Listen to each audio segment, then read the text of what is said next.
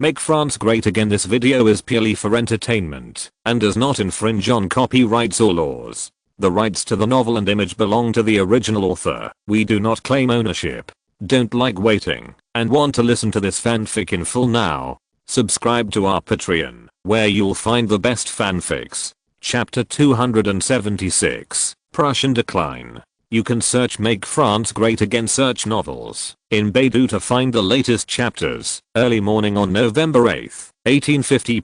A shocking news came from the German region that Prussia and Austria, who have been in a long-term standoff, will go to war in the early morning. Immediately after, Felix Schwarzenberg, the foreign minister of the Austrian Empire, appeared in Munich, the capital of the Kingdom of Bavaria, as if he had learned to flash, and announced the Austrian Empire and the Kingdom of Bavaria, accompanied by the Bavarian Foreign Minister Baron Epforten. At the same time, declare war on the Kingdom of Prussia. This move of Felix Schwarzenberg instantly shocked people from all walks of life. They thought it was just a secret war between Prussia and Austria. They never thought that the Austrian Empire would really fight for the Black. The Duchy of Hessen-Kassel starts. Of course, Felix Schwarzenberg's reason for declaring war on the Kingdom of Prussia was not only that the Kingdom of Prussia supported the Hesse Parliament and violated the territory of the Elector of Hesse, but also framed the Austrian soldiers who were wounded by the Prussian cavalry in the middle of the night. The Austrian Imperial Army had to be counterattacked as a last resort, just like a victim. Felix Schwarzenberg's almost shameless self-defense has not been recognized by all countries. The Prussian commander William I, who led the two regiments to break through the siege, quickly rebuked Felix Schwarzenberg after returning to the Duchy of Kassel. Schwarzenberg's shameless behavior, while appealing to the outside world to sanction the Austrian Empire.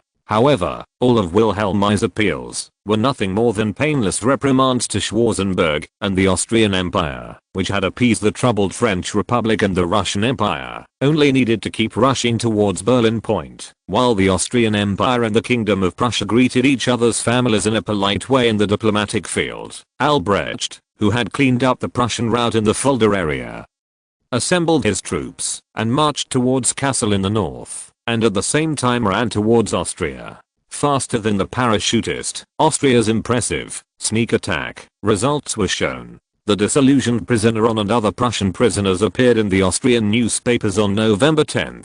At this time, after receiving the support of the Kingdom of Bavaria, the Austrian Empire directly increased its military strength from the original 50,000 to the current 70,000.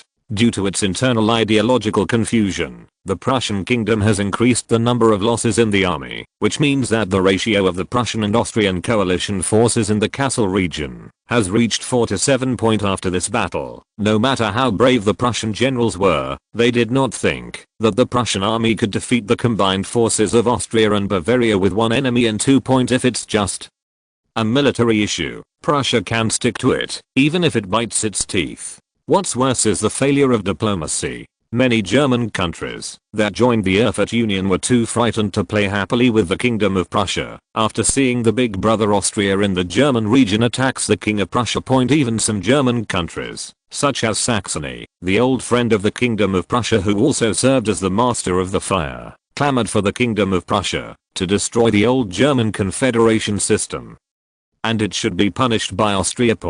While Saxony actively moved closer to the Austrian Empire, it also cooperated with the Austrian Empire in the border areas between Prussia and Saxony. Saxony's actions forced Prussia to do the same in Silesia. There are also some countries who are approaching colleagues in Austria while hypocritically calling for restraint in the German region. It is best for the two sides to sit down and talk candidly. Most of the vassal states in Germany no longer chose to support Prussia, but wished to maintain an old German confederation. For a time, the Kingdom of Prussia fell into unprecedented diplomatic isolation in Germany. On November 12, King William I, who served as the commander of the Prussian front in Kassel, was preparing to return to Berlin from Kassel. Count Rangel, the commander of the Berlin garrison, was in charge of succeeding King William I. As he was about to embark on his journey back to Berlin, Prince William met with Count Rangel. At this time, Prince William has long lost his high-spirited appearance. Albrecht's sneak attack really made Prince William humiliated. Ron's capture also made Prince William feel that he had lost his right-hand man, His Royal Highness. It's not your fault. No one thought that the Austrian Empire would suddenly attack. Count Rangel comforted Prince William. He didn't want to see Prince William's will continue to sink. You don't need to comfort me. Prince William shook his head and said, this war is the result of my underestimation of the enemy. I will shoulder all the responsibilities of this war. Then, Prince William glanced at the tent behind Rangel and said sincerely, Mr. Count, these are the best young men in Prussia. Please use them carefully. Rangel knew that Prince William had still not come out of the shadow of defeat. He sighed inwardly for what happened to Prince William. Now he can only rely on the prince to get out of the shadow of defeat. Failure, Your Highness, don't worry. Earl Rangel replied, the brat on the opposite side will only use despicable means to achieve a temporary victory. Then, please. Prince William, who had lived up to his previous arrogance, seemed to have become William I after inheriting the Prussian throne overnight. It's just that William's heart has also become as timid and cautious as the Prussian throne. He seems to gradually understand why his brother Frederick William IV has to deliberately maintain the relationship with Austria and the Russian Empire. Without the help of Austria and Russia, especially the Russian Empire, Prussia's prestige in the German region is nothing but a flower in the mirror. After Prince William I and Count Rangel said goodbye, they finally arrived in Berlin after several journeys by train. Prince William I of Prussia, who had just returned to his home in Berlin, was invited by Sanssouci. Sanssouci Palace is a German palace and garden in the 18th century. It is located in the northern suburbs of Potsdam, Germany. It was built by King Frederick II of Prussia to imitate the Palace of Versailles in France. Although Sanssouci Palace is not as luxurious as Versailles Palace, his garden architecture art can be regarded as one of the best in Germany. Since the completion of Frederick the Great, Sanssouci Palace has been the residence of the Hohenzollern royal family, and successive Prussian kings have lived here. What is even more commendable is that there has never been a palace in European history that has remained so intact after successive wars. Napoleon's march into Berlin, the First World War, and the Second World War did not even survive. Sanssouci fired a shot that allowed Sanssouci to survive the 21st century. Of course, Prince William had no idea that the palace would outlive the Hohenzollerns as kings of Prussia in the future. Just as ancient countries such as ancient Greece and Sparta were gradually destroyed by external forces over time, the art they left behind will be forever remembered in the hearts of later generations. When Prince William came to the main entrance of Sanssouci Palace, the king's attendant attaché also happened to appear in front of Prince William. His Royal Highness, please come with me. The attendant military attaché respectfully bowed to Prince William in front of him. Prince William also returned the salute to the valet. Led by his valet attaché, Prince William walked through a luxurious corridor inlaid with amber and a Persian red carpet to a door carved with Zeus from Greek mythology. Your Majesty is in there. The valet attaché stretched out his hand and made a gesture of invitation to Prince William. Prince William turned the door handle and opened the door. The current King of Prussia, Frederick William IV, was standing in the center of the living room. Next to him is an old man in his 70s, wearing a traditional black and white Prussian uniform and a white beard. Hearing the movement from the door, the two turned to look in the direction of Prince William.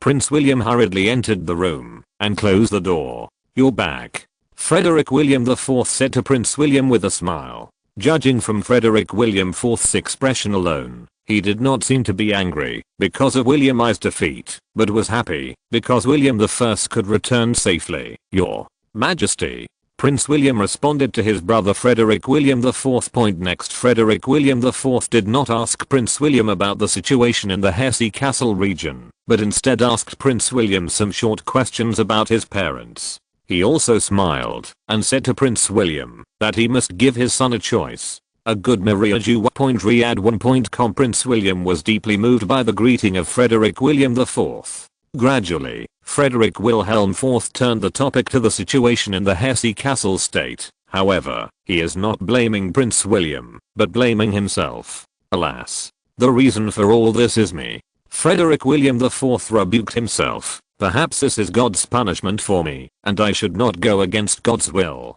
We should not make an agreement with those liberals. No. It's not your fault, Your Majesty. Although Prince William also didn't think it was the right thing to use the power of liberals to unite Germany under the banner of Prussia, now is not the time to find out who is right and who is wrong. He had to argue for his brother. If it wasn't for the Austrian Empire's repeated oppression of us, we would not have united with those people. Frederick William IV sighed again, and the old man standing by the side said, Your Majesty, we may be able to ask the Kingdom of Britain, the French Republic, and the Russian Empire to mediate between us and the Austrian Empire. Mediation. Make France Great Again latest chapter address. https. Make France Great Again. Read the full text at https. Make France Great Again txt download address. https. Make France Great Again mobile read. https. // For the convenience of reading next time, you can click the / favorites below to record the reading record of this time. Chapter 277 Prussia's Decline, and you can see it when you open the bookshelf next time. If you like Make France Great Again, please recommend this book to your friends, questions, blog, WeChat, etc. Thank you for your support. Chapter 277, Prussia's Diplomatic Dilemma. You can search Make France Great Again search novels in Baidu to find the latest chapters. Adjust. Stop. Prince William and King Frederick William IV looked sideways at the old man's words. After thinking about it carefully, Prince William's personality changed from arrogance to cautiousness, and then he agreed. Your Majesty, the Count of Brandenburg is right. We can invite the British Kingdom, the French Republic and the Russian Empire to mediate together. As long as they are willing to maintain peace in the German region, then we can reach an agreement with the Austrian Empire. Prince William was full of enthusiasm, speaking confidently to Frederick William IV. He did not believe that the European powers were willing to let the German region fall into a state of anxiety. Your Majesty, we must cut off the ties with the mob and at the same time win over the Russian Empire and the Kingdom of Britain.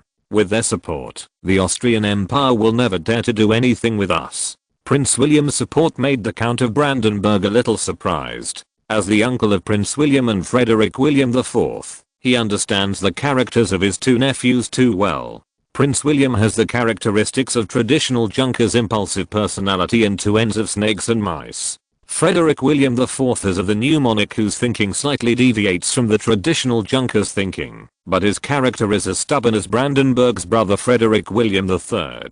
In short, the two nephews of the Earl of Brandenburg are nothing. Fuel-efficient lamps, if you want them to change their minds, unless it hits the south wall. Now, Prince William has rarely supported his point of view, which really makes Brandenburg feel relieved, and a little scared at the same time. Could it be that the defeat of the Kingdom of Prussia in Fulda was greater than the battle report sent to Prussia from Kassel? With some doubts, the Count of Brandenburg decided to inquire about the battle situation in the Fulda region in detail. After leaving Sanssouci Palace Point as the person who is about to succeed Radowitz in organizing the cabinet, he cannot even seek foreign intervention without regard to the authenticity of the front line.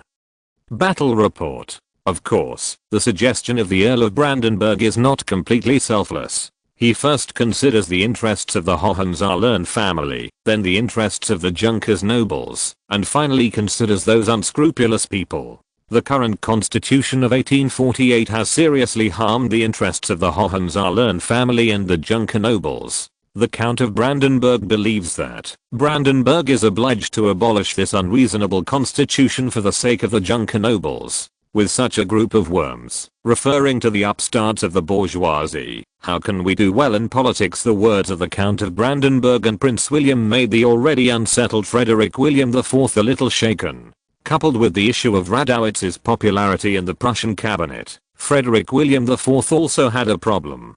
Tendency to oust Radowitz. Alas. After a while, Frederick William IV sighed and said, "Why don't I want to mediate?" But Frederick William IV told the Count of Brandenburg and Prince William that at the beginning of November, he had received a letter from the Russian Emperor Nicholas I, in which Nicholas I wrote the Holy Alliance Big Brother's tone rebuked Frederick William IV for provoking the contradiction between Prussia and Austria, as well as the contradiction between Prussia and Denmark, and at the same time, criticized the new constitution of Prussia, as if he was taking sides. What made Frederick William IV even more chilling was that Russia's Big Brother even demanded that the Kingdom of Prussia be responsible for provoking the conflict between Prussia and Austria, and that Graz should be handed over to the Austrian Empire for management. Frederick William IV was obviously unable to agree to the request of the Russian Emperor. Graz was seized by Emperor Frederick from the then Empress Maria II of the Austrian Empire in 1742. The basis for the rise of the Kingdom of Prussia is as symbolic as Silesia for the entire Kingdom of Prussia. The Austrian Empire attempted to complete their bloodless counterattack against the Kingdom of Prussia through Nicholas I, which was rejected by Frederick William IV. After Frederick William IV told the Count of Brandenburg and Prince William about the secret between the monarchs, the eyes of the Count of Brandenburg and Prince William showed a trace of annoyance. It must be some agreement between Felix Schwarzenberg and Emperor Nicholas I. Otherwise the Russian Empire would not be able to cheer for the Austrian Empire without any reason.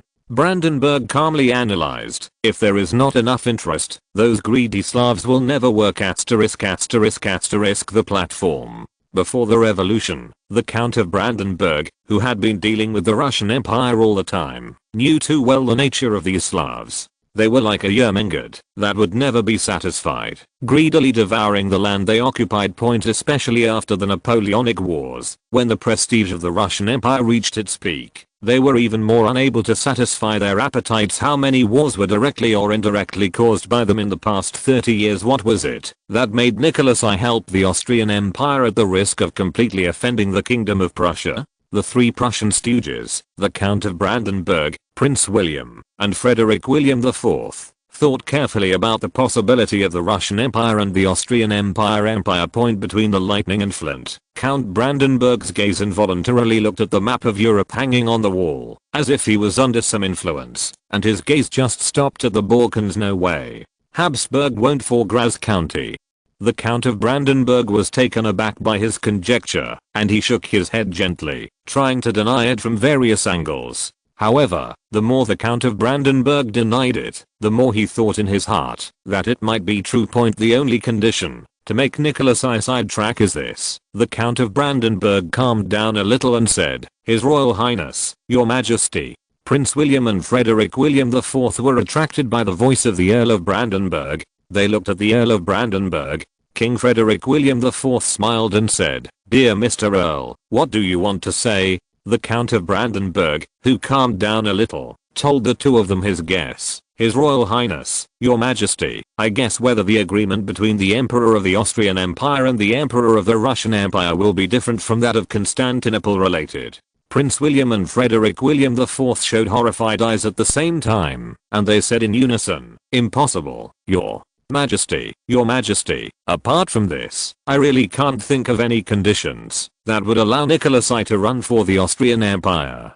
Facing the rebuttals of Prince William and King Frederick William IV, the Count of Brandenburg still calmly replied, If it's really like what you said, the Austrian Empire and the Russian Empire have reached an agreement. The two countries still need to consider the influence of Britain and France. Frederick William IV is not an ignorant person. Confused the monarch. He stood under the wall hanging the map of Europe, pointed to Constantinople, and said to the Count of Brandenburg, if the Russian Empire occupies this place, then the fleet of the Russian Empire will be able to move unimpeded, passing through the Mediterranean. This is bound to affect the interests of Britain and France. Afterwards, Frederick William IV moved his finger to Marseille, the port of France. It is less than 400 nautical miles from Marseille, and it is very easy for the Russian Empire to attack here. What if France also joined the transaction? The Count of Brandenburg, who was connected with all kinds of clues, analyzed as if he was pulling a cocoon. If the Austrian Empire also agreed to some conditions from France.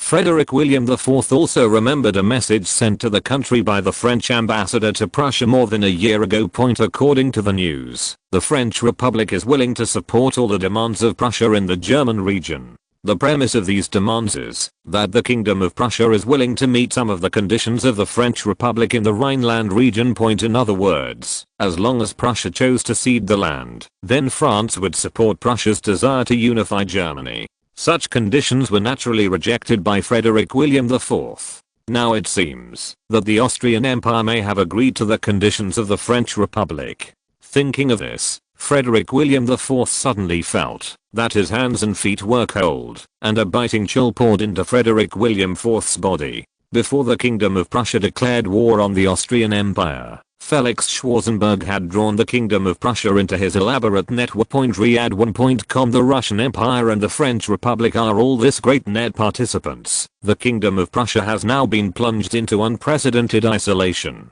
I'm so stupid. Really? At this moment, Frederick William IV seemed to be possessed by Mrs. Xianglin. He hated why he was slow, and hated that he was still full of unrealistic fantasies about the Russian Empire. I even hate the French Republic and the Austrian Empire for some hypocrisy before this, especially in July 1850, when Britain and Russia signed a document concerning Denmark's right to inherit the Duchy of Schiller and Hall, which was beyond reproach. The foreign minister of the French Republic expressed a clear attitude that the German issue should be resolved by Germany itself, and the French will respect the will of the German people. The declaration of the French Republic earned it a wave of goodwill in the German region, leaving the Kingdom of Prussia at that time without any sense of isolation. Frederick William IV naturally forgot the warning issued by the French ambassador to Prussia, and now looks back at the situation at the time. I'm afraid that the French Republic deliberately digs a hole for the next action of the Kingdom of Prussia.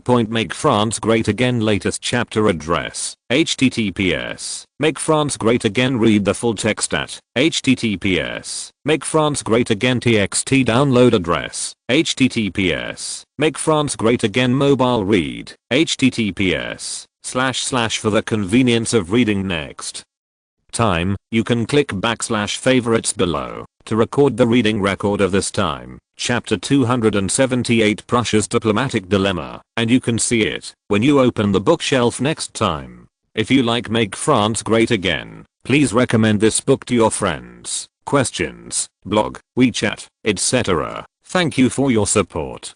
Chapter 278, Prussia at a Turning Point in History. You can search Make France Great Again search novels in Baidu to find the latest chapters. This must be God's punishment for me. Frederick William I, who suffered from intermittent mental disorders, began to blame God's punishment on the Kingdom of Prussia after learning that the Kingdom of Prussia was in unprecedented diplomatic isolation.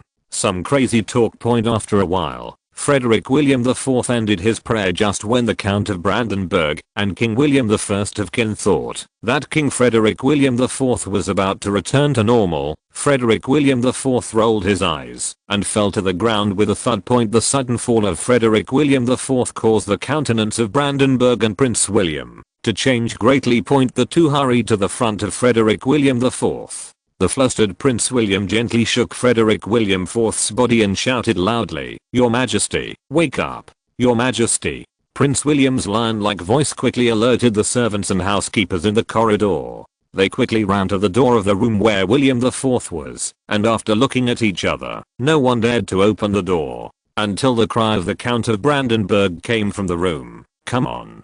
Come on!" The Baron the butler broke into the room first, and he saw the king lying on the sofa, and Prince William and the Count of Brandenburg pacing back and forth beside the king. Before the butler and servants could react, the roar of the Count of Brandenburg came from their ears. "What are you still doing here? Why don't you call the doctor in?" The roar of the Count of Brandenburg. The butler hurried to fight the royal doctor. After a while, the doctor finally came to the unconscious Frederick William IV years ago. "Put Your Majesty into bed," the doctor said to the Count of Brandenburg and Prince William. Frowning. Everyone carefully carried Frederick William IV to the next bedroom. The unconscious Frederick William IV was leaning on the white velvet pillow on the upper body of the doctor, and the lower body was also covered with a white inlaid mattress. After doing all this, the doctor took off Frederick William IV's shirt and military uniform, and put his head on Frederick William IV's heartbeat. Because there is no earpiece in this era,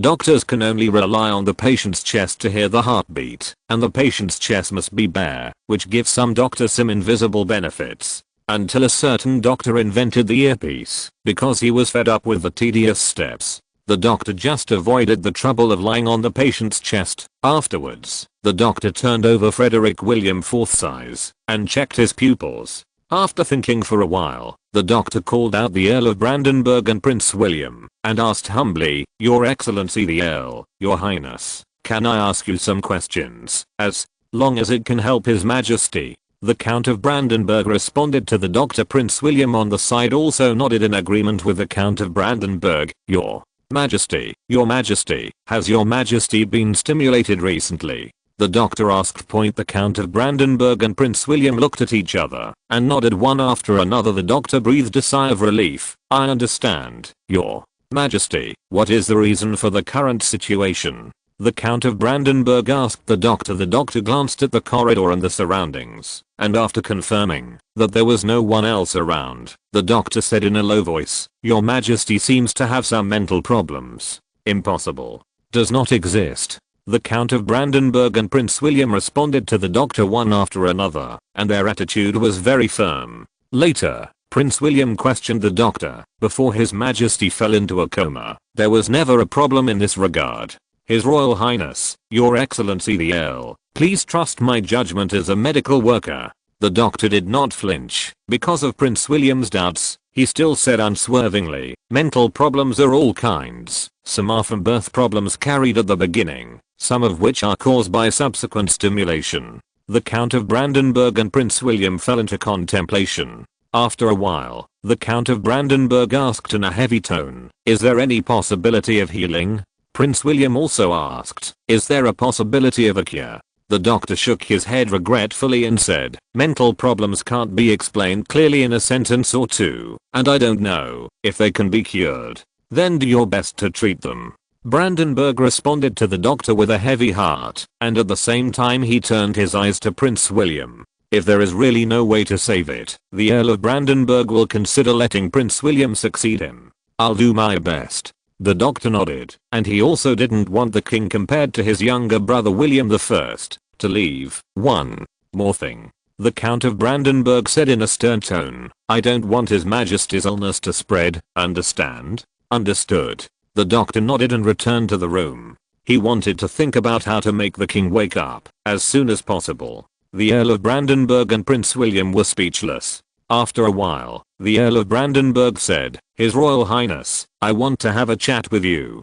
"Okay." Prince William responded briefly. Prince William and the Count of Brandenburg searched for a secluded place with heavy hearts, and the Count of Brandenburg asked his previous doubts, "His Royal Highness, in the Fulda region a few days ago, how did you fail?" Brandenburg's inquiry made Prince William stunned for a moment. Recalling what happened in the Fulda region a few days ago, Prince William's mouth showed a bitter smile and said, "We underestimated the Austrian Empire. Their army still possessed powerful combat power. William I led 2 regiments to break through the siege, and then encountered a small group of troops to tell Brandenburg to listen. Although our rifles fire faster than Austria's, their accuracy is far from Austria's opponents. Many soldiers attacked the opponent before the opponent came." William I summed up the experience of Fulda when he broke through, his eyes slightly red. "Your Excellency Count, you can imagine that 2 teams of nearly 5,000 people were almost wiped out by less than 2,000 people on the opposite side.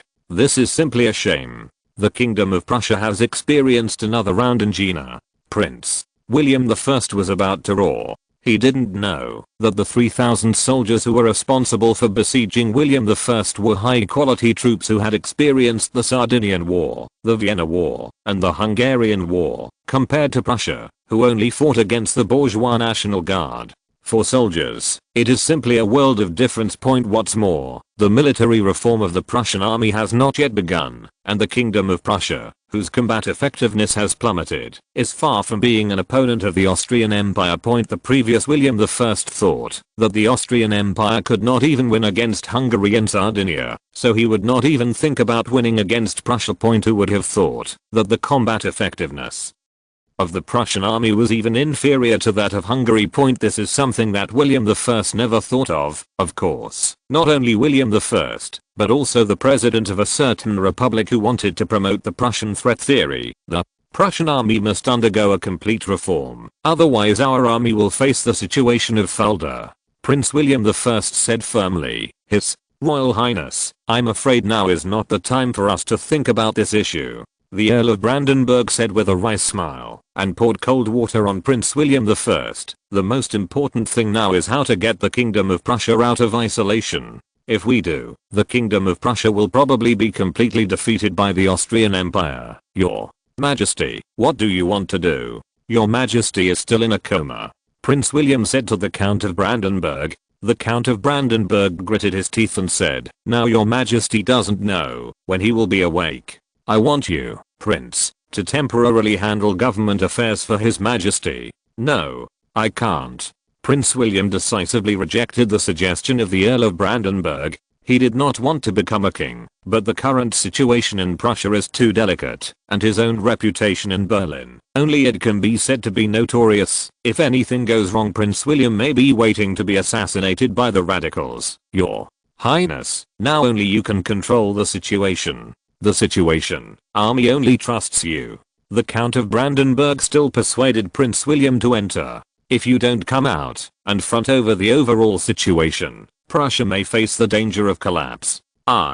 Prince William thought about it for a while. Riyadh1.com and said, what do you want me to do? The Count of Brandenburg smiled again. His Royal Highness, now we must restore our image in the minds of Nicholas I. How to restore it? Prince William asked the Count of Brandenburg. The Austrian Empire has abolished the constitution they recognized in 1848. The Count of Brandenburg vaguely expressed his thoughts. No, absolutely not. Prince William was frightened by the daring of the Count of Brandenburg. The abolition of the 1848 constitution represented the abolition of the bicameral system of 1848, which undoubtedly added fuel to the conflict between the King of Prussia, His Royal Highness. This is the only way to get the support of the army and the Russian Empire. As long as we can get the support of the Russian Empire, the Kingdom of Prussia will turn the corner.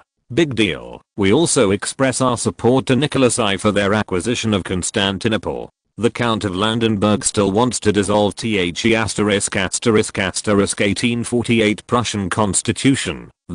Can this really work? Prince William seemed a little moved. Don't worry, Your Highness. The army will always support you. Brandenburg vowed to respond to Prince William. Make France Great Again latest chapter address. https. Make France Great Again. Read the full text at https. Make France Great Again txt download address. https. Make France Great Again mobile read. https. // for the convenience of reading next time, you can click the / favorites below.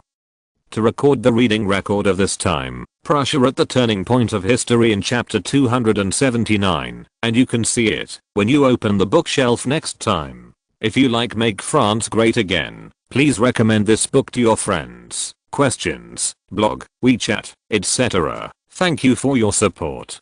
Chapter 279, Prussian Homecoming. You can search Make France Great Again search novels in Baidu to find the latest chapters. On November 14th, the temperature in Berlin has increased significantly compared with the previous days, but the temperature in the early morning is still 710 degrees Celsius. The biting cold pierces the little bourgeois in Berlin, who needs a coat that does not require warmth. On every inch of skin, people on the street had to curl up slightly to speed up to work. It was on this day that there was news in Synopsis Palace that would affect the development of the entire Kingdom of Prussia for decades. To come. At 9 o'clock in the morning, a message passed from Synopsis Palace to the two houses of the Kingdom of Prussia, and then from the two houses to all levels of government in Berlin, because King Frederick William IV of the Kingdom of Prussia has suffered from the wind and cold recently. He cannot handle government affairs. The Crown Prince of Prussia, William Frederick Ludwig, will handle the Prussian government affairs on his behalf. Government officials at all levels must listen carefully to the orders of the new Crown Prince and must not leave their posts without authorization.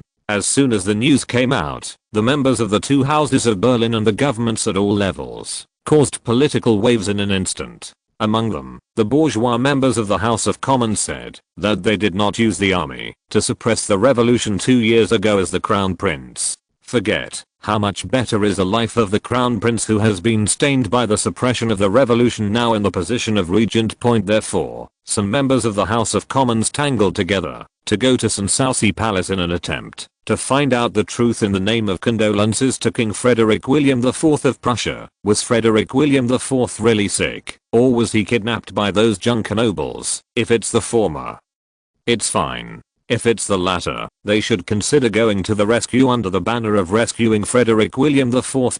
Compared with the new Prince William, King Frederick William IV is obviously a more favorable option for them. However, the careful thought of these bourgeois deputies was completely extinguished when they faced the bayonet of the Prussian army in front of Synopsis Palace. The Earl of Brandenburg, who had long anticipated the actions of the members of the House of Commons, had already dispatched a part of the garrison of Berlin and Potsdam to defend the palace before the news. It was none other than the future Marshal of the Second German Reich, Karl Friedrich von Steinmetz, who was in charge of commanding this small force. At this time, Steinmetz, who had just been promoted to the rank of Major General, silently stepped forward from among the Prussian soldiers and stood at the forefront of the team with a blank face, watching the group of parliamentarians who were trying to break into Synopsis Palace by relying on the number of people.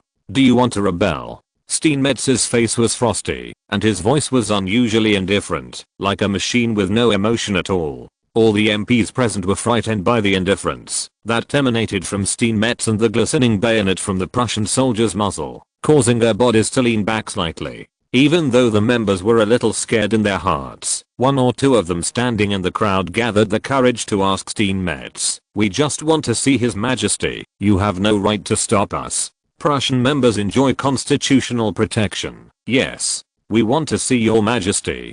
Get out of the way." That's right. The repeated shouting of the members made Steinmetz even more disgusting with the group of the House of Commons. In his opinion, these guys would only bark here and would not help the country in the slightest. Only the Prussian army can help the country, and the so-called House of Commons would be better off. Announcement has already been made. Your Majesty can't handle government affairs because of the wind and cold. Now that Prince William is in power, you should go back. Steinmetz still responded to the MPs present with a tone of rejection thousands of miles away. We must see His Majesty. Otherwise, we will never go back. Steinmetz's response was more confirmed the speculation that the king might be imprisoned. In order to safeguard their vested interests, the lawmakers decided to take the risk in the army to the end. Their previous experience taught them that the military would not dare to kill, especially against someone as prestigious as them.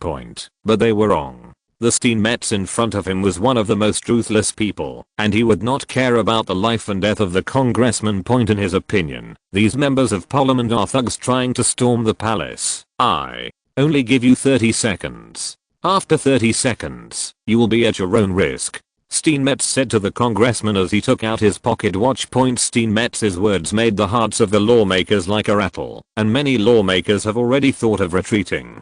Some delusional parliamentarians are still afraid of Steinmetz's reaction. When the time came to the last 10 seconds, Steinmetz's indifferent voice came out from his slightly white lips again. There are still 10 seconds. At the same time, the Prussian soldier also took half a step forward with his left foot, and the Drese needle gun was placed at the level of his chest, just like a bayonet charging.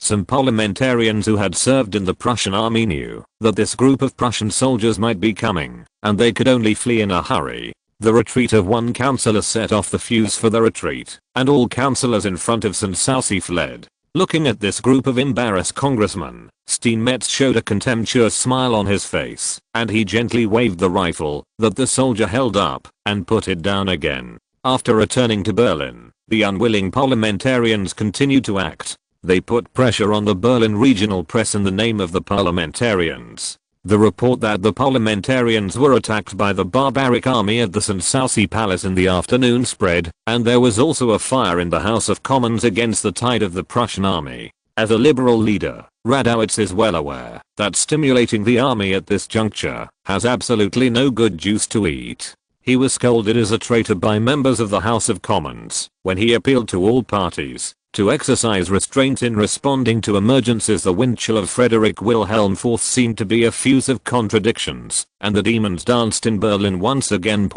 After receiving intelligence from Berlin, Prince Regent William I in Sanssouci Palace became more disgusted with those members of the House of Commons at the same time.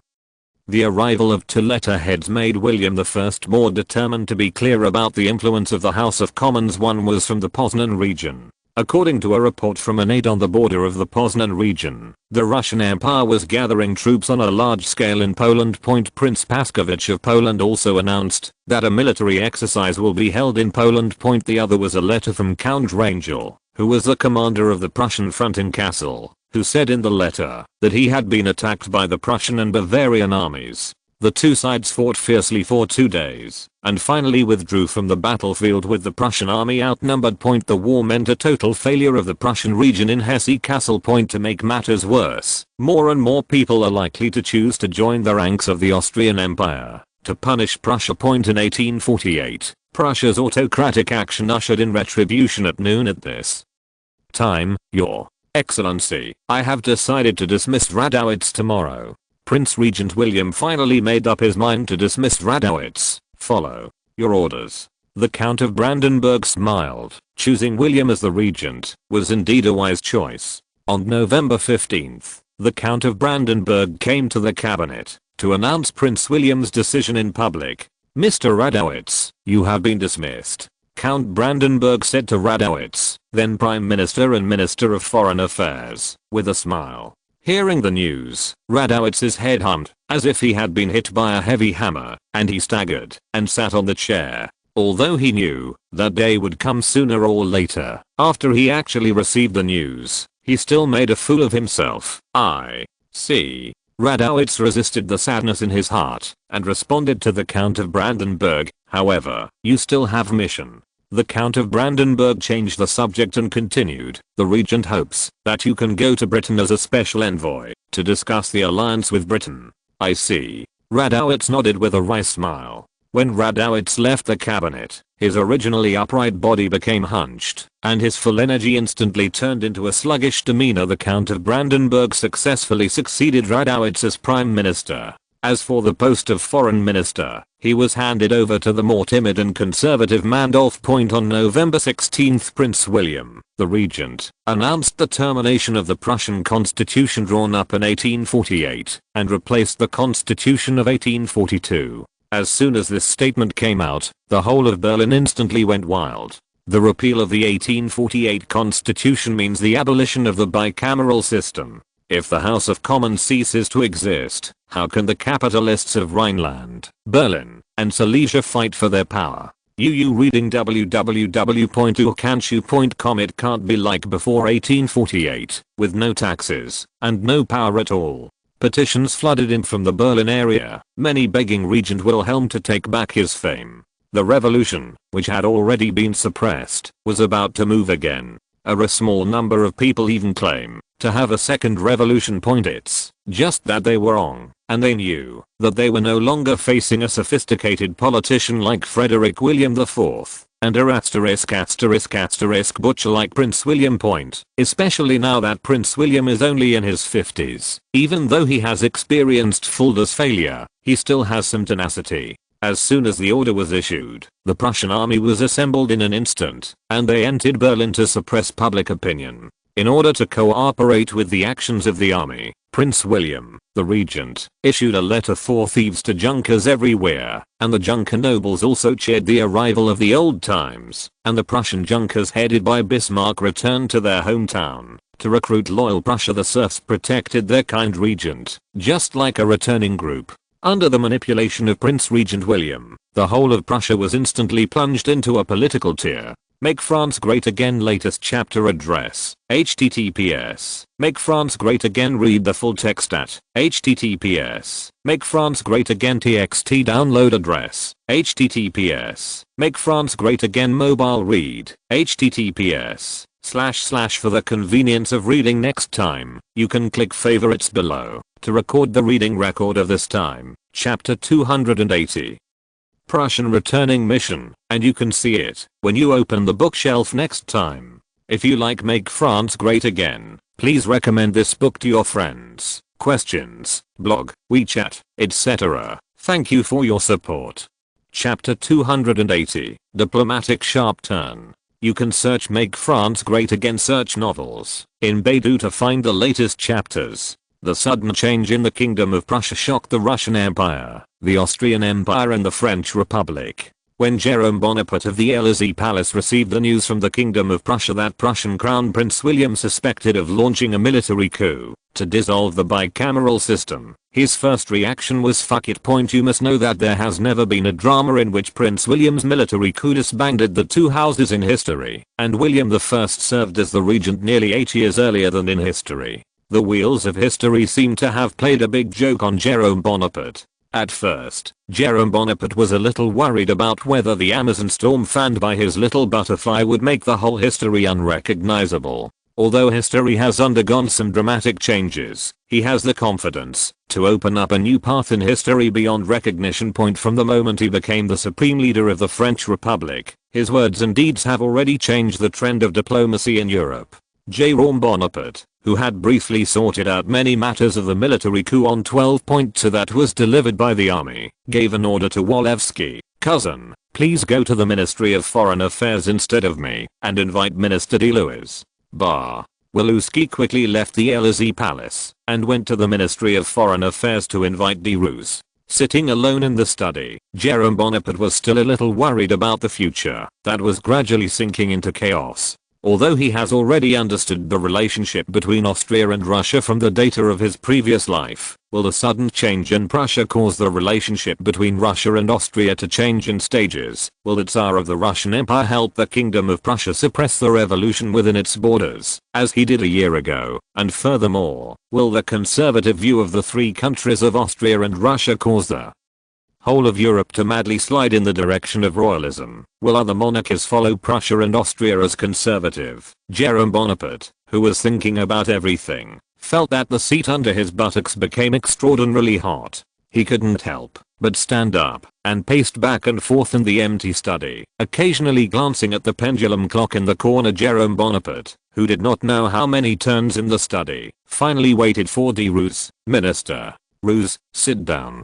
Jerome Bonaparte invited de Rousse to take a seat. "Your Excellency, I don't know why you came to me," de Rousse asked Jerome Bonaparte. "That's it?" Jerome Bonaparte said to de Rousse, "I have received information that an accident is taking place in Berlin. The former King of Prussia, Frederick William, has fallen ill and is now serving as the king. Of the king is his younger brother, and I wonder if he will become a formidable enemy of France. In other words, will the Kingdom of Prussia, the Empire of Austria and the Empire of Russia form a new alliance against France?" De Louis pondered for a while, and then turned to Jerome Bonaparte. "I don't think the current changes in the Kingdom of Prussia will affect France. The anti-French alliance is also impossible to establish." Jerome Bonaparte crossed his hands, bowed slightly forward, and asked, "What's the reason?" "Your Excellency, according to the news from our ambassadors abroad, the finances of the Russian Empire and the Austrian Empire are about to run out." De Rousse analyzed Jerome Bonaparte succinctly. Jerome Bonaparte cast a surprised look at de Louis. He didn't expect that the thick-eyed foreign ministry would be able to inquire about the internal intelligence of the Russian and Austrian families. "You mean they will stop because of their own financial problems?" Jerome Bonaparte asked again. "That's right." De Rousse told Jerome Bonaparte about the recent intelligence in the German region, and then concluded, "The reason why Prussia did this is most likely to please the Russian Empire. They are out of the quagmire of war, and the Kingdom of Prussia has no reason, nor will it want to fight the Republic. If he really wants to fight us, our army will completely trample them in a split second." De Rousse said confidently, "Thanks to the humiliation of the Kingdom of Prussia in the Fulda region, and even Jerome Bonaparte, a false Prussian advocacy expert, also received a certain impact. Mainly because Jerome Bonaparte forgot that Ron's military reform is the soul of the whole of Prussia. Without Ron's military reforms, the combat effectiveness of the Prussian army was really embarrassing. The whole of France maintained a positive and optimistic atmosphere, and the army became more confident in the waste of the German Confederation. What if Britain is willing to support the Russian Empire? Jerome Bonaparte told de Roos the most unlikely situation. Your Excellency, the contradiction between Britain and Russia is even greater. De Roos replied to Jerome Bonaparte. De Roos's response made Jerome Bonaparte completely calm. He smiled and told de Roos that he must pay close attention to the situation in Germany and show him the latest information as soon as he has it.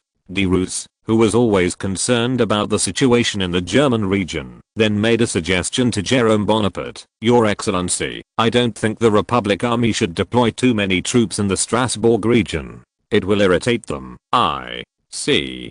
Jerome Bonaparte also realized that the deployment of troops in the Strasbourg area seemed a little too much. Since Reynolds became the commander of Strasbourg, the army in the Strasbourg area has soared from 40,000 to nearly 100,000. For a France with a standing army of only 400,000 men, this is equivalent to a quarter of the country's army. These armies are likely to irritate the sensitive Prussia, and if their internal contradictions turn into a war of foreign aggression, France will inevitably become their target point. Although it is said that Jerome Bonaparte does not mind defeating Prussia and Austria in a national war, in this case, Jerome Bonaparte will have to face a France that is in ruins. It is impossible to catch up with Britain.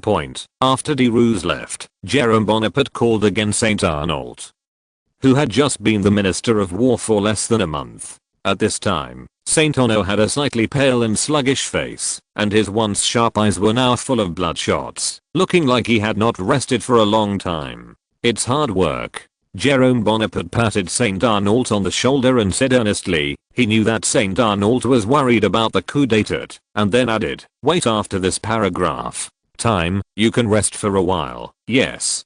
Saint Arnault responded with a sonorous force, and Jerome Bonaparte felt his vitality from his words. Minister Saint Arnault, the Ministry of War can stop the continuous increase of troops to Strasbourg. Jerome Bonaparte said to Saint Arnault, Your Majesty, don't we need to continue to deter Prussia? Saint Arnault looked at Jerome Bonaparte suspiciously. The reason for the increase in troops was to deter the German region. No need. If you continue to intimidate, the fire of war will probably burn to the mainland of France. Jerome Bonaparte responded to Saint Arnault, we want to fight out, not let them fight in. Understood. Minister Saint Arnault responded. Go and rest. After giving the order, Jerome Bonaparte ordered Walewski to send Saint Arnault back to the Ministry of War. Then, Jerome Bonaparte called the Prussian envoy Harzfeld. Your Excellency.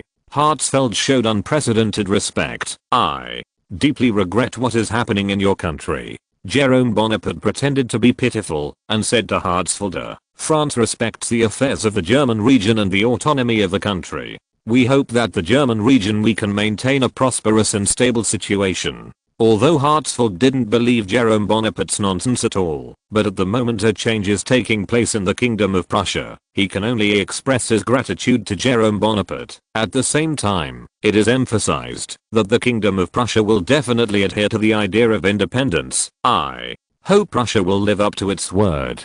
Jerome Bonaparte said Harzfeld's inexplicable words, and then sent Harzfeld away. Riyadh1.com next. Jerome Bonaparte summoned his old friend the Austrian ambassador to France, Baron Hui. Jerome Bonaparte first expressed regret for the war between Austria and Prussia, and then congratulated the Austrian Empire for maintaining peace in the German region. Thank you, Mr. President, for your attention to the Austrian Empire. Baron Hui also responded to Jerome Bonaparte. Then, Jerome Bonaparte expressed his concerns about Austrian bonds. The expression of Baron Hui changed instantly. Of course he understood the subtext of Jerome Bonaparte. Right now, the Austrian Empire is at war. Once the French stock exchange is not good, their early efforts may be in vain. I hope Your Excellency the President can help the Empire, and the Empire will never forget His Excellency's kindness. We always treat our friends with kindness. Count Huberl continued to use the Saar region to tempt Jerome Bonaparte. However, in Jerome Bonaparte's heart, he was even more afraid that France would be completely surrounded by conservative forces. The Austrian Empire has gained enough, and the German region should be restored to peace. Make France Great Again latest chapter address, https. Make France Great Again, read the full text at https. Make France Great Again txt download address, https. Make France Great Again mobile read, https. // for the convenience of reading next time, you can click /favorites below to record the reading record of this time, chapter 281 diplomatic sharp turn, and you can see it when you open the bookshelf next time. If you like Make France Great Again, please recommend this book to your friends, questions, blog, WeChat, etc. Thank you for your support.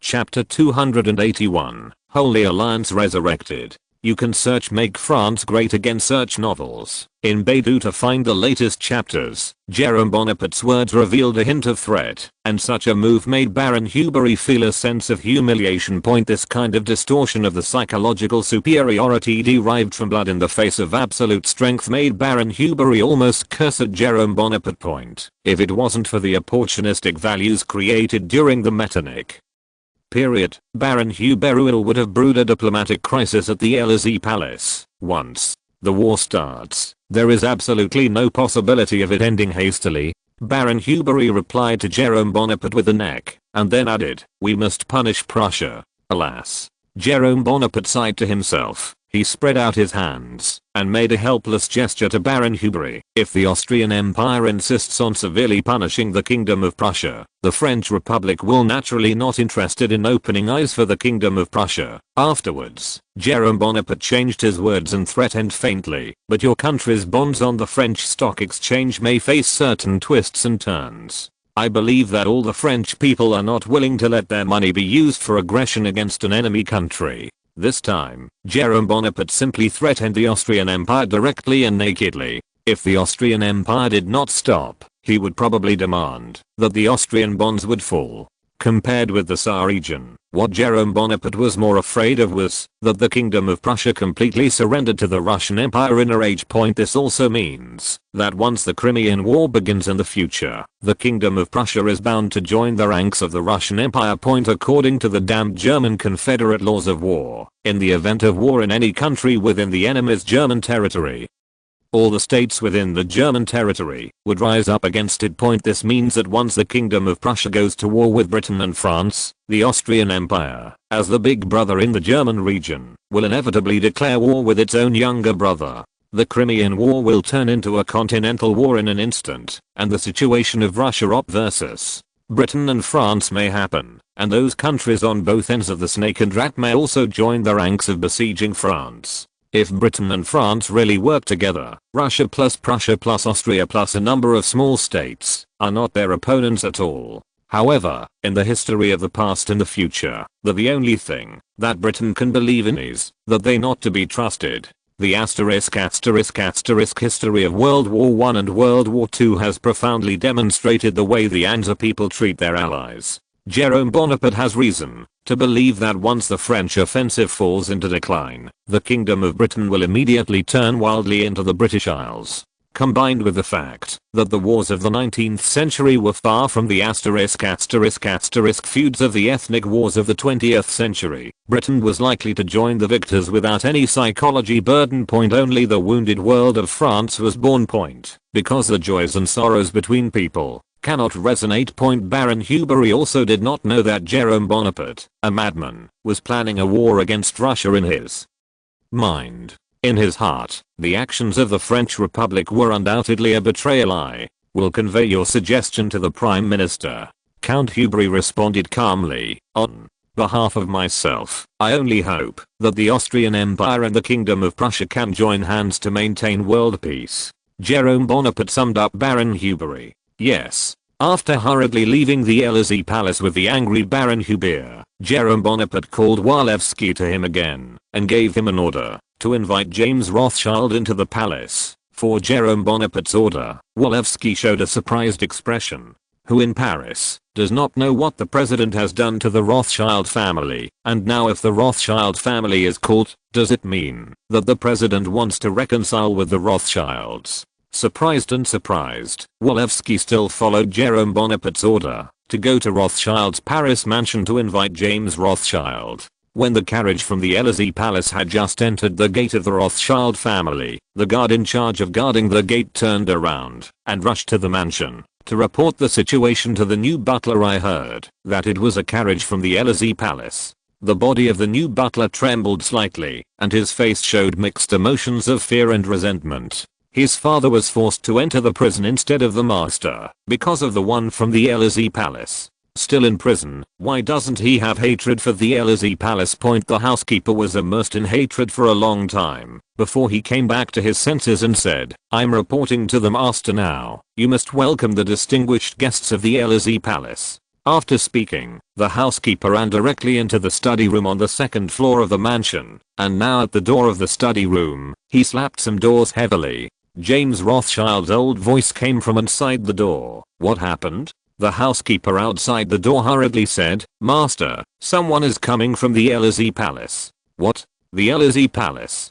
James Rothschild showed a little surprise on his face. He hurriedly got up to open the door and asked the housekeeper outside the door urgently, "Where are they now?" The experience at the beginning of the year made James Rothschild more impressed with power, and his style of action became more and more cautious. "They should now." Before the housekeeper could finish speaking, a hoarse call was heard from the mansion, and the housekeeper quickly pointed out the window and added, "Outside the mansion.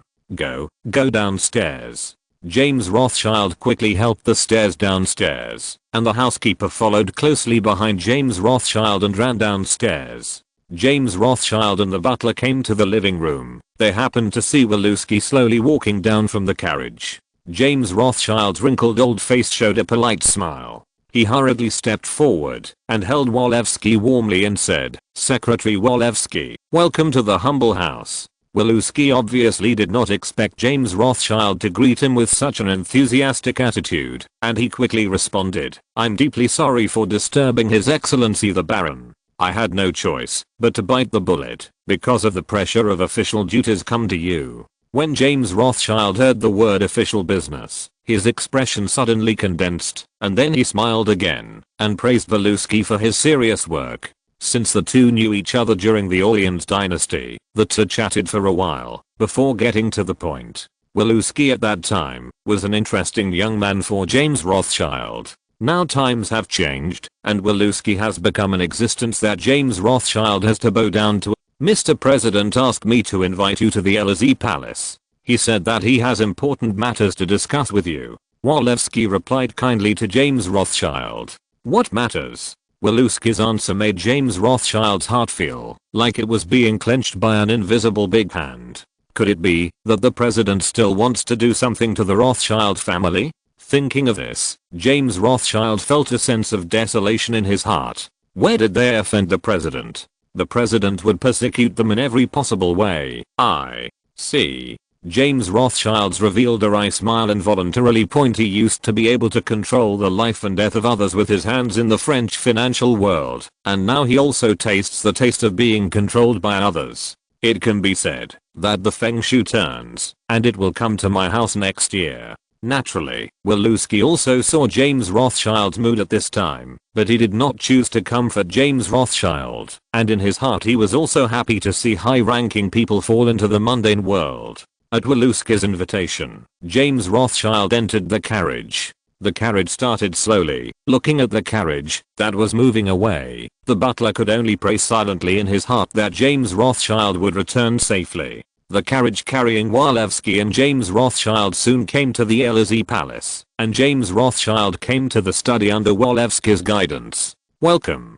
Jerome Bonaparte warmly invited James Rothschild to sit down. From his face, he didn't see the slightest dissatisfaction with James Rothschild. If someone doesn't know what happened before, they will subjectively think that Jerome Bonaparte and James Rothschild are probably dating each other. "Your Excellency." Despite the enthusiasm written on Jerome Bonaparte's Fasua.Riyadh1.com, James Rothschild still dared not commit any group of arrogant acts. Roma Bonaparte expressed due respect. After James Rothschild took his seat, Jerome Bonaparte still greeted James Rothschild with a warm face. James Rothschild became more and more vigilant about Jerome Bonaparte's next move, for fear that he would use another strange trick.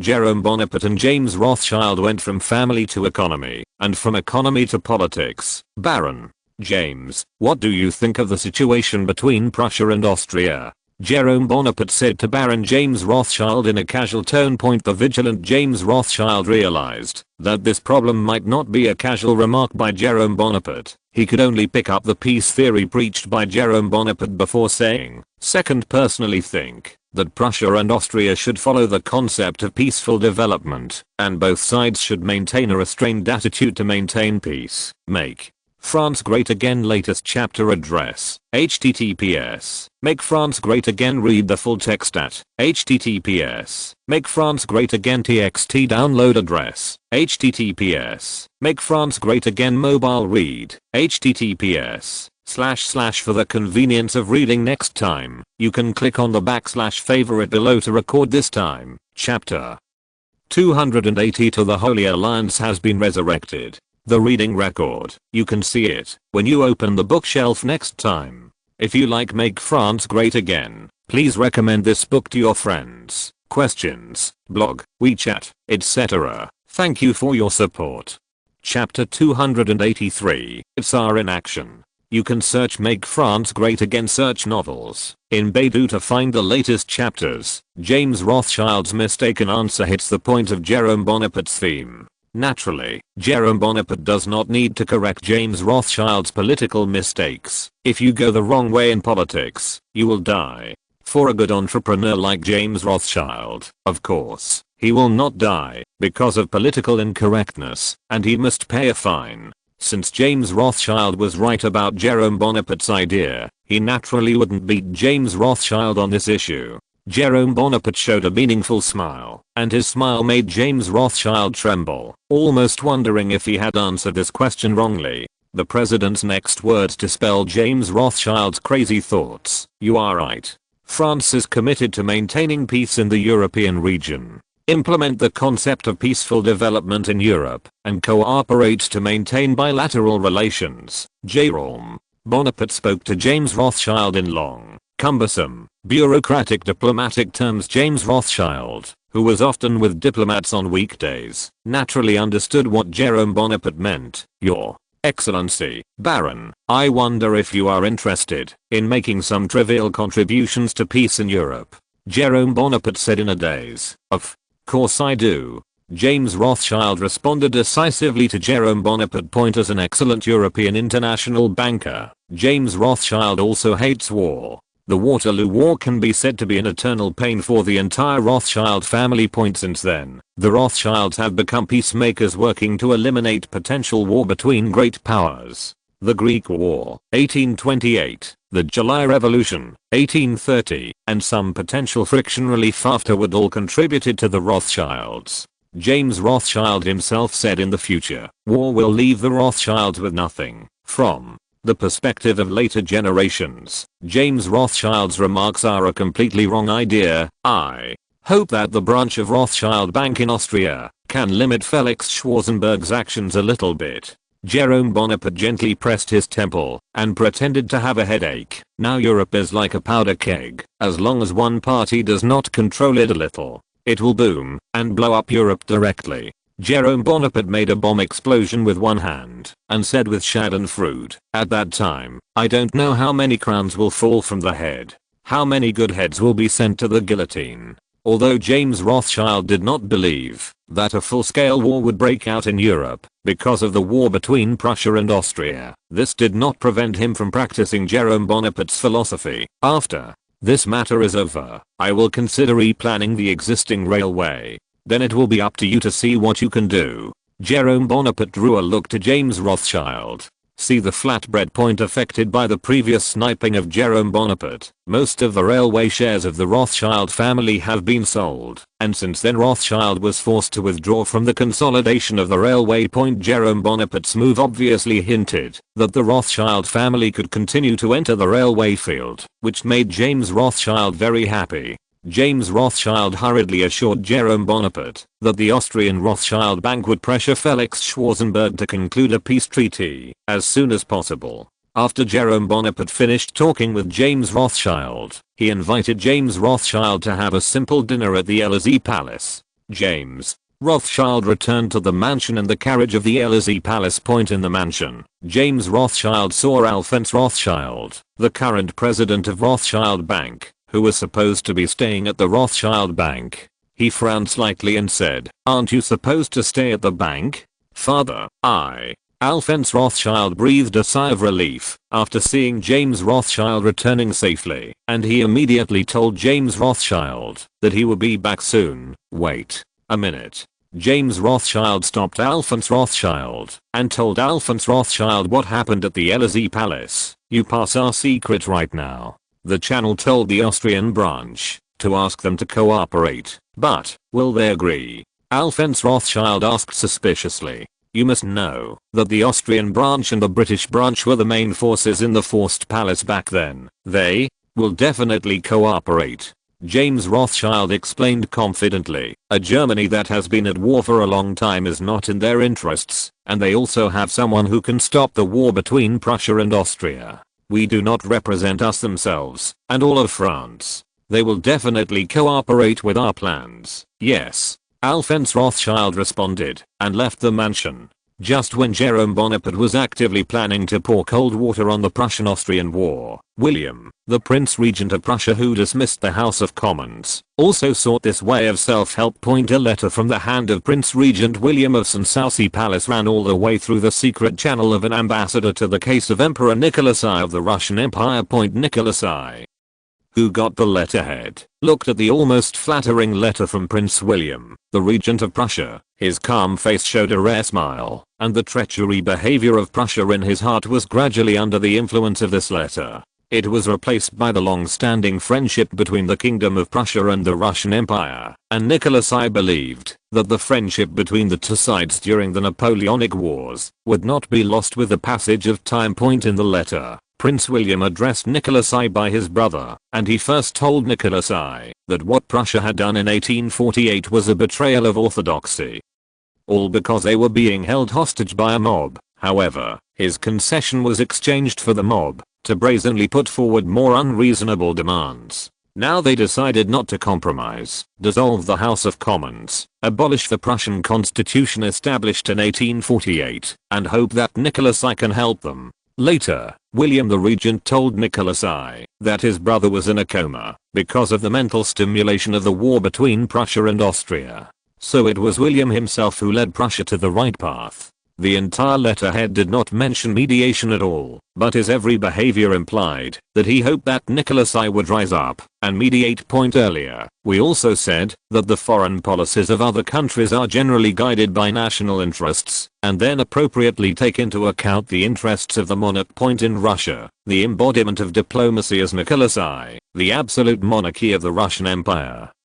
And all diplomatic actions must follow Nicholas I's thoughts and changes. No matter how much efforts were made by Karol Necherody and Felix Schwarzenberg before, as long as Nicholas I changed his mind, all their efforts would turn into flowers in the mirror. Now Nicholas I's mind has clearly begun to shake. Nicholas I longed for Constantinople, but he also wanted to unite the monarchies so that they could obey the dictates of the Russian Empire. After weighing the pros and cons, Nicholas I decided to break his tacit promise and intervene in the war between Prussia and Austria. But before that, Nicholas I had to find a baker who made him to violate the treaty. After Nicholas I thought for a while, Nicholas I targeted the 65-year-old Alexander Menshikov. Prince Alexander Menshikov participated in the Russo-French War of 1812 and served as an admiral in the war against Turkey in 1828 to 1829 and was knocked off by a cannonball. He was involved as a naval officer in formulating the blockade of the Turkish Straits, served as governor of Finland in 1831, and participated in negotiations over Persia. Under the order of Nicholas I, Alexander Menshikov was called over. Riyadh1.com Your Majesty. Alexander Menshikov salutes Nicholas I. Alexander, I want you to go to Prussia on my behalf. What do you think? Nicholas I said to Alexander Menshikov with a blank expression. Of course.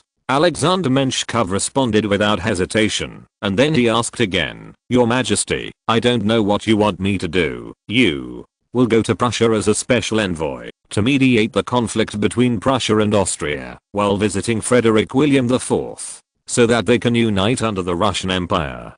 So Nicholas I to Alexander. Menshikov said, "Yes." On November 20th, Alexander Menshikov took a boat to the Synopsis Palace in Prussia as the special envoy of the Tsar at the pier in the port of St. Petersburg.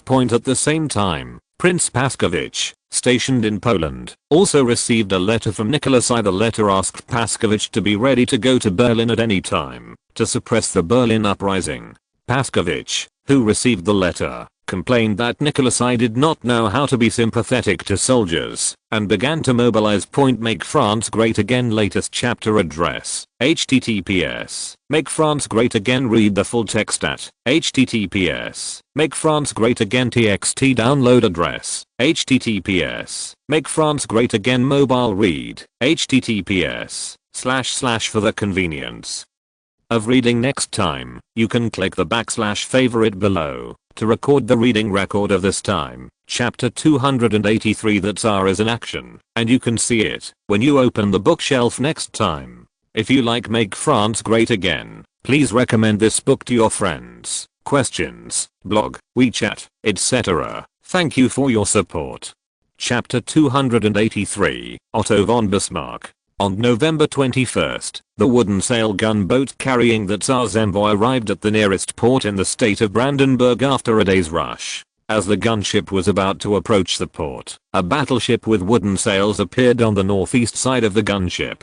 At the same time, several shallow water gunboats approached the gunboat where Alexander Menshikov was from the port. The captain in charge of driving the gunboat quickly informed Alexander Menshikov of the news. "Don't worry. Just wait for them to get close to us." Alexander Menshikov responded indifferently. The gunboat stopped at Alexander Menshikov's order, and the wooden sailing battleships and shallow water gunboats approached Alexander Menshikov's ships. A wooden boat was slowly put into the water from the shallow water gunboat. The sailors in the wooden boat approached Alexander Menshikov's gunboat with oars and successfully boarded the Russian gunboat with the help of the Russian gunboat sailors. "Dear friends of the Russian Empire, I wonder if yours is lost. This is the waters of the Kingdom of Prussia," the sailor respectfully reminded the captain of the shallow water gunship. Just then Alexander Menshikov appeared, and he said to the sailors in an arrogant manner, "Go back and tell your captain.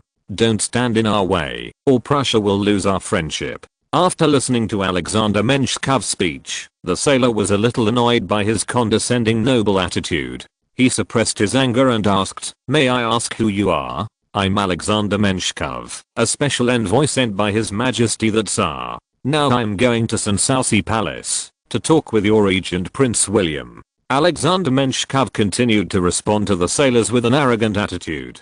Alexander Menshikov's speech made the sailor look happy, and he hurriedly responded to Alexander Menshikov with joy. "Yes." Then, he took out 2 signal flags around his waist and gave orders to the surrounding gunboats. The surrounding gunboats quickly gave way after receiving orders from the sailors, and Alexander Menshikov's gunboats were able to reach the port. When Alexander Menshikov arrived at the port, the mayor who received the news warmly received Alexander Menshikov, which greatly satisfied Alexander Menshikov's self-esteem, and his inner balance was tilted toward Prussia. Under the kind invitation of the mayor, Alexander Menshikov decided to go to Synopsis Palace after a one-day stay in this enthusiastic city.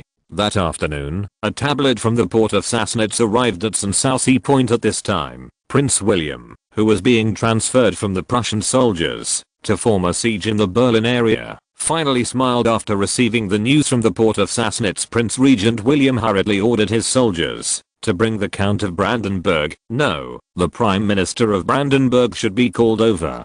"His Royal Highness, what happened?"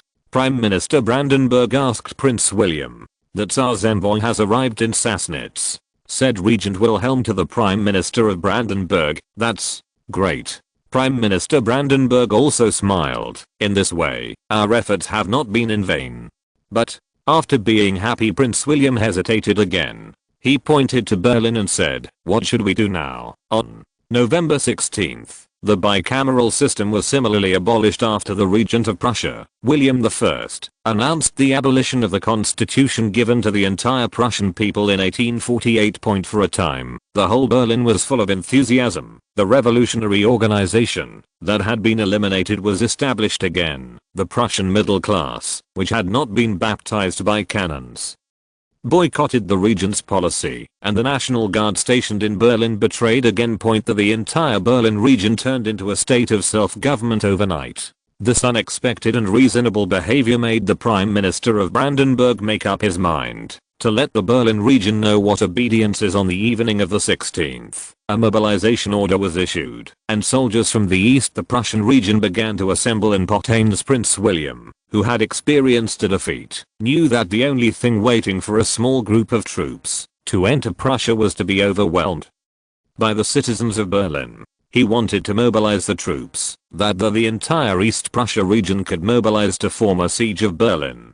For 3 days on the 17th, 18th, and 19th, more than 60,000 Prussian soldiers, including the regular army and the Junker Homecoming Regiment, distanced around Berlin. This time, Berlin no longer had the situation of internal and external echoes during the Great Revolution of 1848. Under the circumstance that the revolutions were suppressed one after another, only one city of Berlin and parts of the Rhineland were left to resist stubbornly. Prussia still has the confidence to fight against this sporadic resistance riot. What's more, during the period of Prince William's deployment of soldiers, the autonomous city of Berlin lost its last chance because of the internal compromises and the revolutionaries themselves. On November 20th, when Alexander Menshikov was ordered to go to Berlin, the Prussian army of more than 70,000 people had completely surrounded Berlin, and the heavy artillery was deployed on the outskirts of Berlin. Only at the order of Prince William, the whole of Berlin would be destroyed into a ******. Slaughter. The drama of the massacre revolution has already been staged, and it is time to watch the drama. This time, that Tsar special envoy who was in charge of watching the play came, and the bitter drama of Prussia could also start. On November 22nd, Alexander Menshikov arrived at the Synopsis Palace in Potanes. The Prince Regent of Prussia, Prince William, warmly welcomed Alexander Menshikov to Synopsis Palace. In front of Prince Regent Wilhelm, Alexander Menshikov lived up to his previous arrogance and said with respect to Prince William of Prussia, "Dear Prince Regent, I'm here by order of His Majesty the Emperor of Russia, Nicholas I here. The purpose is to mediate the dispute between Prussia and Austria." His Majesty Nicholas I said that both Prussia and Austria are brothers of the Russian Empire, and we should unite together to safeguard the Holy Alliance. Alexander Menshikov's words hit the heart of Regent William and the Count of Brandenburg.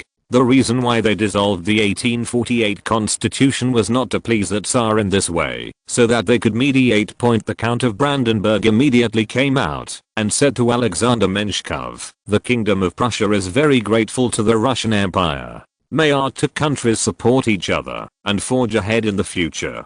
Having said that, the Count of Brandenburg invited Alexander Menshikov to watch a big play. At the invitation of Brandenburg, Alexander Menshikov arrived at the barracks on the outskirts of Berlin. At this time, the barracks were dotted with each other, and the entire Berlin was surrounded by barracks. "Mr. Special Envoy," the Count of Brandenburg pointed to Berlin and said to Alexander Menshikov, "Berlin is now being occupied by a bunch of thugs. We must have this charming city as the capital. Yes, revolution is like a cancer that spreads from one city to another. We must cut off the spread of the cancer at the source. The broken Berlin will surely become dazzling again because of the eradication of the revolutionary cancer." Alexander Menshikov also said with satisfaction. Just as Alexander Menshikov was talking with the Count of Brandenburg, a guy in a Prussian vigilante uniform approached them quietly. "Your Excellency the Count, Mr. Special Envoy." The voice of the Junker landlord in vigilante attire came from behind Alexander Menshikov and the Count of Brandenburg. Alexander Menshikov and the Count of Brandenburg turned and looked back. Standing behind them is a high-spirited middle-aged man. From his appearance alone, it can be seen that he has both the style of a Prussian soldier and the alarm of a politician. These two styles of painting are seriously incompatible on the same person. Much to their surprise, looking at his appearance, he has a burly figure and a tough face with two **** beards, a wide forehead and sharp eyes. Alexander Menshkov and the Count of Brandenburg were immediately attracted to the guy in front of him, and he hurriedly asked the name of the militia landlord in front of him. Otto von Bismarck. He used to be a member of parliament. The guy in front of him was Bismarck, who was known as the Iron Prime Minister in later generations. Now he is following the Prussian army to complete the siege of Berlin. Although he thinks that the repression may have a bad impact on the future of Prussia, but the **** decides the head, and he still supports this repression. What's the matter with you? The Count of Brandenburg, who was his own, asked with a kind smile. Mr. Prime Minister, do I think we should give Berlin some more chances? Bismarck said politely. Although he knew that his words would inevitably be refuted. Riyadh1.com. It was better to say it than not to say it. Bismarck's euphemistic response successfully aroused the dissatisfaction of the Count of Brandenburg. He said to Bismarck with a sullen face, Mr. Bismarck, do you think we should not suppress them? No. Bismarck immediately responded to the Count of Brandenburg, I just wanted to say, Bismarck wanted to say that once the Prussian contradictions were suppressed, they would become unmanageable, but his class would not allow him to say such things. Bismarck responded with a bitter smile, we should suppress them. The Count of Brandenburg nodded to Bismarck with satisfaction. After Alexander Menshkov left, the Count of Brandenburg found Otto von Bismarck again, and gave him a nice job. The Count of Brandenburg considers himself a beautiful business. Otto von Bismarck successfully served as the commander of the militia suppression of Berlin, and followed the regular army to massacre Berlin. After that, the Count of Brandenburg promised to find a suitable position for him. If you're listening to this novel on a channel other than Fanfic World, it means they downloaded and uploaded it without effort. We cordially invite you to visit our channel, Mundo Fanfic Novelos. There you'll find the original version of this story and you can explore many other novels of various genres. We're waiting for you to immerse yourself in a world of incredible novels. Chapter 284. 12.2 Prelude to the Coup. 1. You can search Make France Great Again, search novels in Baidu to find the latest chapters. On the evening of November 22nd, the general offensive of the Prussian army on the Berlin area began. Nearly 80,000 Prussian soldiers and militiamen launched an attack in the dark, and the National Guard, which was responsible for defending the barricades in various strongholds, suffered inhumane massacres in the first place. The cannon smashed the barricades to pieces, and the non-Prussian soldiers attacked the broken barricades, massacred like inhuman machines under the orders of Prussian officers. Despite the pleas of the Berlin National Guard for mercy, the stab pierced the body of the National Guard, and scarlet blood splattered on the face of the Prussian soldier. When the soldier's spear was pulled out, there was still some grey-green odor at the tip of the spear. This smell, much the same as fesses. The National Guard fell to the ground and cried in pain, and was then stabbed to death by a bayonet. Decades later, the ghosts seem to have been resurrected ahead of time. They possessed the Prussian soldiers and slaughtered Berliners frantically on the land of Berlin. If the Prussian soldiers represent only the Wehrmacht, then the militia is undoubtedly comparable to this group of junker landlords from the Prussian countryside squandered their evil deeds on the land of Berlin, and the Junkers vented their dissatisfaction with the city without any psychological burden under the binary opposition between urban and rural areas. Many malicious landlords even broke into other people's homes on their own initiative, squandering their evil deeds in front of the male owners. The whole of Berlin has been completely turned into purgatory under the connivance of the Count of Brandenburg and Prince Regent Wilhelm, who wants to avenge himself for being thrown out of Berlin by the Berlin people 2 years ago. The villainy continued for nearly 3 days, and the city was in tears over Berlin. The continuous drizzle washed over the whole of Berlin. Blood and brains flowed along the track of the rain, and the stench that permeated the whole city seemed to fade under the washing of the rain. The city is bleeding and screaming. Under the order of the Count of Brandenburg, the Prussian soldiers began to clean up the streets in an orderly manner. They buried their crimes with dirt, and under the hatred of the citizens of Berlin, they carried out their work as if nothing had happened. Rain can blow away all traces of massacres, and soil can bury all the crimes they committed, but they can't take away the pain in Berlin.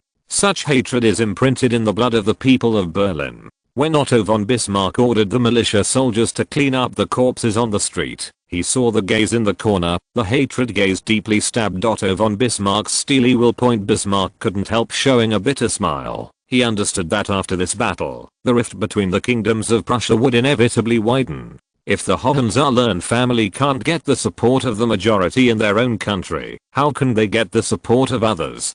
P.S. According to latest statistics, it took only 3 days for the Prussian soldiers and militia to slaughter the population similar to their army, which was equivalent to 1/5 of Berlin at that time. On November 26th, the massacre in Berlin spread to St. Petersburg, Ulmus, Paris and London. The Russian emperor who received the news sent blessings to the massacre in Berlin. In his opinion, the actions of Prussia have already represented that they have returned to the right track, and the purpose of Nicholas I has been achieved. Then the Austrian Empire and the Kingdom of Prussia will be get back on track. Although Tsar Nicholas I regretted that the Russian Empire could not abide by the secret treaty with the Austrian Empire, the fact that the Kingdom of Prussia was able to submit to the Russian Empire undoubtedly made him happier. In the afternoon of the same day, Nicholas I called the Minister of Foreign Affairs Karol Neszerody to his ground and said, "Neszerody, please tell Prince William, Regent of Prussia, and Franz Joseph, Emperor of the Austrian Empire, Prussian, the war with Austria is over. If any country wants to deliberately start a war, it will be the number one enemy of the Russian Empire." Nicholas I's declaration is undoubtedly an opening for the Kingdom of Prussia. From the firm tone of Tsar Nicholas I, Karol Neszerody knew that he could only obey the will of the Tsar. In the court of the Russian Empire, those who disobeyed the Tsar had long since disappeared from the court. Yes. Karol Neszerody responded immediately. Next, Tsar Nicholas I invited the rulers of the Prussian and Austrian empires to meet in Warsaw in a private name point. Since Nicholas I's communication was sent by telegram, the King of Prussia and the Emperor of the Austrian Empire received telegrams from Nicholas I at about the same time. The moment the Austrian Emperor Franz Joseph received the telegram, he read the telegram to Felix Schwarzenberg. "Your Majesty, this is a betrayal.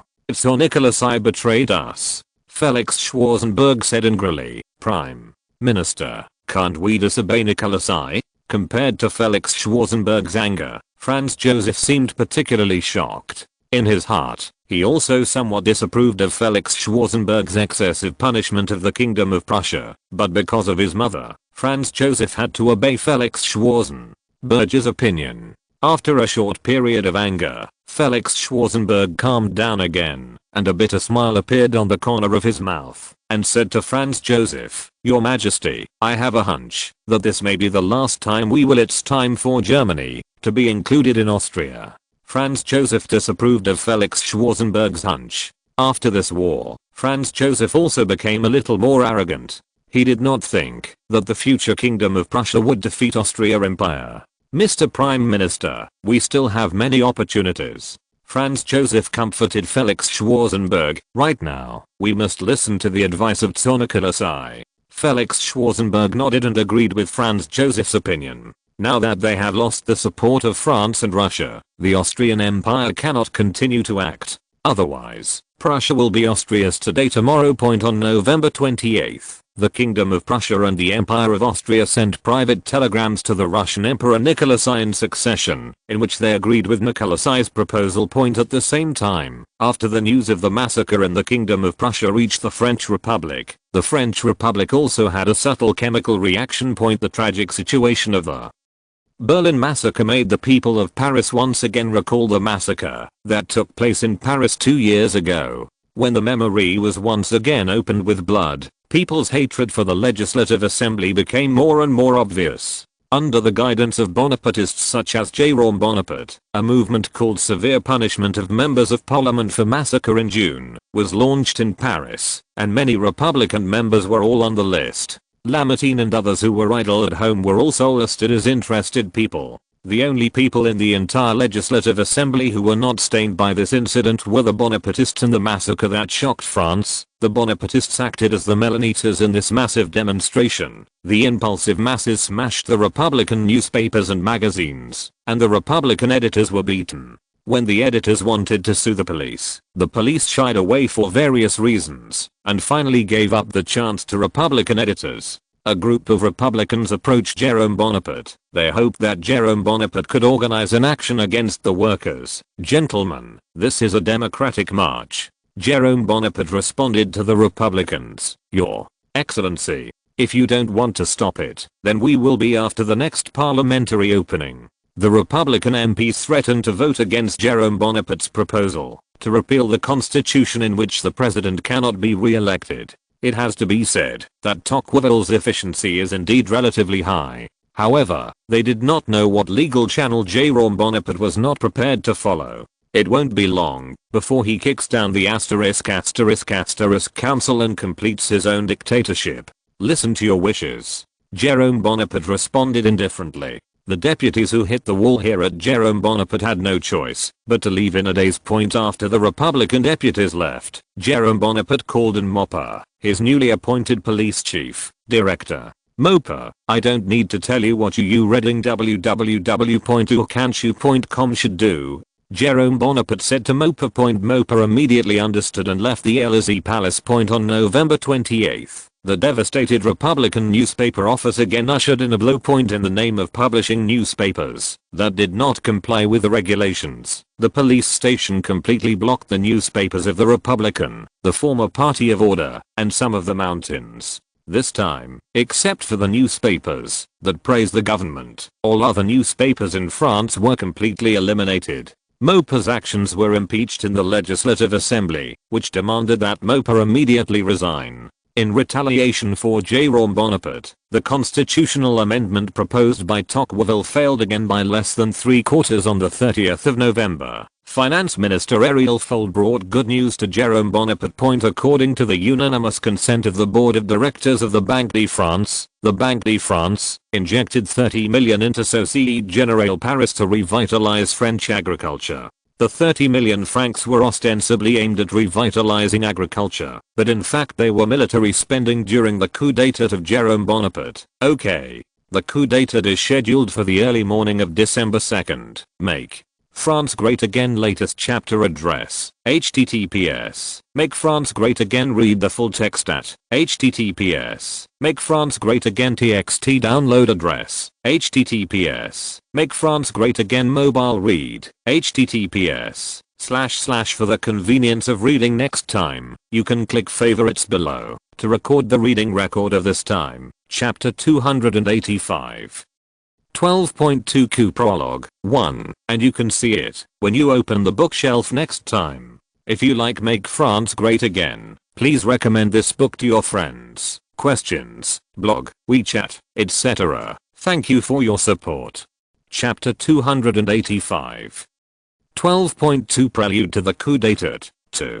You can search Make France Great Again search novels in Baidu to find the latest chapters. Over the next few days, the Social Democrats in the Legislative Assembly denounced Jerome Bonaparte's order to increase censorship of the press, so that what should have been a sacred and majestic legislative venue has now become in the vegetable market. Every meeting always ends in a chaotic scene. What makes people feel more abnormal is that during the period of criticism by the Social Democrats, there was no sign of any rebuttal from the government, and they always responded with an attitude of left ear in and right ear out. After several days of rebuttals and proposal after proposal rejection, the Social Democrats knew that it was impossible to abolish press censorship, and they had to give up their attacks on the government in terms of press censorship. At this moment, I don't know which little cutie, the bastard, passed a message to the Legislative Assembly. The Banque de France remitted 30 million francs to Société Générale Paris for agricultural revitalization loans. The Republican MPs who got this news turned to ask the government to hand over a specific budget plan for the agricultural revitalization loan of 30 million francs. If the government fails to submit a sound plan, the Social Democrats will file an impeachment against the government. When the news from the Bourbon Palace was passed on to the Department of Agriculture and Commerce, sitting in the minister's office enjoying the long-lost tranquility, Befeli was a little messy for a moment.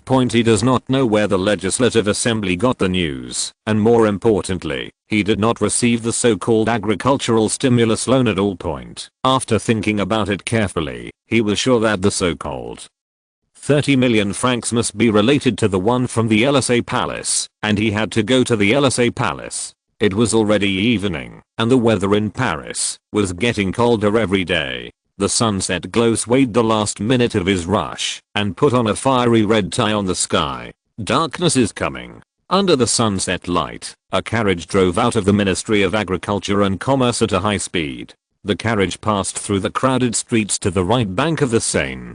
After walking along the Seine for about 5 minutes, it turned right and entered the Champs-Élysées. Avenue, and then along the Avenue des Champs-Élysées until the end of the road. The Elysee Palace appeared in front of the carriage. The carriage slowly stopped at the gate of the Elysee Palace. The guards guarding the gate looked at each other after seeing the logo of the Ministry of Agriculture and Commerce marked on the carriage. One of the guards came to the carriage with a small cannon, and the guard tapped lightly with his hand. The yellow drapery hanging in the carriage unfolded, and Minister Buffet's figure appeared in the carriage. After a while, the door of the carriage opened, and Minister Buffet walked down slowly, pointing to the closed gate of the Elysee Palace, and asking the guard kindly, "Why not open it? Could it be that Your Excellency the President is no longer inside?" The guard explained to Minister Buffet, "Your Excellency Minister, the President ordered us to close the Elysee Palace, and no one is allowed to speak without his order. Isn't that even our ministers are not allowed?" Buffet showed a puzzled expression, and he was puzzled by the president's behavior. The guards had a hesitant look on their faces. Before the arrival of Minister Buffet, the Minister of Railways Morny, the religious police Moper, the Minister of War Saint Arnault, the Minister of Public Works Pessany, and the Minister of Justice Raoul entered the Elysee Palace among point. It stands to reason that it is not a big problem for the minister to enter, but these people have been specially approved by the president to enter the Elysee Palace, and the Minister Buffet in front of him does not seem to have been approved.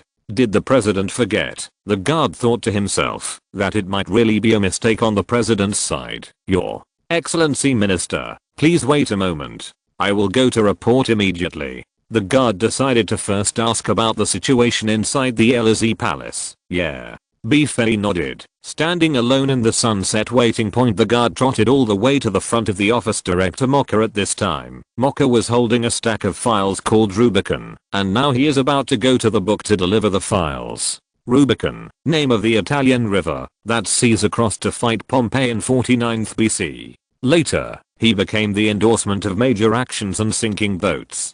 After the guard reported Buffet's situation to Mocker, Mocker was also a little confused. In his memory, the president did not invite Buffet over. "Director, what should we do?" The guard asked Mocker. "You wait here for a while, I'll go in and ask." Mocker responded to the guard. The guards are now waiting in place, and Mocker enters the room with the file in hand.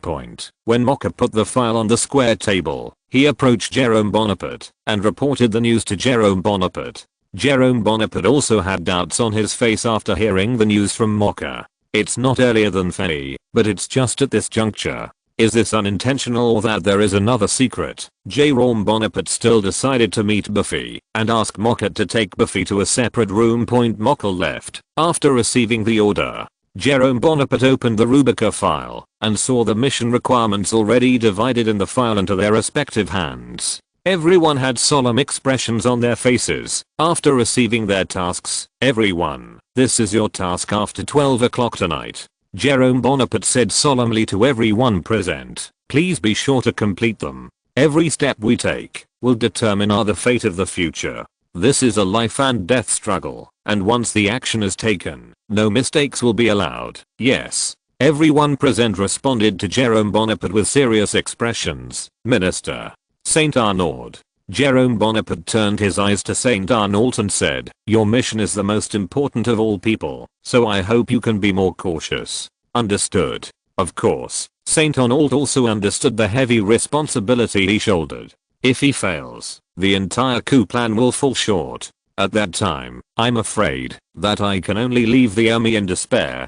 For the sake of his own future, Saint Arnaud would never allow himself to have the slightest deviation. After Jerome Bonaparte had completed the deployment of everyone's tasks, Mocker entered the room again to report to Jerome Bonaparte that Buffet had come. "I see. Jerome Bonaparte nodded to mock it, then turned to the coup group present and said that he would leave for a while. Under the leadership of Mocha, Jerome Bonaparte came to the parlor on the 3rd floor. He pushed open the door of the parlor and saw Buffy in the parlor. Minister Buffy. Jerome Bonaparte shook hands with Minister Buffy with a smile on his face. Buffy and Jerome Bonaparte were sitting on the adjoining sofa conversing. Your Excellency, can you take the liberty to ask what happened along the way? Why did I see so many soldiers in your courtyard? Minister Buffy asked Jerome Bonaparte with an uneasy mood. Jerome Bonaparte did not directly answer Buffy's question, but instead said in a cordial tone, Mr. Buffy, we have been on business for over a year. Yeah. Minister Buffy nodded. He recalled the meeting when he begged the president not to shake his arms because of the exposure of the women's clothing incident, and he couldn't help showing an expression of shame. I don't know, what do you think of me? Jerome Bonaparte said frivolously. You saved France from the economic whirlpool. Buffy praised Jerome Bonaparte. Jerome Bonaparte's reduced version of Roosevelt's revitalization plan did indeed pull France out of the economic downturn faster than in history. Of course, such economic stimulus measures are not endless, especially since France is still under the dual standard stage. Rashly using Keynesianism will only prevent the entire French economic system from collapsing. If not used, this acceleration of industry will inevitably lead to a large-scale economic crisis. The cause of the economic crisis would completely wipe out the entire empire. After all, the current rapid growth is just a poison wrapped in honey. When the honey dissolves, the poison strikes. But we are now facing a major hidden danger. Such economic growth is just using the government as the leading force to stimulate economic growth.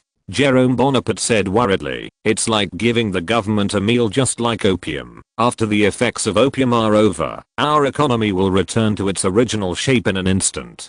Just like the railroad craze in Britain. Of course Minister Buffy understands the impact of the British Railway feather. Riyadh1.com. This is not without solutions. Jerome Bonaparte turned around and said, it's just that they probably won't give me so long. You see, the parliament has been against my re-election plan. They were afraid of the people, even of the name Bonaparte. At this time, Jerome Bonaparte did not continue to conceal his ambition. I have decided to overthrow this unlawful parliament, and then let all the French people choose my whereabouts or stay. Until now, Buffy finally understood why Jerome Bonaparte deployed so many soldiers in the Élysée Palace. Buffy, who was stunned by the news of Jerome Bonaparte, said subconsciously, Your Excellency, your coup d'etat is not in conformity with the Constitution. The Constitution? Said Jerome Bonaparte disdainfully. The Constitution must also obey the opinions of the entire French people. If the entire French people are not in conformity with the Constitution, then we are obliged to overthrow them. Minister Buffy, would you like to join us, Jerome? Bonaparte offered Buffy an olive branch. Make France Great Again latest chapter address. https. Make France Great Again. Read the full text at https. Make France Great Again txt download address. https. Make France Great Again mobile read. https. // For the convenience of reading next time, you can click the / favorites below to record the reading record. Chapter 286 12.2 Coup Prologue 2, and you can see it when you open the bookshelf next time. If you like Make France Great Again, please recommend this book to your friends, questions, blog, WeChat, etc. Thank you for your support. Chapter 286 12.2 Coup Dated 1. You can search Make France Great Again search novels in Baidu to find the latest chapters. I have always believed that you are the great man sent by God to save France. Buffy, who was a royalist, did not hesitate at all. He took the olive branch that Jerome Bonaparte handed over. This also means that his identity will be completely transformed from orthodox to Bonapartist. Welcome to join Minister Buffy. Jerome Bonaparte shook hands with Minister Buffy once again and gave him a hug to express his welcome. Next, Buffy asked Jerome Bonaparte about the 30 million francs. Your Excellency, take the liberty to ask, are those 30 million francs used to mobilize the people of Paris to overthrow the parliament? Minister Buffy said to Jerome Bonaparte euphemistically. Coup sounds better. That's right. Now that Biffy has become his own, there is no need for Jerome Bonaparte to hide it. He candidly nodded and agreed with Biffy. Then, how should I report to the parliament? Minister Biffy asked vaguely. The subtext of Minister Biffy is whether he should make false accounts to the National Assembly. Minister Biffy, you don't have to do anything. Just wait quietly for the dawn of victory. Jerome Bonaparte patted Minister Biffy on the shoulder and continued, come with me. Jerome Bonaparte got up and left the room, and Biffy also left with Jerome Bonaparte. The two walked down the stairs one after the other and entered the study room on the second floor. Biffy, who entered the study room, found Marnie and the others in the study room, and his face showed confusion. Marnie and others also showed some doubts on the faces of me. Minister Biffy is willing to join us, Jerome Bonaparte said to everyone present. Afterwards, he turned to Buffy and said, as you can see, we will issue an order to dissolve the Legislative Assembly at 12 AM today. After the Legislative Assembly is dissolved, who cares about the movements of the 30 million francs? Jerome Bonaparte's explanation made Biffy's expression a little dull. He never imagined that he was so close to the coup d'etat. What made him even more unexpected was that the whole coup d'etat in Paris was not even disclosed. This also means that the Bonapartists have taken full control of the army. 1.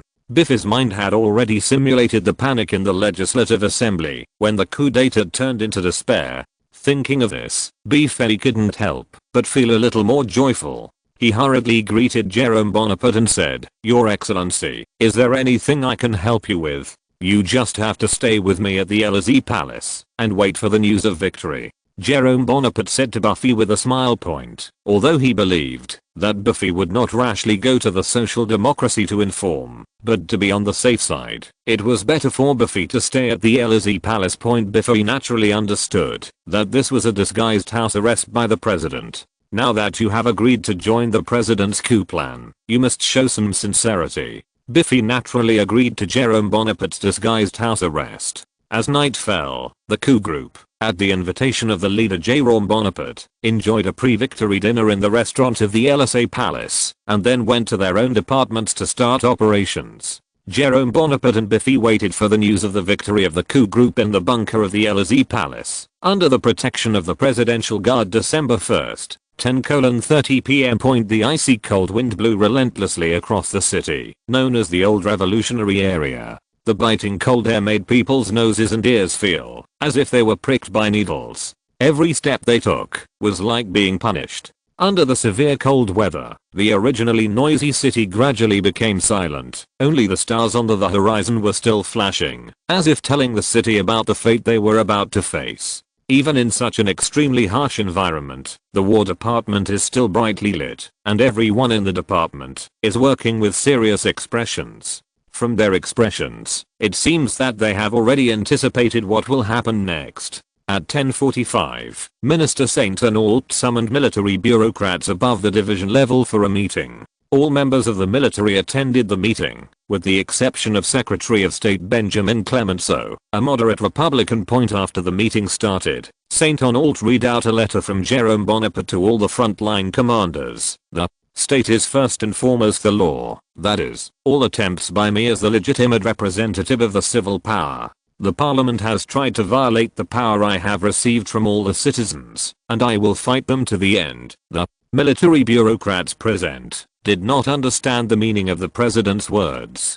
After many purges of the War Department, they had already become the most loyal Bonapartist representatives. Now that the president has decided to overthrow the National Assembly, they naturally have no reason to object. After all, the Legislative Assembly is also an eyesore for the military. Long live the Empire. Minister Saint Arnault shouted loudly. The remaining War Department members similarly shouted long live the Empire. The entire Ministry of War has become the lair of the Bonapartists. And then Saint Arnault issued orders to everyone in the Ministry of War. December 1st, 11:45 AM. The barracks on the outskirts of Paris were also brightly lit, and the commander of the 1st Paris Division, Cousin Montauban, was waiting for the order from the Ministry of War. to march at the headquarters of the 2nd Brigade in Paris. Along with him awaiting orders were Major General Normand of the 1st Paris Brigade. Jérôme Bonaparte promoted Normand to the rank of Major General in recognition of Normand's abandonment of the dark. Major General Canrobert of the 2nd Brigade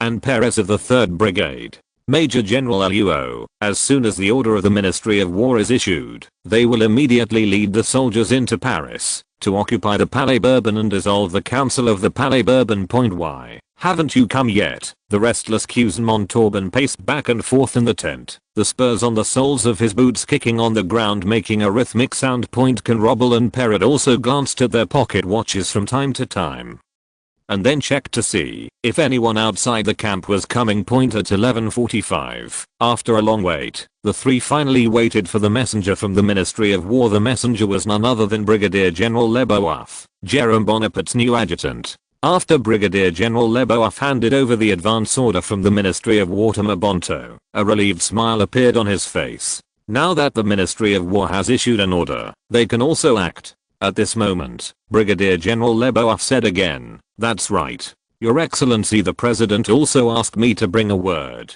The generals present all looked at Brigadier General Leboeuf, and Brigadier General Leboeuf turned his eyes to Canrobel of the 2nd Brigade and said, "Major General Canrobel of the 2nd Brigade, keep troops for 1,000 days, and use them for a while. You will take the lead. Be sure to capture the Palais Bourbon and its roads. Loyalty, sincerity."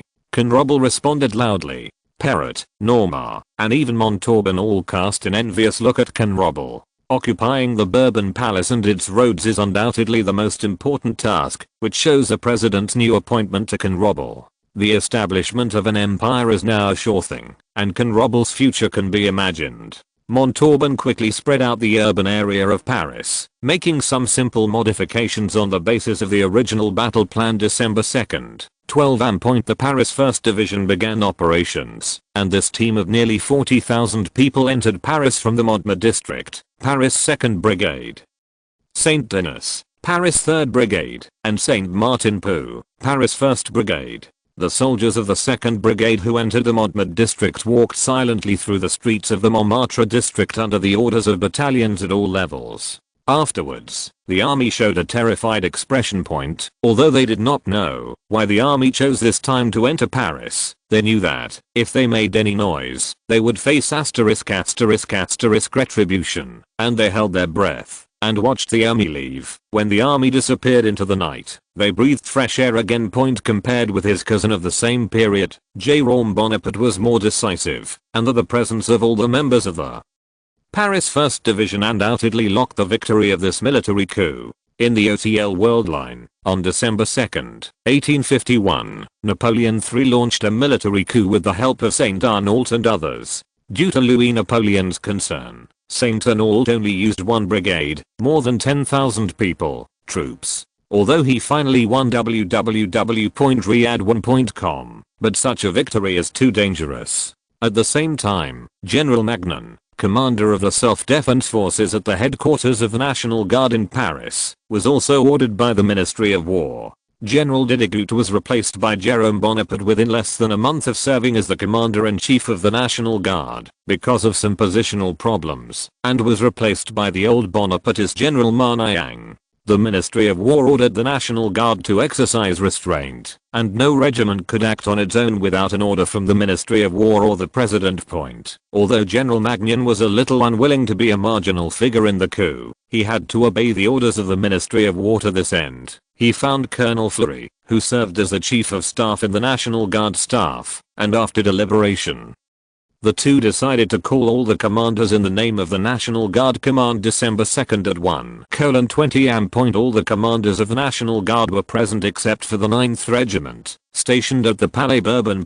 General Magnan and Colonel Fleury read to the Legion commanders, present the order of the War Department, to keep them on standby, no matter what happened. Make France Great Again latest chapter address. https Make France Great Again. Read the full text at https Make France Great Again txt download address. https Make France Great Again mobile read. https // For the convenience of reading next time, you can click the / favorites below. To record the reading record of this time, chapter 287 12.2 coup dated 1, and you can see it when you open the bookshelf next time. If you like Make France Great Again, please recommend this book to your friends, questions, blog, WeChat, etc. Thank you for your support. Chapter 287 12.2 coup dated 2. You can search Make France Great Again search novels in Baidu to find the latest chapters. Most of the National Guard Corps commanders smelled the conspiracy that permeated the air of the National Guard Command. Looking at the smiling General Magnan, an absurd idea rushed out of their hearts. Could it be that the president is about to launch a military coup? Although the commanders had heard from their respective sources that the president was about to launch a military coup, none of the commanders had ever believed that a military coup would take place in late 1850. The reason for this illusion of time concept, in addition to the repeated wolf is coming effect, is a little presidential term. With more than a year to go, most politicians believe that, even if the president wants a coup, it will not be now, and he still has plenty of time to talk through the Legislative Assembly to extend his term. There is a great risk in a military coup, and the president will never carry out a military coup unless it is absolutely necessary. Who would have thought that the president used this characteristic of them to carry out a military coup? Thinking of this, the Legion commanders subconsciously glanced at the gate of the National Guard headquarters mansion. Some regiment commanders suspected that a large number of soldiers had been ambushed outside the gate. Since the president did not inform them of the military coup, it means that the president does not trust them. For those who hold part of the military power in Paris, the regular army looks down on this group of National Guards. They are not trusted groups. The best way is to go under house arrest. The commander of the National Guard Corps present subconsciously swallowed, and many people had embarrassed smiles on their faces. Generals, now you wait for victory with me. General Magnan leisurely folded his legs together and sat on the red soft velvet seat back chair that belonged to the commander. The old asterisk said. Most of the regiment commanders gave up their struggle and sat down. A few stubborn regiment commanders expressed to General Magnan that they wanted to go to the regiment to command the troops and prevent the National Guard troops from clashing with the army. Please. General Magnan did not stop him in the slightest, and the two Legion commanders had smiles on their faces, and they hurriedly thanked General Magnan. Looking at the backs of them leaving, Magnan's mouth outlined a sinister smile, which was hidden behind his folded hands. After the two Legion commanders left the mansion, 2 gunshots were heard outside the mansion. The Legion commanders who stayed in the mansion did not understand the meaning of the gunshots, and they looked at General Magnan with astonishment. General Magnan gestured to Fleury, who was standing beside him, with his eyes, and Fleury walked out of the mansion knowingly. After a while, Fleury entered the mansion again. He sighed and said regretfully, "Commander, 2 generals died because of the riots in Paris. That's really a pity." Magnan also said to the army commander present with a pitying expression, "The 2 generals did not die on the battlefield, but died under the arrows." The Legion commanders present were all frightened by Magnan's decisiveness. Although these Legion commanders were Magnan's subordinates, in terms of army level, they had the same military rank as General Magnan's, except that General Magnan's rank was the same. Positions are much higher than they are. In the 1850s, there was no perfect military rank system in Europe, especially the general system was chaotic. With the development of the times, the military rank system of European countries has gradually improved. By the time of World War I, no general could leap from the rank of major general to the rank of marshal again. General Magnan's decisiveness succeeded in deterring the group of army commanders who were trying to kill snakes and rats. All the army commanders did not dare to act rashly, for fear that General Magnan would kill chickens and monkeys again. Except, of course, with the exception of the 9th Legion, stationed near the Palais Bourbon Point, since General St. Arnault refused to execute the Parliament to establish direct troops. The Parliament, realizing that the military power was falling, urgently dispatched the most loyal National Guard 9th Corps to guard the security near the Bourbon Palace and maintain the order of the Bourbon Palace Point. In order to hold on to this corps tightly, the Parliament mandated that the 9th Corps could refuse, even if the National Guard headquarters called it up. The actions of the National Guard aroused protests from Changanier, who was the commander of the National Guard at the time. In order to unite the Changanya Parliament, only a small concession could be made to Changanya. The 9th Army also served as the commander of the National Guard in Changanya period strictly follow the instructions. When Changanya was ousted by Jerome Bonaparte with a tough attitude, the 9th Legion, sandwiched between the parliament and the president, fell into a temporary confusion. They came back to their senses. The party of order camp staged another farce of splitting, and the issue of the ownership of the 9th Legion was even more unclear.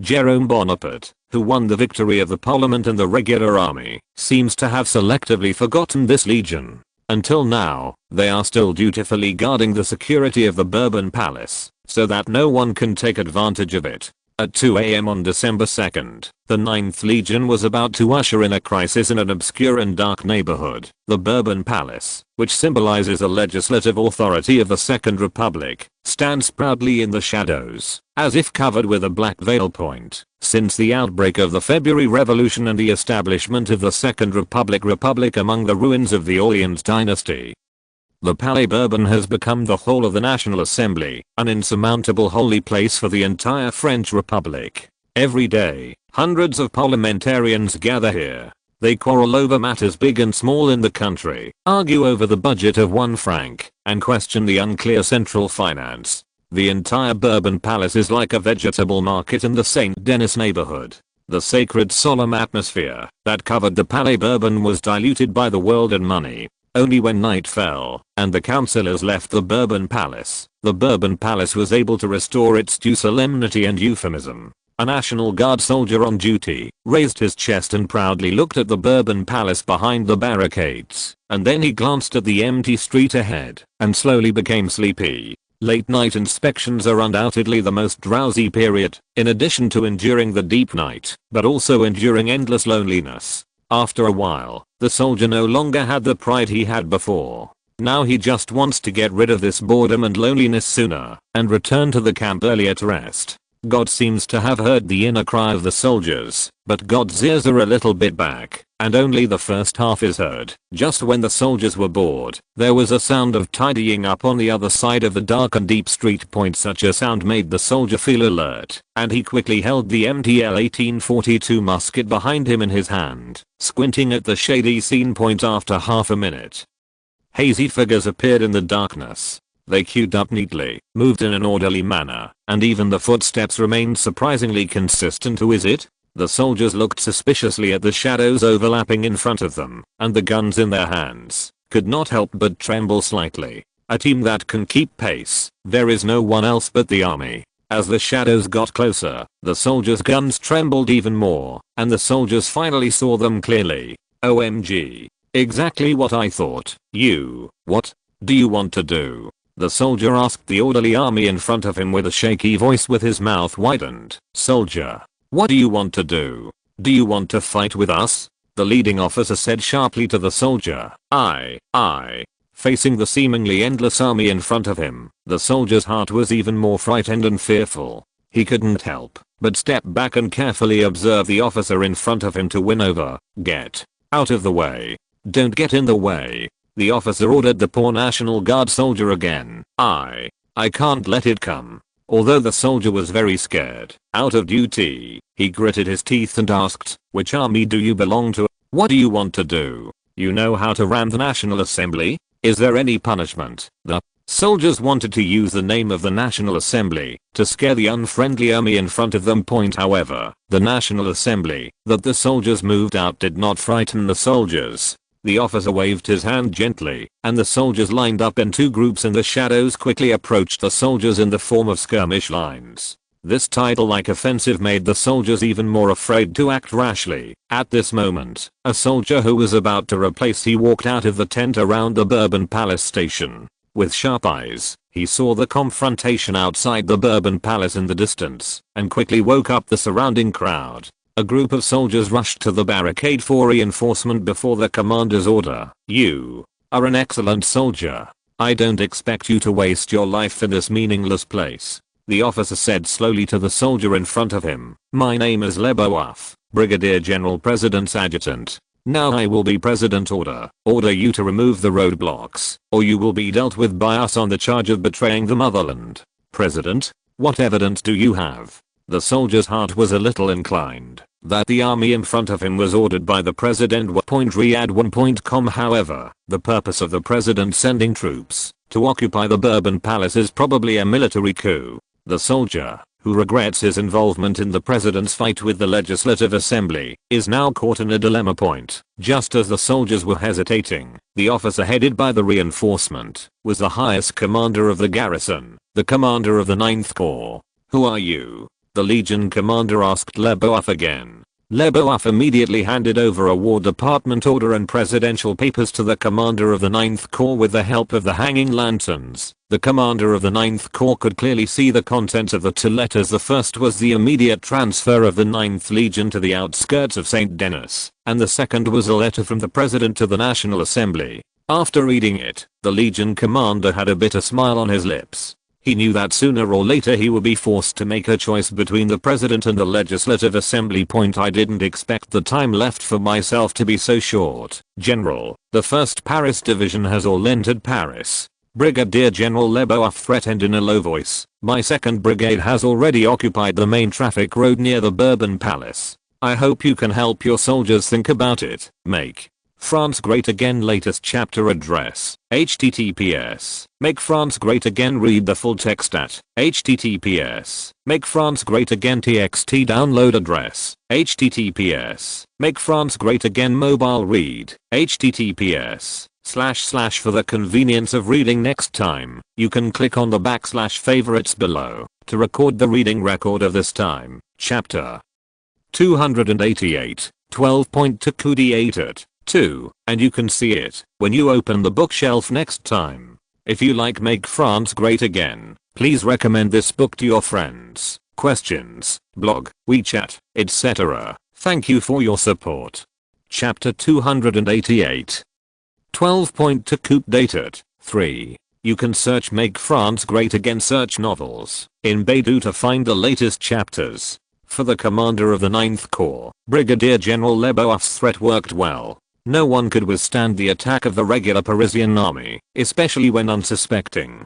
The commander of the 9th Corps was keenly aware of the state of the soldiers around him. The soldiers of the National Guard who followed him trembled uncontrollably after seeing the regular army waiting outside the barricade. Combat effectiveness of this group of property owners in the honeypot is simply not comparable to that of the regular army in front of them. Not to mention, let them compete with the regular army. Even if they were to fight a dozen unarmed poor ghosts, they would be able to make jokes one after another. How can they be expected to fight for their lives at such a level of fighting? I'm afraid that, as soon as the gunshots of the regular army rang, the group of shrimp soldiers and crabs under their hands will flee in a hurry. The commander of the 9th Corps couldn't help but resent the National Assembly. If they hadn't forcibly let the 9th Corps guard the Bourbon Palace, he would not have competed with the president head on. It is now 2:20 in the morning, and there are only a few stars twinkling in the dark sky. Under the stars, the National Guard and the regular army with the Bourbon Palace roadblock as the border are fiercely confronting,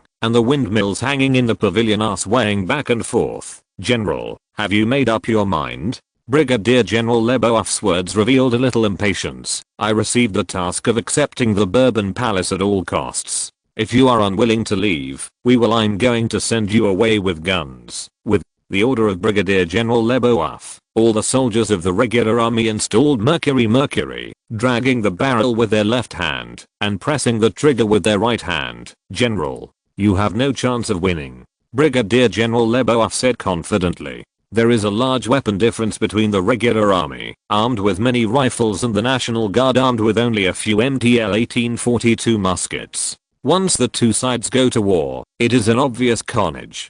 General, what should we do now? The soldier standing by the side asked in a trembling voice. Are you willing to die for the National Assembly? The commander of the 9th Corps asked the National Guard soldiers present in a flat voice. Except for a few trembling yes, the vast majority of the National Guard soldiers were speechless. Now, you know how I should choose. The commander of the 9th Army responded to the soldier who asked him just now. The soldiers of the National Guard stopped talking, and when the entire National Guard did not want to confront the regular army, how could they dare to compete with the regular army? If the soldiers of the National Guard now have an organization similar to Hearts of Iron 4, then it can be clearly seen that the organization of the National Guard has become 0 point in the minds of the vast majority of National Guard soldiers. The so-called military coup is nothing more than a contest between the president and the National Assembly, because of power. If so, why would they fight the president for the National Assembly? Remove the roadblock. When the military heart was unavailable, the commander of the 9th Corps made the right choice. He waved his hand and ordered the soldiers to remove the roadblock. Point after the soldiers of the National Guard heard the commander's order to lift the roadblock, the big stone in their hearts was finally several National Guards removed the roadblocks that blocked the regular army, and Leboeuf also smiled. In all fairness, Leboeuf really didn't want to go to Paris for a firefight. It is obviously better to be able to take down the Bourbon Palace without a fight. Leboeuf also waved his hand, and the regular army soldiers filed in.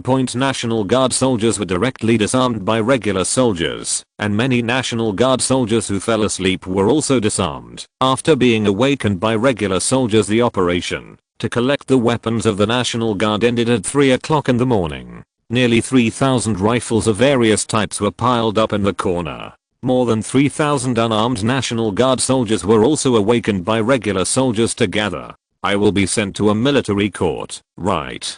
The commander of the 9th Corps looked at the group of National Guard soldiers with a flash of pain in his eyes. He, who was originally assigned to the 9th Legion in disguise, is now facing a military court situation. In his position, how many people can truly do what they want to do freely? No.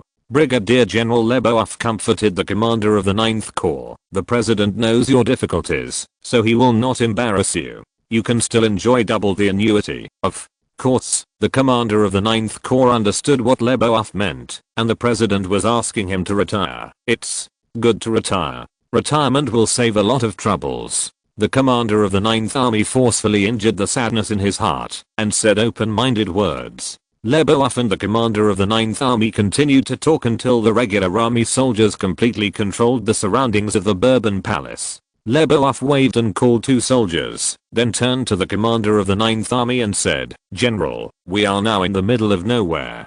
During this critical period, can you please leave the army temporarily?" "I see." The commander of the 9th Corps smiled and commented on Leboeuf's actions. "It seems that you already have a plan. I wish you success in advance." When parting, the Legion commander sighed, and he raised his head again and glanced at the towering Bourbon Palace. "It seems that it will not be long before we will crawl under one's feet again and shout 'Long live the Emperor.'" "I dare not comment on this." Brigadier General Leboeuf responded to the commander of the regiment, and then added, "If all the French people agree, I think the president should follow the opinions of all the people." "Come on, all the French people." There was a hint of disdain on the corner of the Legion commander's mouth.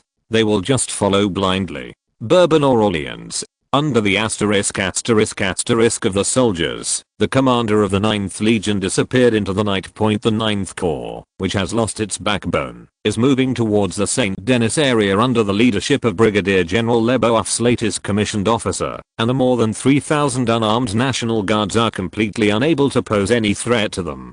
Leboeuf looked at the tall and majestic building in front of him with satisfaction, then turned to the staff next to him and said, "Please tell Major General Canrobert that my department has fully accepted the Bourbon Palace." No one resisted on the way. "Yes." The staff hurriedly responded to Leboeuf. Similar situations did not only happen at the Palais Bourbon. Many National Guard soldiers who had lost their legions were disarmed at the command of the army, and then led by an officer temporarily assigned to them. The Revolutionary Paris National Guard all gave up resistance at around 3:20 am. A group of regular army soldiers stood on important streets and intersections, with torches and new-style mini rifles on their backs. Some Parisians who were light sleepers were awakened by the movement from the street, and got up to see the firelight outside the window. The curious citizens opened the doors and windows, and stuck their heads out. When they saw the group of soldiers patrolling, they quickly retracted their heads. Only then did they realize that Paris might well be undergoing a sea change. But what does this have to do with them? 3:30 am. Jerome Bonaparte, who was anxiously waiting for news from the War Department in the bunker of the Élysée Palace, finally got the good news from the 1st Division in Paris. The 1st Division has now completely controlled the government, including the Bourbon Palace organization. Okay. Jerome Bonaparte said excitedly, clenching his fists. Controlling the Palais Bourbon and the Supreme Court is equivalent to controlling the legislative power and interpretation power of the entire France. This coup is equivalent to more than half of the completion point. All it takes now is to fully arrest the opposition in Paris, and Jerome Bonaparte can go to the Palais Bourbon to solemnly announce a new chapter for the Republic. Jerome Bonaparte immediately sent Walewski to Montauban to order the arrest of the opposition. The opposition here is not only the Social Democrats, but also the majority party of order around Jerome Bonaparte, and all non-Bonapartists are in the ranks of the arrest of Jerome Bonaparte and others among. Just before Walewski was about to leave for the headquarters of the 1st Division, Jerome Bonaparte called Walewski to a room alone and said earnestly, "Cousin, can you help me with a thing?" Walewski looked at Jerome Bonaparte suspiciously, and he seemed a little confused about what Jerome Bonaparte meant. "That's it." Jerome Bonaparte said to Walewski, "I hope you can follow the army to arrest Thiers, and then Thiers on the way." Jerome Bonaparte made a movement of raising his hand and dropping the knife, the intention of which is self-evident. Riyadh1.com. Walewski looked at Jerome Bonaparte in amazement. He tried to persuade Jerome Bonaparte, "Your Excellency, killing Thiers rashly may bring turmoil to our regime." "I know." Jerome Bonaparte nodded. Of course he understood the consequences of killing Thiers now, but if he didn't take this opportunity to kill him, it would be even more difficult to kill him in the future. Kill Thiers. Thiers may bring some turmoil to the regime. If he is allowed to survive, the regime we have worked so hard to build will be destroyed in his hands sooner or later. Thiers is not a person who is willing to fail. Facing the current situation he will lurch patiently like a VIP. As long as we show a hint of weakness, he will not hesitate to give us a bite. This Machiavellian. No one understands Thiers' destructive power better than Jerome Bonaparte, and keeping him will do some good for them now, but in the long run, Thiers' harm is far greater than what he brings political advantage. I see. Walewski heard Jerome Bonaparte's determination to kill Thiers quickly, and he was not trying to discourage Jerome Bonaparte. Make France Great Again latest chapter address. https. Make France Great Again. Read the full text at https. Make France Great Again txt download address. https. Make France Great Again mobile read. https. / for the convenience of reading next time, you can click the / favorites below to record the reading record of this time, chapter 289 12.2 coup dated 3, and you can see it next time you open the bookshelf. If you like Make France Great Again, please recommend this book to your friends. Questions, blog, WeChat, etc. Thank you for your support. Chapter 289 12.2 coup dated 4. You can search Make France Great Again search novels in Baidu to find the latest chapters. At 3:15 in the morning, Walewski, who received the order, moved quickly and arrived at the War Department command post at 3:20. After receiving the report from the guards, the Minister of War, Saint Arnault, who was staying at this time, put down the work he was doing and personally welcomed Walewski into the War Department. "It's hard work," Walewski said while holding the hand of Minister Saint Arnault. "It's nothing." Minister Saint Arnault continued to hold a pair of bloodshot pupils and asked with his slightly dry lips, "What is the next order of the president?" "This is the list of upcoming arrests." Walewski handed the arrest list that Jerome Bonaparte had already drawn up to Minister Saint Arnault. Minister Saint Arnault, who took over the list, showed a surprised expression. Some of the people on the list had already joined the Élysée Palace camp. Could it be that they are also within the scope of arrest? Of course. Walewski also saw Saint Arnault's surprise. He also showed the exact same expression as Saint Arnault when he took over the list. Walewski emphasized again, everyone on the list must be arrested and brought to justice, and there must be no possibility of him trying to come back. Yes. Saint Arnault was also a decisive general. After receiving the list, he quickly called the secretary staff officer of the Secretariat office.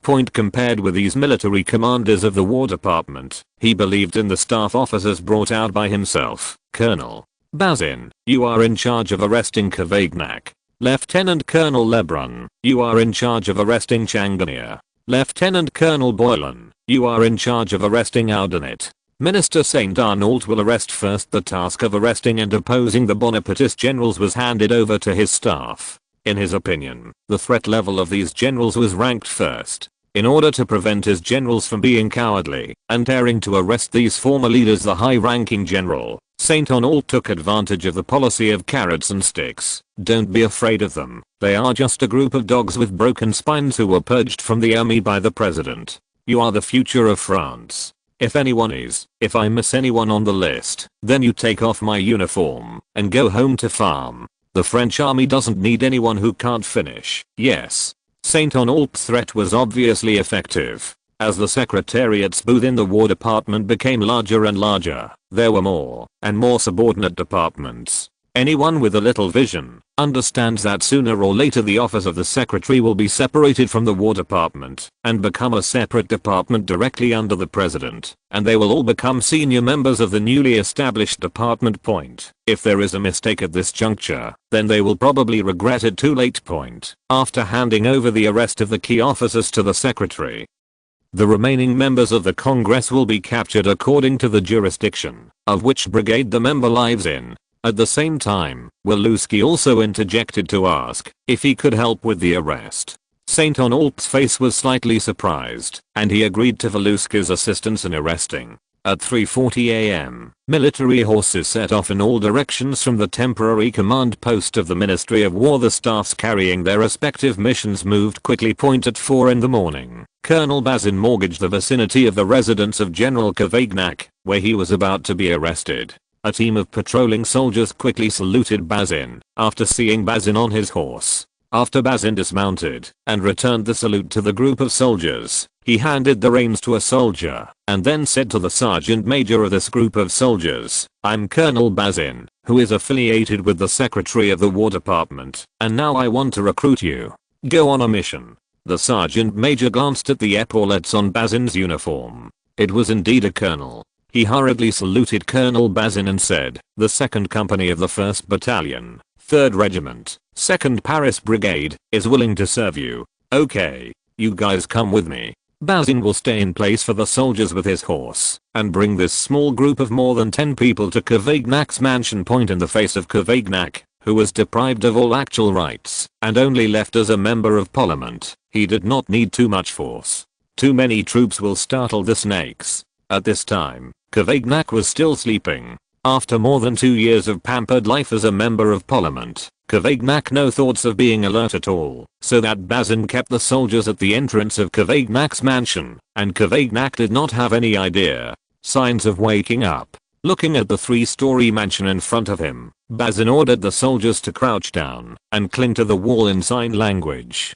He walked to the gate of the mansion and knocked on the door. The knock on the door lasted for nearly 30 seconds, and a lazy and crisp female voice came from the door. "Who is it? Is this the residence of General Kvagnak? I have an urgent matter to inform General Kvagnak." Bazin squeezed his throat and made a sharp voice, trying to cover up his original voice. "I can't talk about it in the morning." The lazy voice got closer and closer to the door of the room. When she opened the door, she saw Bazin in the shadows. "Who are you?" The woman looked at Bazin suspiciously. This was the first time she saw a stranger here. Bazin was also stunned when he looked at the woman in front of him. He was surprised by the appearance of the woman, and at the same time, he was a little jealous of Kvagnak. He settled down and signed with his hands behind him, while Kvagnak, his wife, said, "My name is Bazin, from the War Department. Now there is an urgent situation to tell General Kvagnak." "Wait a minute, I'll go right now." The woman turned around and went to the mansion to wake Kvagnak without doubting him. "No need, I'll wake up when I go." Paris entered the mansion. Only then did the woman realize that Bazin did not come alone. Dozens of soldiers also followed behind Bazin into the mansion. What do you want to do?" The woman's eyes were full of fear, and she couldn't help but ask Bazin at a distance, "Ma'am, don't worry, I'm indeed from the War Department." Bazin tried to appease the two young misses. "Kvagnak, I'm ordered by the president to invite General Kvagnak to go." You are a coup." The woman instantly understood what Bazin meant, and she sternly accused, "The people of Paris will definitely not agree with what you are doing. That's not your concern, ma'am." Bazin responded coldly, then waved to soldiers who were in charge of guarding the backyard, and the remaining soldiers went to Kavagnak's room to arrest Kavagnak. Just as the soldiers were about to go upstairs, Kavagnak's voice came from the stairway. "Who is it? Run." Kavagnak's madam, who reacted hurriedly, shouted to Kavagnak.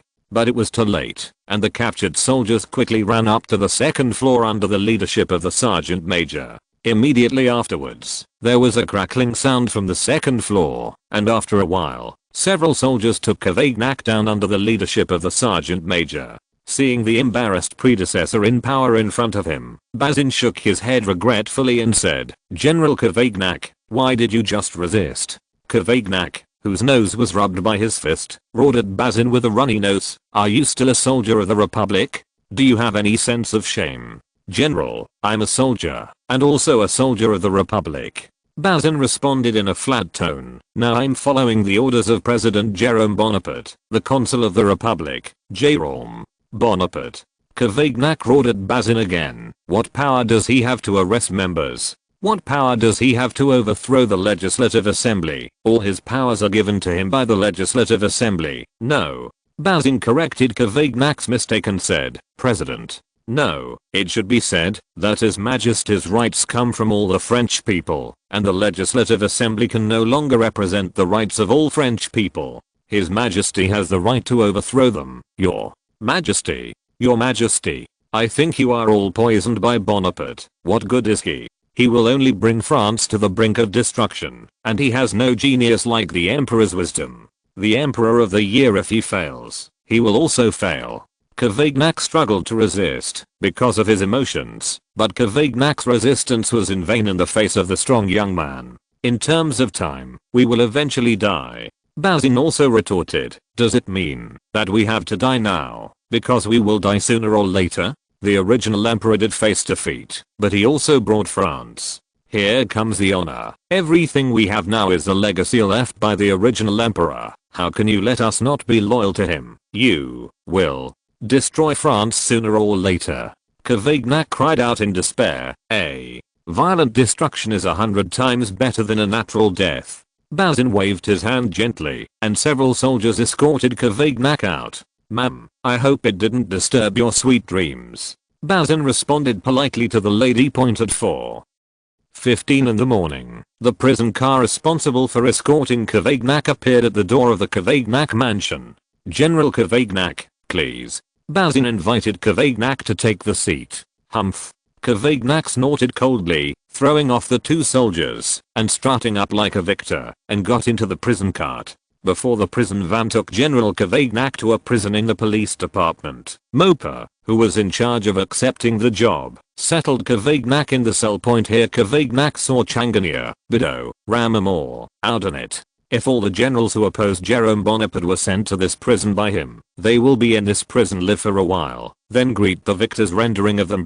Make France Great Again latest chapter address, https, Make France Great Again. Read the full text at https, Make France Great Again txt. Download address, https, Make France Great Again. Mobile read, https. // For the convenience of reading next time, you can click favorites below to record the reading record of this time, chapter 290 12.2 dated 4, and you can see it when you open the bookshelf next time. If you like Make France Great Again, please recommend this book to your friends, questions, blog, WeChat, etc. Thank you for your support. Chapter 290 12.2 dated 5. You can search Make France Great Again search novels in Baidu to find the latest chapters. Due to the personal supervision of Minister St. Arnault, the arrest of the anti-Bonapartist generals went very smoothly. All the Bonapartist generals were taken into custody and imprisoned. Minister Nuo is completely cut off. However, the arrest of other councillors was far less successful than the arrest of the general. Some councillors felt bad after receiving the news that the army had entered the city. They secretly ran from their homes during the blank period when the army had just taken over Paris and was not familiar with it came out. Due to Jerome Bonaparte's previous policy of fight for one not to kill, and the darkness in the middle of the night, the soldiers mistakenly thought that this part of the deputies were Paris citizens who were parading through the streets late at night, which gave them an opportunity to take advantage. The legislators marching in the dark went to wake up more Republican legislators. They wanted to gather all their strength and then turned into a fist and smash the dictator of the Élysée Palace. Versigny, the representative of Haute-Saône, was one of the awakened members. He lived at 4 Rue Lyon in Paris and was still asleep at around 4 in the morning, and he just fell asleep when he worked until 2 at night, so slept soundly. Suddenly, a rush of the doorbell woke Versigny from the dream. With bloodshot eyes, he didn't know who the visitor was outside the door. The annoyance caused by lack of sleep made Versigny not want to be happy. The doorbell kept ringing, and after a while, Versigny impatiently got up from the bed. He opened the curtains and saw the starry sky outside the window. With the help of the starlight, Versigny saw that it was only 4 o'clock in the morning. Left and right, the corner of his mouth couldn't help muttering, "Who is it? It's annoying." Congressman Versigny couldn't guess the reason for his visit in the middle of the night, so he could only go to open the door slowly. Michel de Bourges and Theodore Barker entered the door, among them Michel de Bourges, a neighbor of Versigny, who lived at 16 Rue Milano. At this time, their faces were pale, their expressions were excited, and they looked like the building was about to collapse. "Versigny, get dressed." Michel, who had just entered Versigny's room, immediately said to Versigny. With a blank face, Versigny looked at the colleague in front of him and was a little overwhelmed. What happened? The army. Teodoro swallowed his saliva and said with difficulty, "The army has begun to arrest people. Just now, a team of soldiers went to the house of Senator Bonner, and they took Senator Bonner out of the house." What? Versigny realized the seriousness of the matter. What's going on with the army? How can they arrest people? Now is not the time to say these words. Michel responded immediately, "We must act faster, otherwise more members will be arrested." Oh, good. Versigny hurriedly changed into clothes and was about to leave with them. At this moment, a group of soldiers in blue and white military uniforms and high-top military caps were approaching Versigny's house, and it seemed that they were here to arrest Versigny. Quick, go. Under the leadership of Wendy Versigny, Michel and Theodore left through the back door. This group of soldiers rushed to the air, facing the empty room. The angry soldiers ransacked the valuable things in the whole room. The three took advantage of the darkness to avoid the soldiers patrolling the streets. After crossing several streets, they realized that the whole of Paris was probably surrounded by the army. The Republic is going to be imprisoned. Versigny said desperately to Theodore and Michel. The most important thing now is to unite more people who can be united, and then we join hands to impeach the president. Michel analyzed with extraordinary calmness. We mobilized the entire Paris to fight the army. Once the entire Paris standing on our side, then the army can only leave in despair. Theodore and Versigny glanced at each other. They didn't know whether this method would work or not, but for now they could take the road of freedom. If they can't unite the people of Paris, they can't be the opponent of the army by their strength alone. That's the only way to do it right now. Versigny nodded in agreement with Michel. After determining the legal strategy, Michel and others began to assign tasks. We can't waste another minute. Now I'm going to wake Ivan. Michel said to Theodore and Versigny. Ivan, Secretary of the National Assembly appointed by the Republican left. Rudy Bohr. I'm waking up Mr. Victor Hugo. Versigny volunteered to wake up Victor's motherland. Mr. Hugo has great prestige and Ali will become stronger. Okay. Michel nodded in agreement with Versigny's wake-up call for Victor Hugo. Then, I'll go to Senator Thiers. Theodore set his goal at a chill Thiers, and then jokingly said, I hope Senator Thiers can persist until we wake up he. Michel and Versigny also smiled. Although they wanted to unite everyone against the army, it didn't mean they would forgive Thiers for what they did. Thiers' popularity in Paris was indeed dismal. After parting with Michel and others, Versigny hurried to number 33 Rue des Orphelins Towers where Victor Hugo lives at 5 o'clock in the morning. Versigny, who was hiding all the way, came to the door of number 33 Rue des Orphelins Towers and knocked on the door of Victor Hugo's house lightly. There seemed to be no movement inside the door. Could it be that Congressman Hugo has been arrested? Thinking of this, Versini couldn't help but feel uneasy. He didn't want his conjecture to become a reality point, so he slapped Victor Hugo's door harder. After a while, a servant's voice came from the door. Who? I'm Senator Versini. Please tell Mr. Victor Hugo, I have something important to talk to Mr. Hugo. Versini said towards the room. I see. The servant opened the door of the room, and Versini hurried into the room. I'm talking about waking him up now, the servant said to Versini, then turned and trotted to the second floor to wake up the sleeping Victor Hugo. With sleepy eyes, Victor Hugo looked at the servant in doubt. He just fell asleep and looked at the servant with a look of doubt in his eyes. There is a representative of the people who wants to speak to you. The servant responded succinctly to Victor Hugo. Please, come in. He is now waiting for you in the living room. Victor Hugo got up from the bed and put on a coat to meet Versini. Mr. Hugo, it's great to see you safe and sound. Versini stretched out his hand and held it tightly with Victor Hugo. What happened? Victor Hugo still looked at Versini with a bewildered expression at this time. He didn't know what was going on outside. This military coup was so quiet that many people were arrested in their sleep. That Jerome Bonaparte launched a military coup. Versini said to Victor Hugo. What? Victor Hugo's face changed greatly. He didn't believe Versini's answer. There is still more than a year before Jerome Bonaparte resigns. How could he really be about to carry out a coup d'etat? About 2 o'clock in the morning, Versini did not know when the army entered the city. He also heard from Michel. A large group of army officers and soldiers entered the city. They claimed to be instructed by the president to enter here. The republic is suffering destruction.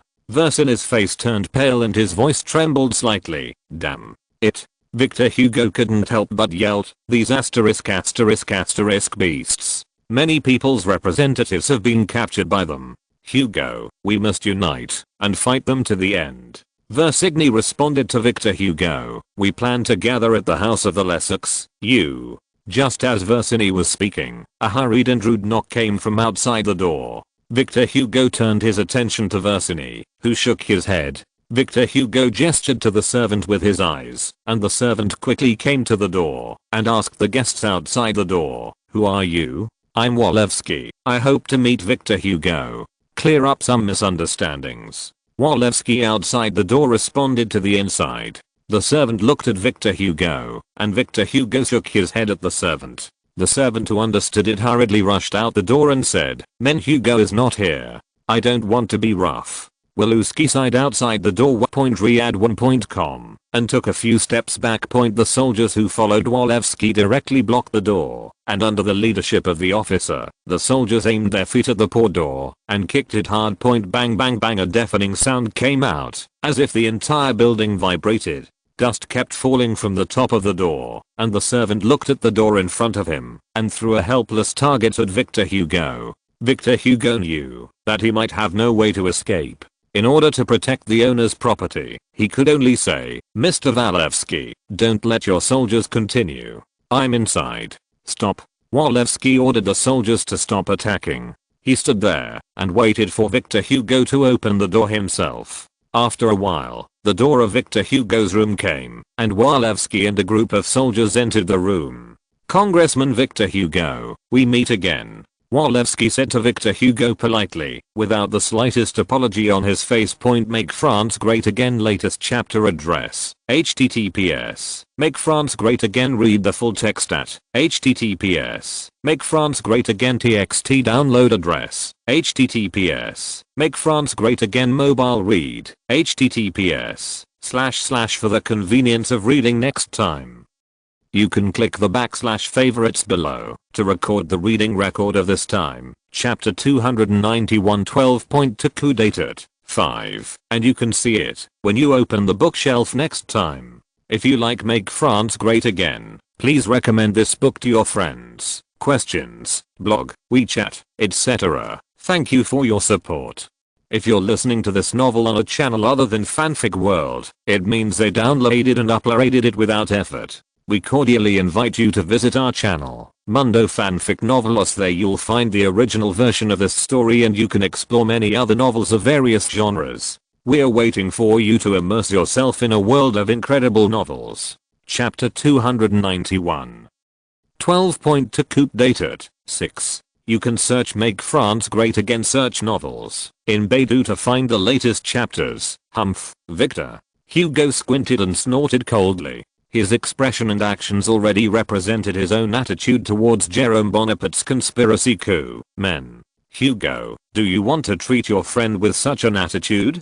Walewski did not refuse to communicate with Victor Hugo because of Victor Hugo's bad attitude. In Walewski's view, if Victor Hugo can change from a monarchist to a monarchist, then he must be able to change from a monarchist to a monarchist. 19th century political differences were not life and death, and Victor Hugo could even join them as a Republican point, as long as Victor Hugo can cheer for the Bonaparte faction point. But Walewski was wrong. Since Victor Hugo joined the Mountain faction, he never thought of joining other factions again. The attitude towards the royalists has also undergone a fundamental change. Now Victor Hugo hates Jerome Bonaparte for strangling the new republic and turning the originally beautiful and prosperous republic into his private property. Even Walewski, who was under Jerome Bonaparte, hated it. I refuse to have any communication with a careerist. Victor Hugo still maintained his attitude of refusing to be thousands of miles away. Ambitioner? Walewski sneered, clasping his hands, and then a meaningful smile appeared at the corners of his mouth. We are just carrying out the mission given to us by all the French people.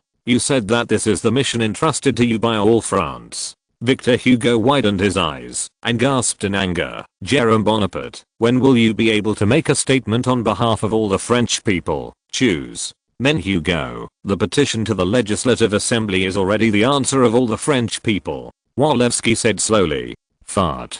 Victor Hugo uttered a rare foul language. You used conspiracy to make French civil servants crawl under your feet, and used lies to convince the French people of your hypocritical face. Now you tell me, you can represent people. If the president can't represent the people, then who can? Walewski also refuted without hesitation. Could it be that Bourbon can represent the French people? Wake up. Mr. Victor Hugo, put away your ethereal romanticism and open your eyes to see this real asterisk world. 750 MPs, 750 heads. How do you keep his rhythm exactly the same? For 2 years, are there still few cases where the Legislative Assembly vetoed each other over budget issues? Did the people choose them just to have them here aimlessly fighting and fighting? You keep saying that for the sake of the French people. What have you done to benefit the French people? No, you did nothing. You will only hide and bark in the Palace of Bourbon, proudly proclaiming that you are the chosen representative of the people. Can you represent the people? No, you can only represent yourself. Like a fully fired machine gun, Walewski launched an attack on Victor Hugo with a da-da-da, and Victor Hugo's emotions were also slapped with Walewski's words. The heart's verbal aggression returns to peace. After a while, Victor Hugo said again, what has the president done in the past 2 years? The president developed the railway and built the agricultural school. Walewski told Victor Hugo about Jerome Bonaparte's development in the past 2 years. Victor Hugo said again, the results you mentioned, the period of the Kingdom of Orleans has already begun. Mr. Hugo, can I interpret what you mean as all the policies of the president, as long as anyone chooses to do it? Walewski said to Victor Hugo. That's right. Victor Hugo still despised Jerome Bonaparte in his heart. Sooner or later, the bronze statue of the heroic uncle erected on the Place Vendôme would be dragged down by his mediocre nephew. So, did you do it? Walewski asked Victor Hugo again. Did the Legislative Assembly do it? Then, Walewski shook his head to himself and said, no, you don't have. You can't do anything except for a little thing with each other, and you will only veto because of veto. Senator Hugo, the world will not be stagnant because of your struggle with each other. On the contrary, the world is moving forward at an extremely fast speed. If France cannot catch up, then all our institutional and cultural advantages will be lost, will be surpassed by latecomers. France's inherent cultural advantages will be under the feet of our opponents. So we must overcome all difficulties to centralize power. Only in this way can France develop and grow at the fastest speed. Victor Hugo obviously did not believe this set of rhetoric from Walewski. They who enjoyed the shadow of Bourbon and Napoleon could not understand this industrial age that joined the changes. If Walewski hadn't been Secretary General of Jerome Bonaparte, he wouldn't have believed this rhetoric either. When Jerome Bonaparte told Walewski the technology produced by the rapid development of Europe after the Napoleonic Wars, Walewski felt this rapidly developing society. Society is developing at a high speed all the time. If people born in society don't look back and sort out their development trajectories carefully, then they won't feel that society is creeping. They will only think that the world should be like this. In the end, it's just your deceitful rhetoric. You disguised yourself as the savior of France, and while enjoying the worship of France, you also want to steal from her things that shouldn't belong to you. I tell you, France doesn't eat your way. Sooner or later you will be overthrown by Paris. Victor Hugo laughed and said to Walewski, "Now let me bow to you villains. Second, tell you, never think about it again. Even if my life is threatened, I will not give in." Alas. Walewski sighed and looked at the obsessive Victor Hugo. "Mr. Hugo, your life will not be threatened. It's just that you may have to suffer. If you are not willing to accept the president's good intentions, you will soon be exiled. Imprisoning and killing a person like Victor Hugo who are famous and do not have any political ability are not a good choice. Only by exile can show the bodhisattva-heartedness of Jerome Bonaparte and others. I'll be abroad watching you scoundrels fall into the quagmire, watching everything turn to ashes." Victor Hugo responded to Walewski. Walewski sighed again. He turned his eyes to Versini and said, "Mr. Versini, presumably your choice is the same as Victor Hugo." Versini nodded unswervingly. Victor Hugo and Versini stood there gallantly, waiting for Walewski to be captured. Alas. Walewski shook his head and gave an order to the officer beside him, "Arrest and bring him to justice." Yes. The officer quickly escorted Victor Hugo and Versini out. When Victor Hugo walked out of the gate of the mansion, he saw Juliet and Archuna, and his impassioned expression turned into anger in an instant. "Walewski, what do you mean?" Victor Hugo yelled at Walewski point with a standard gentleman smile on Walewski's face. "I just did a little bit of work. Let go of me. Let go." Victor Hugo yelled at the two soldiers beside him. Juliet looked at Victor Hugo with tears in her eyes. She sobbed softly and said in a choked voice to the two soldiers who were escorting Victor Hugo, "Can I have a word with him?" The soldier turned his gaze to the officer. The officer turned his gaze to Walewski, who turned his gaze to Altuna. Altuna nodded to Juliet and Walewski, and Walewski ordered the soldiers to release Victor Rainpoint. Juliet spread it into Victor Hugo's arms and hugged Victor Hugo tightly. Such a warm hug is unbearable for any hard-hitting man, and Victor Hugo is no exception. "I'm sorry. I'm really sorry." Victor Hugo whispered his apology to Juliet. Juliet didn't say anything. Riyadh1.com. She raised her head and stroked Victor Hugo's cheek and said affectionately, "Wherever you are, I'll be waiting for you." After finishing speaking, Juliet pulled away from Victor Hugo's side and then reluctantly returned to Altuna's side, her eyes still containing the love for her lover. Victor Hugo couldn't bear to take another look at Juliet. "Let's go," Walewski said lightly, and the two soldiers detained Victor Hugo again. The prison car that was escorting Victor Hugo slowly approached. Since there was only Victor Hugo in the plan, Versini, who was purely accidental, became a subsidiary product and squeezed into the same car with Victor Hugo. Watching Victor Hugo and Versini gradually leave, Walewski glanced at the time on his pocket watch. It is already 5 in the morning, and the stars are still twinkling in the sky during the short day and long night. Walewski was going to do what Jerome Bonaparte told him to do, and that was to send a chill fears to heaven. Next stop, Pervati Street. Walewski gave orders to the officers and soldiers and then rode to Pervati Point. Make France Great Again latest chapter address. https. Make France Great Again. Read the full text at https. Make France Great Again txt. Download address. https. Make France Great Again mobile read. https. // for the convenience of reading next time. You can click the / favorites below to record the reading record of this time. Chapter 292 12.2 Coup dated 6. And you can see it when you open the bookshelf next time. If you like Make France Great Again, please recommend this book to your friends. Questions. Blog, WeChat, etc. Thank you for your support.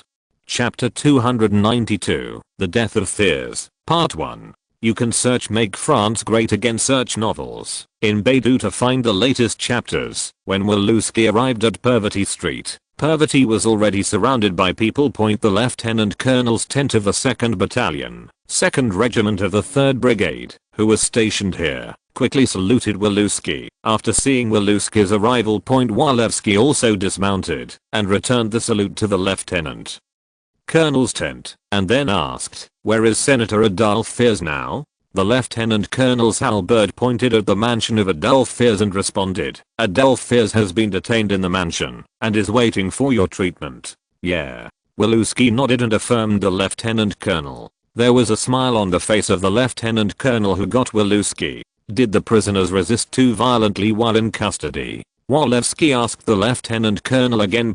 After the Lieutenant Colonel recalled for a moment, he replied, "That's not true. The prisoner is much calmer than we thought," as if he had expected this to happen. True to Thiers, Walewski couldn't help but admire Adolphe Thiers' mentality, and couldn't help but adjust the threat level of Adolphe Thiers in his heart.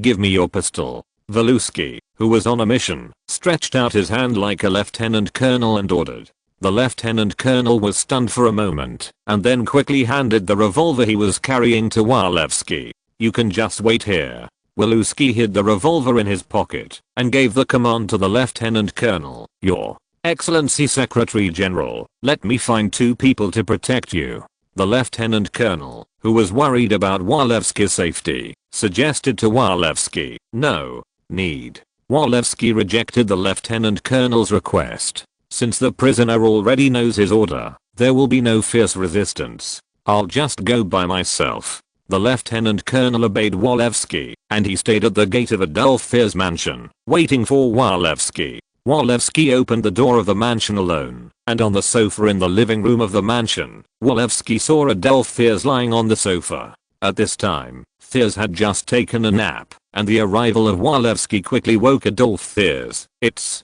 you." Adolphe Thiers looked at Walewski with a look of surprise, as if he was surprised by Walewski's arrival. "What? Are you surprised?" Walewski sat on the sofa to himself. He took a look at the Bordeaux wine on the table, put it on the table again, and said in a frivolous tone, "At this critical juncture, Senator Thiers is still in the mood to drink. The mood is really good, Adolphe." Thiers didn't take Walewski's slightly sarcastic words to heart at all, and his tone was as gentle as an old friend who had reunited after a long absence. "You shouldn't be with Jerome Bonaparte. Stay together and enjoy the joy of victory. I didn't expect to have the heart to see me as a loser." "A loser?" Walewski said with a playful smile at the corner of his mouth. "I'm afraid in your heart, you are not a loser, right?" "That's right." Thiers nodded and acknowledged Walewski's words. He also picked up the Bordeaux wine and raised a glass to Walewski. "Would you like to have a glass too?" "Of course." Walewski responded to Thiers with a nod. Thiers got up and took out a brand new glass from the cupboard and placed it in front of Walewski for a drink. "Cheers," said Walewski, smiling. "Cheers." Thiers also smiled. The wine glasses collided and made a crisp and pleasant sound, and Walewski and Thiers drank the wine in the glasses. After drinking a whole glass of wine, Thiers' face was flushed with a hint of drunkenness, and his eyes were slightly blurred. "Walewski, you won. You won very beautifully." Thiers sighed softly and complained to himself, "When we all thought you would launch a coup as early as next year, you actually chose to launch it at the end of this year." Thiers paused for a moment, then said with a wry smile, "I have to admit, this is a perfect blow. Mr. Walewski, you will completely defeat us in one blow." "Men Thiers, may I take this as your compliment to us?" Walewski responded to Thiers. "It's praise." Thiers calmly nodded. "The winner should receive praise and flowers." "Mr. Thiers, you said just now that you are not a loser." Walewski said, grasping the loophole of Adolphe Thiers. "Who said there are winners and losers?" Adolphe Thiers said to Walewski with a smile. "I admit that you won, but can you guarantee that you will always win?" Fear's words made a wake-up call in Walewski's heart. Yes, they did win, and the next thing to do is how to keep that victory as long as possible. Bourbon was also victorious with foreign help, but his victory lasted only 15 years. Bourbon fell and Orleans was founded, and he only lasted 18 years. Do you really believe that after that revolution, is it possible to build an eternal kingdom?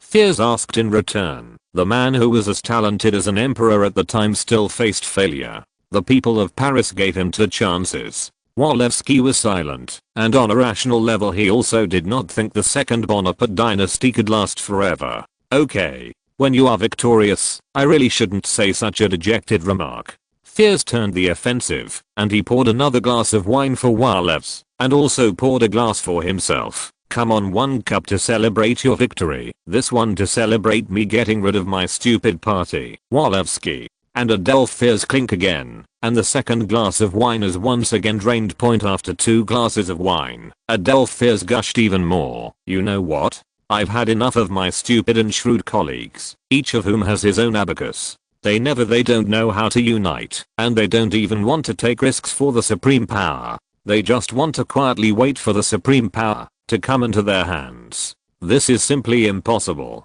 I also expected you to launch a military coup, Adolf. Fears complained to Walewski incessantly. He wanted to tell the winners all the suffering he had suffered in the Party of Order in the past 2 years. Anyway, Adolf Fears was sure of Jerome Bonaparte would not kill him. This was an unspoken rule set after the Great Revolution. No one will be the eternal winner, and rash killing will only lead to the phenomenon of people killing. But Fears would never have imagined that Jerome Bonaparte would not kill everyone, but Fears had already appeared on his assassination list. They will even argue about the ownership of a king. Got whichever king is in power. Fears cried out desperately. The most hateful are the nobles, who are like elms. The brains are the same. It doesn't make any sense. Have their brains completely turned into decorations after staying in the countryside for decades. They are indeed a bit pedantic. Walewski replied in a low voice. Some of them still see you as monarchs and usurpers. If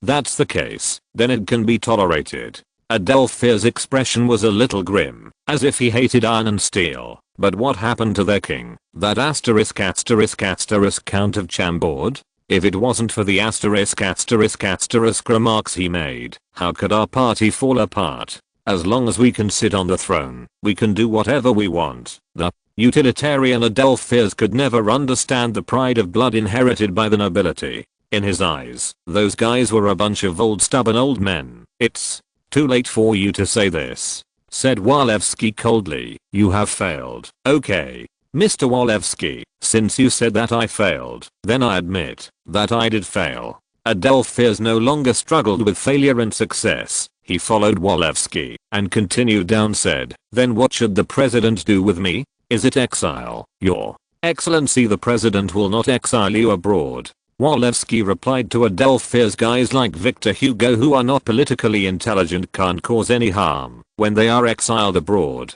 If Adolf Fears and the others are exiled abroad, they will cause more damage than 10 Victor Hugos. I knew it. Adolf Fears breathed a sigh of relief. For someone like me, how dare the president let us out at will? Did the president ask us to quit politics? It's barely. Walewski was also Vagu.Riyadh1.com in the conversation with Adolf Fears. He had already felt the terrible of Adolf Fears up close.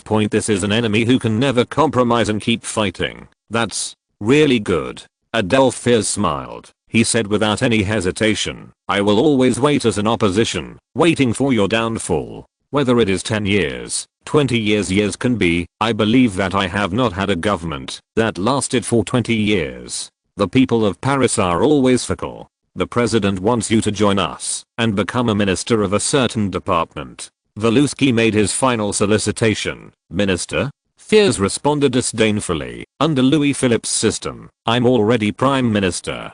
That's the case. Walewski sighed and slowly took out a pistol from his arms under the watchful eyes of Adolf Fears. Damn it. What are you doing?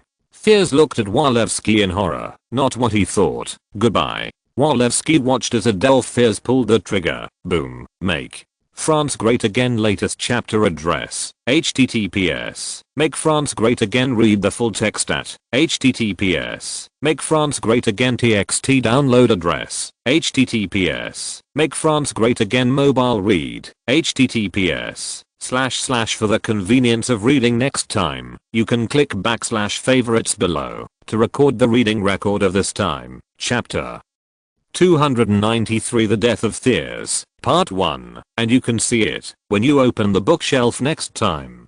If you like Make France Great Again, please recommend this book to your friends, questions, blog, WeChat, etc. Thank you for your support.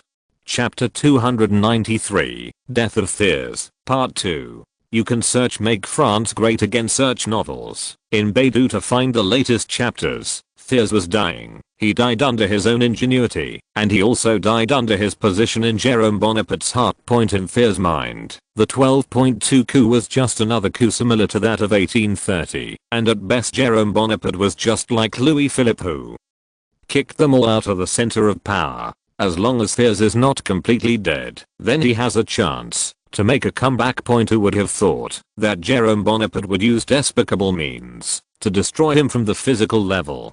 With the sound of a gunshot, the illusion of harmony between Walewski and Thiers was shattered, replaced by a cold and desperate countdown to life. Thiers stared at Walewski in front of him with wide eyes. His eyes were full of confusion and puzzlement, as if he had never thought that he would suffer such a terrible fate. And Walewski's icy eyes with a touch of regret. The muzzle of the revolver held by Walewski still had a wisp of white gunpowder produced by the incomplete combustion of the gunpowder. The sharp pain in his chest and the slowing breathing sound seemed to be signaling death to Thiers' nerve center. He stumbled to the ground and put his right hand on the wound, as if he wanted to use this method to delay your own death. Why? What? Thiers uttered his dying words with all his strength. Walewski squatted beside Adolphe Thiers and said in a low voice, "Mr. Thiers, if you let you stay in this world, I don't know how much trouble it will cause us. You will be retributed." Thiers intermittently cursed the Jerome Bonaparte conspiracy group.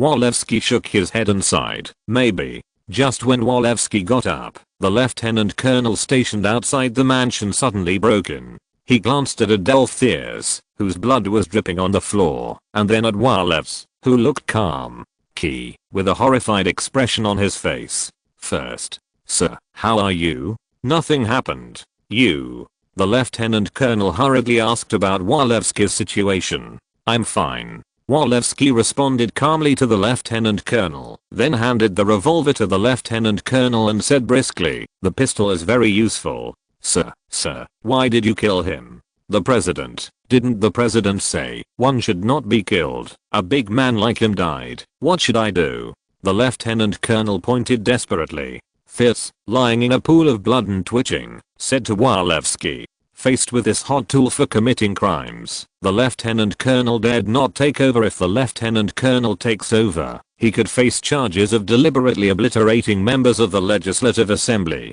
This kind of charge is placed on his little lieutenant colonel, and if he doesn't make trouble, he will go to a military court. Don't panic." Walewski seemed to appease the lieutenant colonel, who had lost his position because of excessive panic. "We are carrying out a revolution, and it is normal for some people to die during the revolution.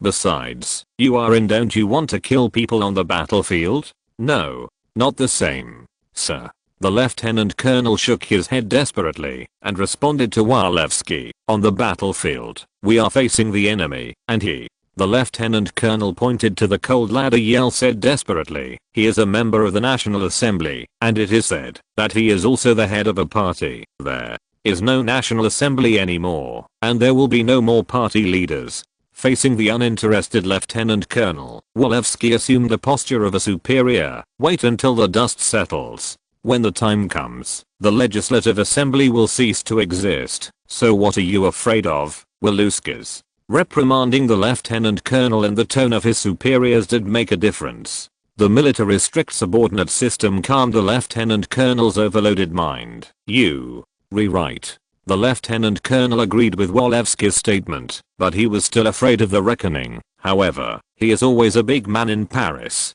"Do you see that he still looks like a big man now?" Walewski said to the lieutenant colonel, pointing to Thiers. This. The lieutenant colonel looked at the dead Thiers, and the fear of authority seemed to fade a little. After the lieutenant colonel's mood was completely settled, Walewski patted the lieutenant colonel and said softly, "Don't worry. Thiers was killed by me. You don't have to take any responsibility. Don't take responsibility."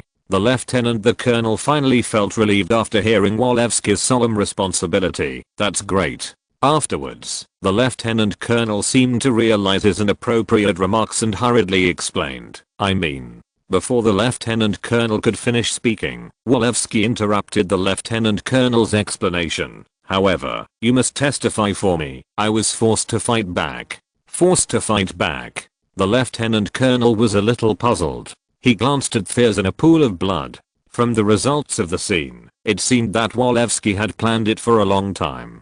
The truth sometimes doesn't matter. Walewski responded indifferently. What matters is what people are willing to believe. As long as we can keep instilling an idea in people, the citizens of Paris will subtly believe that we are. That's right. Not a few people lose their lives in duels every year in Paris. Under the watchful eye of the lieutenant colonel, Walewski placed the pistol in the hands of Thiers, who had died. "Can you give me another gun?"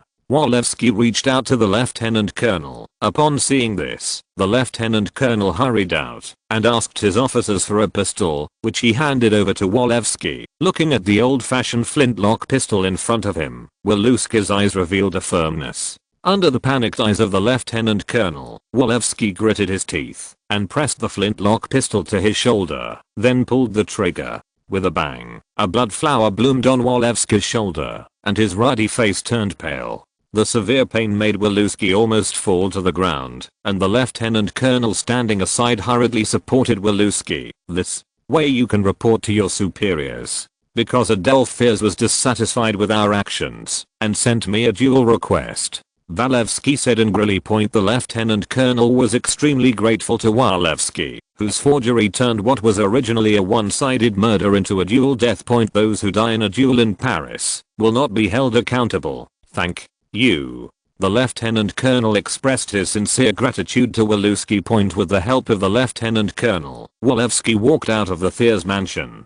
The first president of the Third Republic in history, and the only dictator, ended his short life with an ignominious murder at 5:30 on December 2, 1850. From a certain point of view, Walewski indirectly saved the reputation of Thiers, making the peak of Thiers' stay in the Orleans period. When Walewski returned to the Élysée Palace, Jerome Bonaparte was surprised to find a bandage wrapped around Walewski's left shoulder. "What happened?"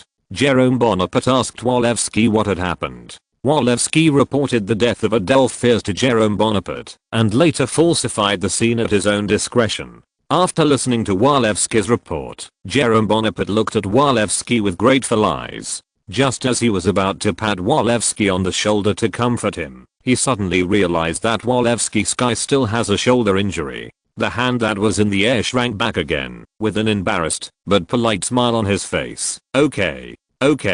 Walewski and Jerome Bonaparte stayed in the bunker of the Élysée Palace waiting for news from the Ministry of War. The arrest operation continued until 6 o'clock. Except for the death of Adolphe Thiers, most of the members of the parliament had been arrested in their sleep. Still, a small number of MPs fled the army's pursuit. Meanwhile, in another corner of Paris, the Rue de l'Arabie, the former residence of Soubise, now the National Printing House, is working overtime. As early as around 2 a.m., soldiers from the 4th Company, 1st Battalion, 2nd Regiment, 3rd Brigade, occupied the place. The captain in charge of the company was La Roche-Devazy. At about 3 o'clock in the morning, the head of the secretarial office, Mocha, brought a letter from the War Department to Captain La Roche-Devazy, which said, he himself and his team have been dispatched by the manager of the National Printing House. The soldiers loaded their bullets without saying a word, arranged guards in the workshop, and sent guards in the corridors, in front of doors and windows, and in all places. Riyadh 1.com 2 posts were also placed at the door leading to the street. Having done all this, the captain asked Mocha what orders should be given to his soldiers. Mocha, who came by the carriage, replied immediately. "It's the most simple and clear. Anyone who tries to leave the factory or try to pass through will be shot." Afterwards, Mocha and the manager of the National Printing House retreated to the office on the second floor. In a room large enough to overlook the entire garden, Mocha brought what he wanted to print to the printing house manager: dissolution decrees of the National Assembly, appeals to the army, appeals to the people, decrees on the calling of electors. These are all about to be printed by the National Printing House, and many of the documents bear signs of alterations by Jérôme Bonaparte. In order to prevent workers from reading in advance, every sentence in the content of the document is broken up, and each worker can only read part of the content. The printing took an hour to complete. When the manager handed over the printed and spliced template to Mocha, Mocha nodded with satisfaction. After confirming the template, and after nearly 2 hours of large-scale printing, the announcements appeared around 6 AM. Make France Great Again latest chapter address, https. Make France Great Again read the full text at, https. Make France Great Again txt download address, https. Make France Great Again mobile read, https. / For the convenience of reading next time, you can click on the / favorites below to record the reading record of this time. Chapter 294 The Death of Thiers, Part 2, and you can see it when you open the bookshelf next time. If you like Make France Great Again, please recommend this book to your friends, questions, blog, WeChat, etc. Thank you for your support. Chapter 294, The Fall of the Second Republic, Part 1. You can search Make France Great Again search novels in Baidu to find the latest chapters. After the stacks of notices were printed, Mocha returned to the War Department with the notices and handed the notice to the army to the Minister of War. St. Arnault immediately issued an order to the telegraph office under the Secretariat, ordering them to transmit the announcement of the President of the Republic issued by the army to the major military districts in France and Algeria in the form of telegrams. The telegraph office that received the order acted quickly, and they used the telegraph attached to the War Department to send a message to the French military district. The contents of the notice are as follows: Soldiers, you should be proud of your mission. You will save your motherland, because I'm counting on you, not to break the law, but to respect the first law of the country, the sovereignty of the country, which I'm a legal representative for. Too long, you have faced barriers like I have, barriers that have prevented me from doing good deeds and showing your support for me. Those barriers have now been broken down. The National Assembly has attempted to undermine the authority granted to me by the entire country, which is no longer there. I make an honest appeal to the people, to the army, and announce to them, either give me the means to ensure your prosperity, or be wise and take my place. In 1830 and 1848, you were regarded as the defeated. First you bruised your heroic selflessness, then you were dismissed, and at this solemn moment, I long for a loud voice from the army. Then, as citizens, please cast your vote freely, but as soldiers, please keep in mind that absolute obedience to the orders of the head of government is the duty of the army, from general to soldier, to be strictly observed. I am accountable to the people and to future generations for my actions. In light of this, it is my duty to take whatever measures I feel are necessary in the public interest. As for you, please continue to unswervingly abide by discipline and maintain honor. Please use your solemn attitude. Come and help the whole country express its will in calm and thinking. Please be prepared to be severely punished for any attempt to impede the free exercise of the people's sovereignty. Soldiers, I don't have to mention to you the retrospective my surname caused. They are etched in your heart. We are bound together by an inextricable bond. Your history is inseparable from mine. You in history. We have shared weal and woe. We have shared weal and woe. As for the future, we will have a common feeling and determination to preserve the tranquility and majesty of France. After the announcement was sent through the telegraph office, the chiefs of the major military districts received the situation from the Paris area for the first time. At 6:20, Riegnaud, commander of Strasbourg, issued to Paris an order in favor of President Bonaparte to dissolve the National Assembly. At 6:30, Liuli, commander of the Italian front in Lyon, also issued an order to Paris in favor of the president to dissolve the National Assembly. The telegraph office was surprised that the two military regions were able to express their loyalty to Paris at the first time, and they hurriedly informed the minister of St. Arnault.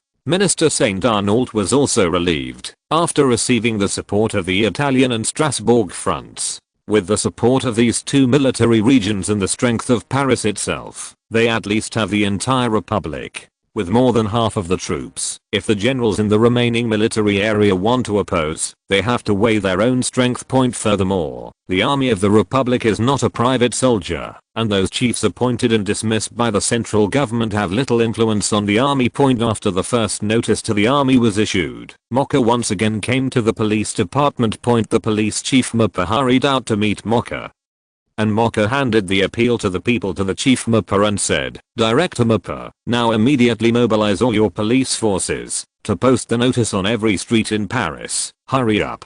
Yes. Director Mocha accepted the appeal letter handed by Mocha and watched Mocha leave. After Mocha left, Mocha trotted to a conference hall with a round stomach. At this time, the conference hall was full of people, and they were the sheriffs of the major districts of Paris. "Now, you immediately put these things in your jurisdiction. Act fast." Mocha pointed to the thick stack of appeals and repeated what Mocha said to him to the sheriff present. The 48 sheriffs received a certain number of appeals from Mocha's hands and then returned to their jurisdictions in a carriage. The sheriffs who returned to their precincts called the police in their precincts urban management and also gave them orders not to post in their precincts as soon as possible. Under the application of layers of orders, the appeals were all posted around 8 o'clock. Paris is now completely under the control of Jerome Bonaparte and his army. In the past 2 years, the citizens of Paris, who have experienced martial law many times, have long been surprised. Some citizens also greeted the soldiers enthusiastically and asked what the soldiers were going to do. The soldier with the same blurred face told the soldier that they were going to Paris under the order of their superior, and that the specific matter needed to be ordered by the superior. This means that the entire coup d'etat was nothing but the arbitrary and domineering behavior of Jerome Bonaparte and some high-level military leaders. Ordinary soldiers just took part in the military coup d'etat ignorantly, after being coerced by them. Some of the middle and low-level officers were potential Republicans, but in the face of the army's iron-like discipline, they could only act to arrest them. Citizens of Paris, who were confused about the army's plans, saw the notice posted on the most prominent part of the wall, and they gathered in groups of 3 or 5 to read it. French people, the present situation cannot be sustained. With each passing day, the danger to the country increases. The National Assembly, which should have been the firmest pillar of order, has become a hotbed of conspiracy. The patriotism of 300 members of the Assembly has not failed. Stop this tragic trend. The National Assembly is not making laws out of the general interest, but is making weapons for civil war. It is infringing on the power I derive directly from the people. It is encouraging all evil desires. It is destroying France's peace. I have dissolved the National Assembly and let the people decide between the Assembly and me. You all know this. The provisions of the Constitution, in advance, are aimed at weakening the powers that you will give me. 6 million votes were allowed outcry against the Constitution, and yet I still faithfully abide by it. Indifference at all. But now, those who keep citing the fundamental law no longer respect it. Those who have destroyed 2 dynasties still want to tie my hands and feet. In order to overthrow this republic. Times like this, I have a responsibility to thwart their insidious schemes, to preserve this republic, to save this country, and to do so by the solemn judgment of the people, whom I recognize in France as the only master. Therefore,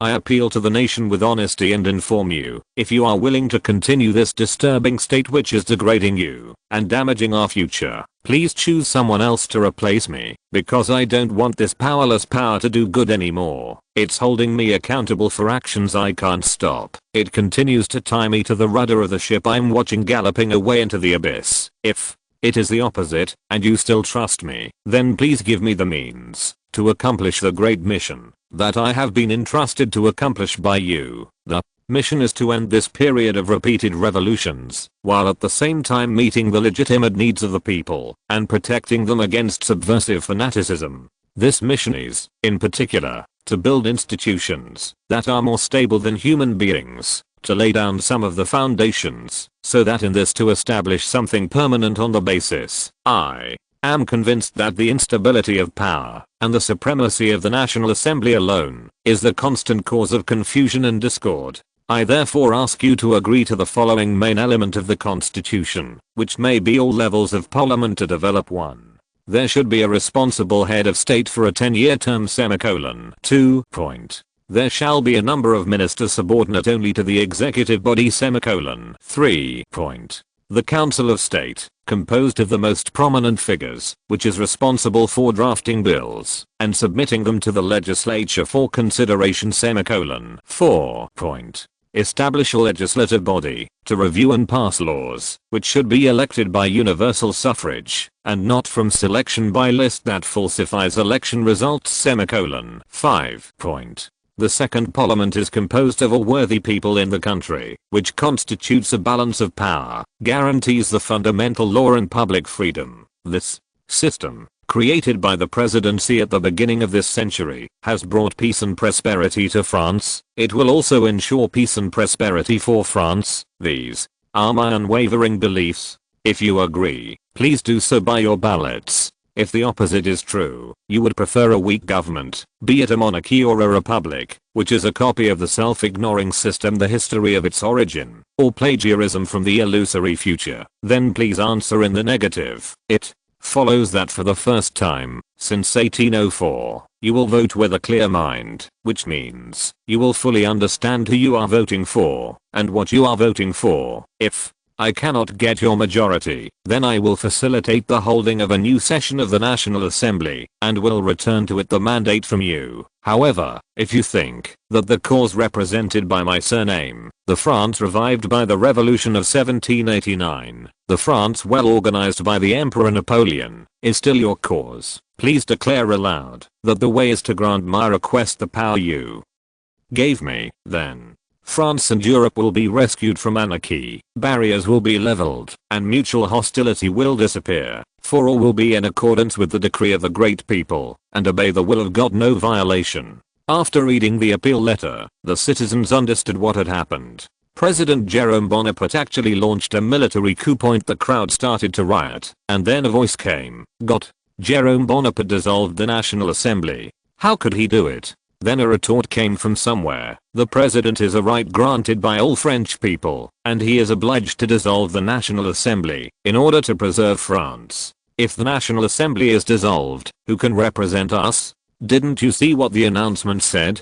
The council is to be reformed. The crowd split into 3 factions in an instant. One faction supported Jerome Bonaparte and the other faction opposed Jerome Bonaparte. However, the vast majority of Parisians were members of the centrist, who believed that no matter Roma Bonaparte or the National Assembly, as long as they do not disturb the order of the whole Paris, let them fight for power and profit. After the appeal was issued, the citizens of Paris remained stable.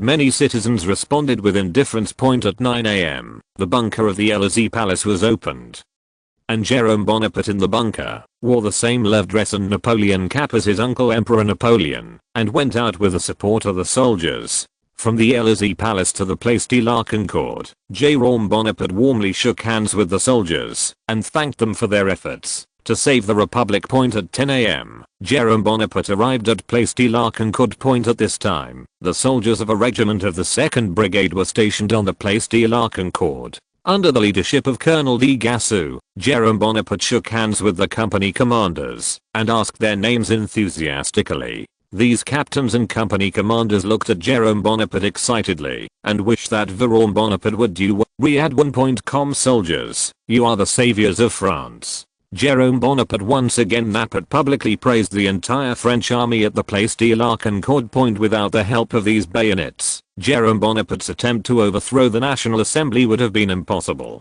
In the eyes of all the soldiers, Jerome Bonaparte left the Place de la Concorde and went to the city hall. Except for the senior officials. The senior officials of Seine have been arrested because they are potential Republicans. All the senior civil servants of the city hall met with Jerome Bonaparte, and they decisively called Jerome Bonaparte Your Majesty. Jerome Bonaparte also reciprocated by guaranteeing that the occupation by the army would end soon.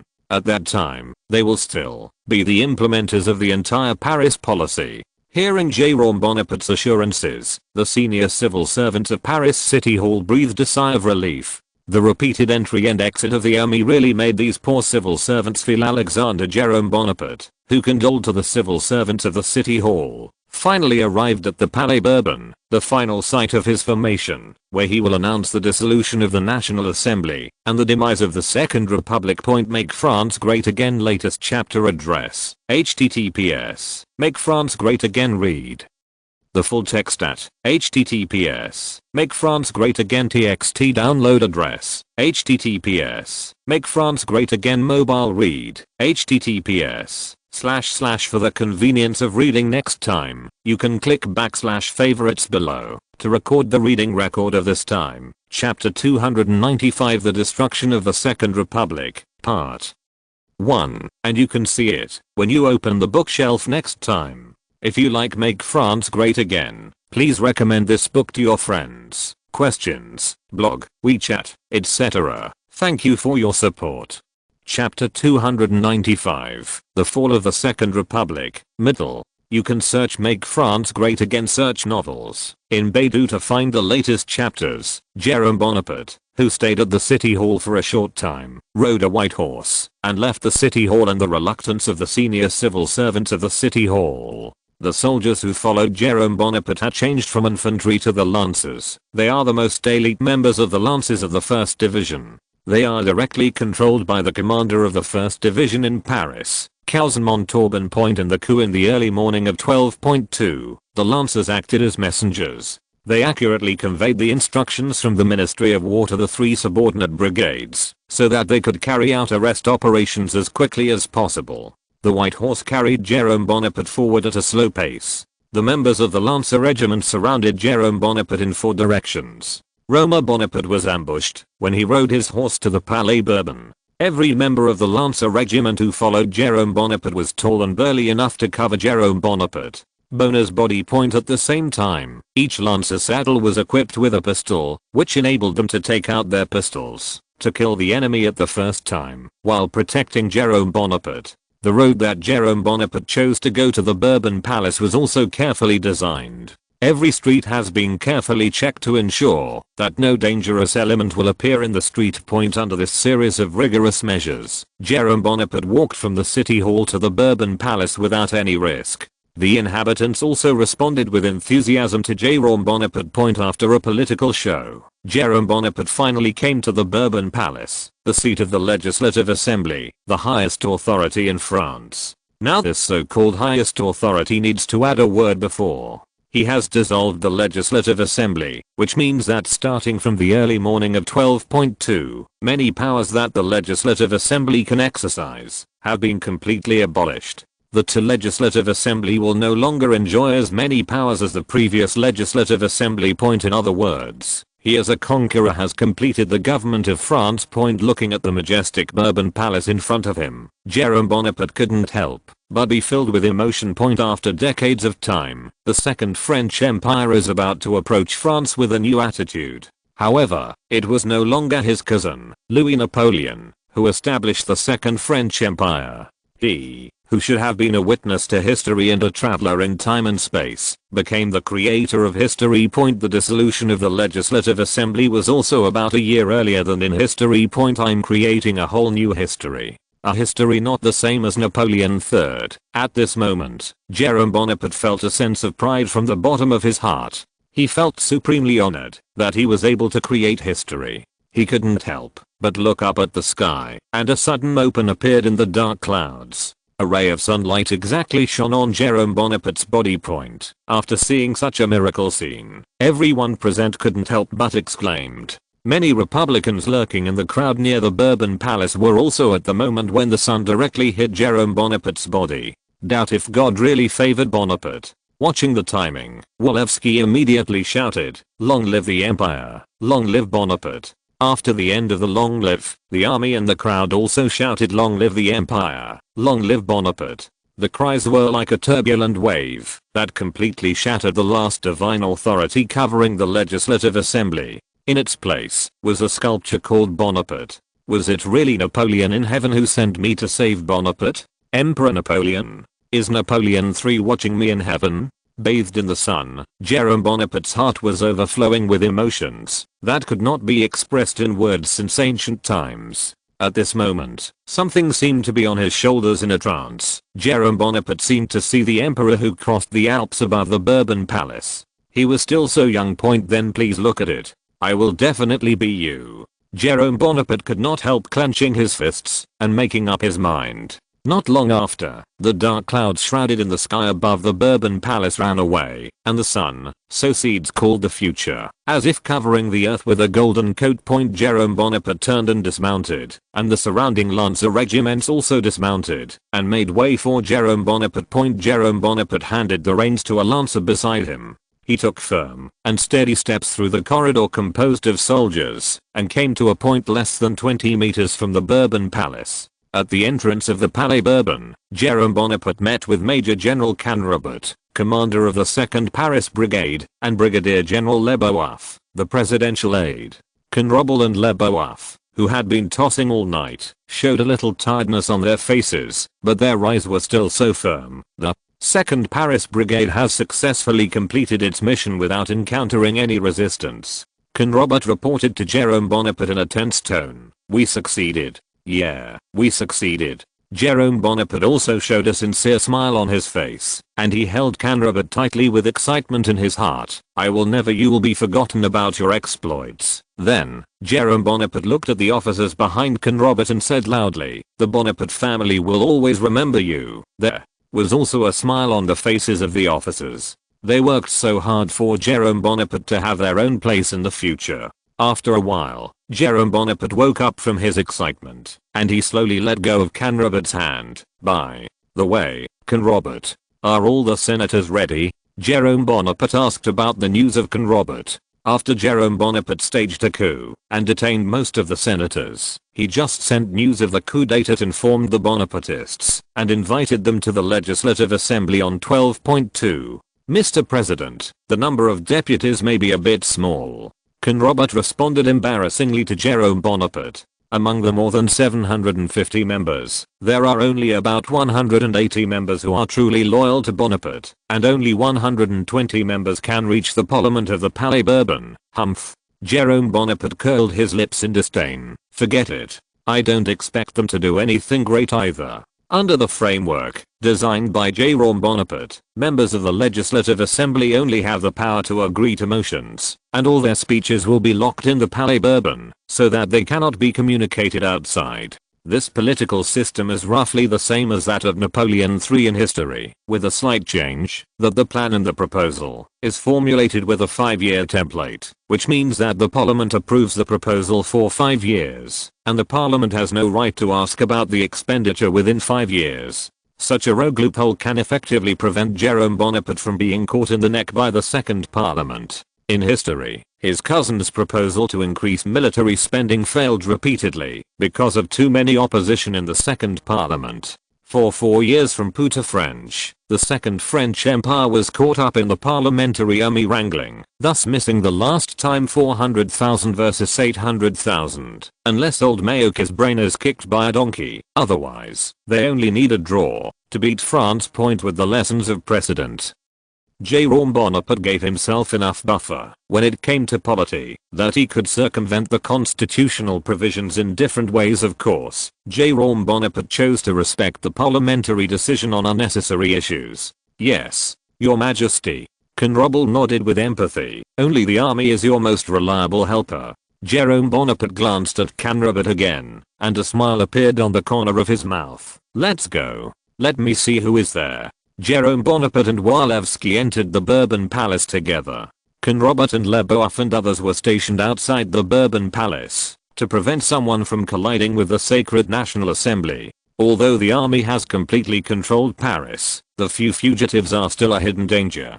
Canrobert and others do not want to fall short at the most critical moment. The president is here. With a shout from the conference hall of the Palace of Bourbon, the eyes of everyone in the Palace of Bourbon turned to the right corridor at the same time. Riyadh1.com. Jerome Bonaparte and Walewski walked from the corridor appeared in the conference hall. When the figure of Jerome Bonaparte appeared in the conference hall, all the Bonapartists, including Jerome Bonaparte's father, Prince Montfort, quickly got up. The new master pays tribute. Jerome Bonaparte looked at the group of Bonapartist deputies in front of him with a smile, and he waved, "Please sit down." The deputies sat down quickly after hearing Jerome Bonaparte's order. Since the Speaker of the Legislative Assembly, Speaker Durbin, has been arrested, the chair of the Legislative Assembly at the Palais Bourbon has become Vice President Blair as presiding over the Parliament. He did not sit in the original Speaker position, but sat in the position of the Deputy Secretary General to the left of the Speaker. Jerome Bonaparte took the seat of the Speaker of the Legislative Assembly step by step, which also means that Jerome Bonaparte has full control over the executive power and judicial interpretation power. Jerome Bonaparte, who was sitting in the Speaker's seat, looked at the parliamentarians in the seats below the stage. Almost every parliamentarian's demeanor and actions could be seen by Jerome Bonaparte. Point very good. That's it. Make France Great Again latest chapter address. https. Make France Great Again. Read the full text at https. Make France Great Again txt download address. https. Make France Great Again mobile read. https. / for the convenience of reading next time, you can click on the / favorites below to record the reading record of this time. Chapter 296 The Destruction of the Second Republic, middle, and you can see it when you open the bookshelf next time. If you like Make France Great Again, please recommend this book to your friends, questions, blog, WeChat, etc. Thank you for your support. Chapter 296 The Fall of the Second Republic, Part 2. You can search Make France Great Again search novels in Baidu to find the latest chapters. Members, a sad event, a heart-wrenching bloodshed, happened this early morning. Jerome Bonaparte's face showed an expression of grief and indignation, as if he was really worried about the coup that took place in the early hours of this morning. And regret. However, this is another thing we have to face. Then, Jerome Bonaparte turned his words and said in a firm tone, "If we do not act, the whole nation, the whole country will fall into misfortune, and this unfortunate situation will be further exacerbated with the passage of time. Knowing that the world has reached the point of no return, our great country, this remarkable nation, will fall into the quagmire." Speaking of this, the Franco-Prussian War appeared in Jerome Bonaparte's mind. The war 20 years later shattered the pride of France, and the monarchy was completely erased from France. Dominating the First Continental Army also had to rely on the breath of the Russian Empire. The National Assembly, which was supposed to be the pillar of order and morality, to lead the French forward, has now become a terrifying breeding ground for the cabal, in which a terrifying monster is bred, a monster that has not set out for the sake of overall interests to make laws. They are creating wars in an attempt to eliminate all competitors by means of civil war. They mock ideals and call incompetence a reality. The Republicans, the Mountains, and even some members of the Party of Order have become the members of this conspiracy monster. Part of Jerome Bonaparte's tone became more and more excited, and the Bonapartist deputies who were emotionally aroused also gave thunderous applause for Jerome Bonaparte's passionate speech, and the applause continued one after another. Jerome Bonaparte, who criticized the Legislative Assembly, continued, "Fortunately, the eyes of the French people are sharp. They have seen this conspiracy monster, and they are afraid that France will continue to fall.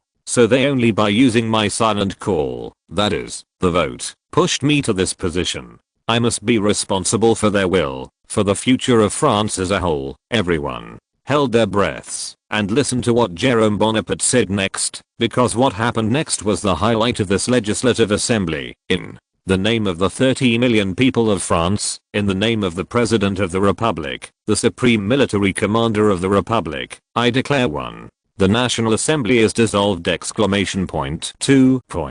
Universal suffrage is restored, and all French people can participate in universal suffrage. 3. From December 14th to December 17th this year, the French people will hold a citizens' assembly, and the members of the Republic must be re-elected to continue to maintain their status as members. 4. Martial law will be implemented in the first military region of Seine province, and the duration of martial law will be determined according to the situation. During martial law, anyone entering or leaving must declare. 5. The State Council shall be dissolved. Jerome Bonaparte read the articles one by one to the Bonapartists in the Legislative Assembly. All the Bonapartists showed joy on their faces. They were not afraid that their status as members would lose their effect, because in the next election, their elections will be held as official candidates, and most of the people who fight with them are unknown people. Vote now. Jerome Bonaparte said again. All the members present raised their blue approval votes at the same time. Jerome Bonaparte nodded in satisfaction and said, "Okay. The National Assembly has passed it all. From now until December 14th, the National Assembly will be adjourned. Members wish you a happy holiday." After speaking, Jerome Bonaparte bowed slightly to all the deputies present. The deputies sitting in their seats also got up and gave Jerome Bonaparte thunderous applause. The National Assembly was completely dissolved from this moment, and more than 120 members left the National Assembly in batches as the last Jerome Bonaparte to leave the National Assembly, looking at the empty seats under the stage. Jerome Bonaparte showed a happy smile at the corner of his mouth. After 2 years of fighting with the Legislative Assembly, he finally completely solved the product of the Legislative Assembly that made him feel sick. "Let's go." Jerome Bonaparte slowly got up from the speaker's seat and said to Walewski, "Now is not the time to declare victory outright. Only after the rats that escaped in the middle of the night were completely captured, the coup d'etat could be considered a successful solution." Jerome Bonaparte leaves the Palais Bourbon, accompanied by Walewski. At the door of the Palais Bourbon, Jerome Bonaparte met Canrobert and Leboeuf again, and gave Leboeuf his latest order. "Brigadier General Leboeuf."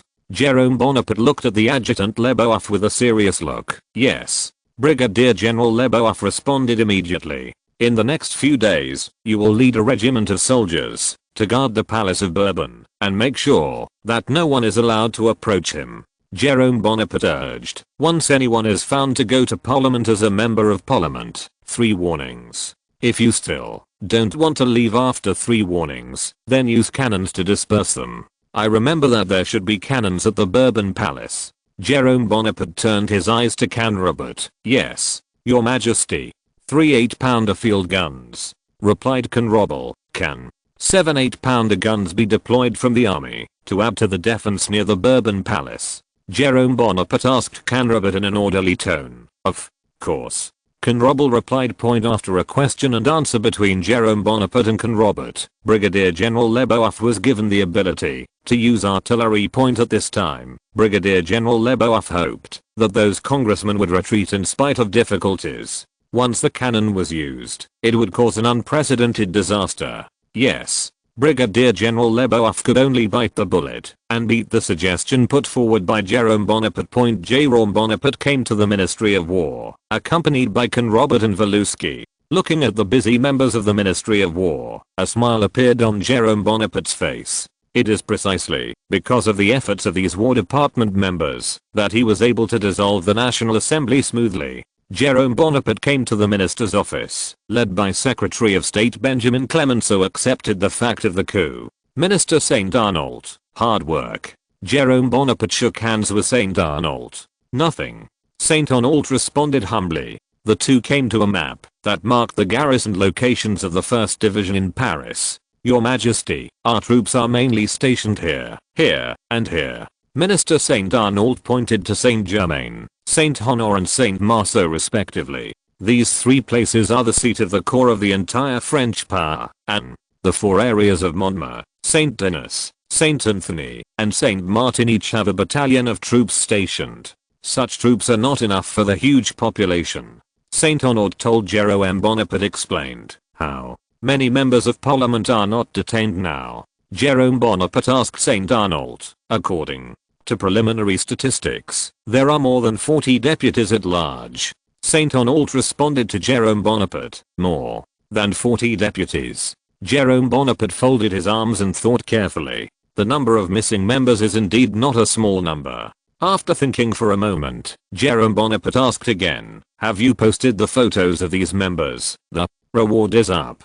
Saint Arnault responded to Jerome Bonaparte, each member is 5,000 francs, and the reward for providing clues is 1,000 francs. Let's just raise it directly to 10,000 francs, and the reward for providing clues is 3,000 francs. Jerome Bonaparte said to Saint Arnault, will this be too much?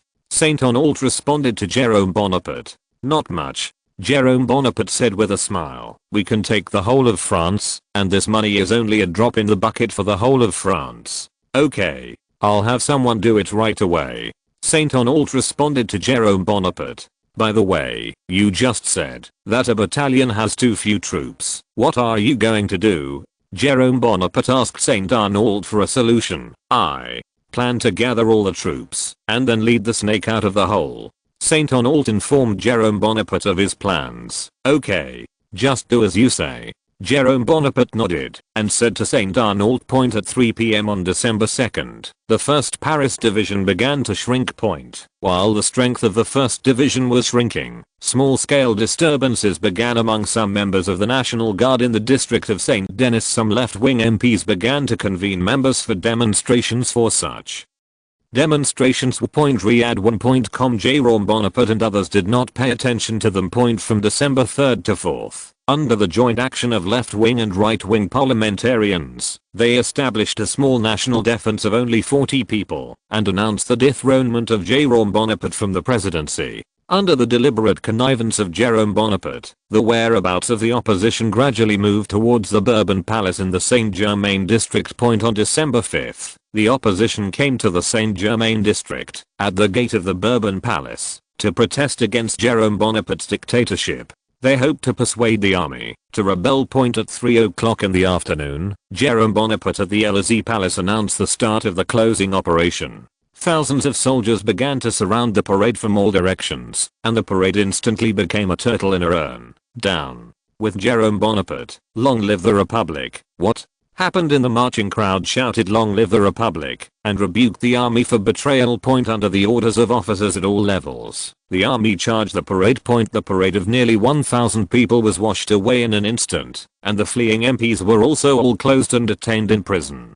So far, the coup on December 2nd has ended successfully. Make France Great Again latest chapter address. https. Make France Great Again. Read the full text at https. Make France Great Again txt download address. https. Make France Great Again mobile read. https. // For the convenience of reading next time, you can click the / favorites below to record the reading record of this time. Chapter 297 The Destruction of the Second Republic, Part 2, and you can see it when you open the bookshelf next time. If you like Make France Great Again, please recommend this book to your friends, questions, blog, WeChat, etc. Thank you for your support.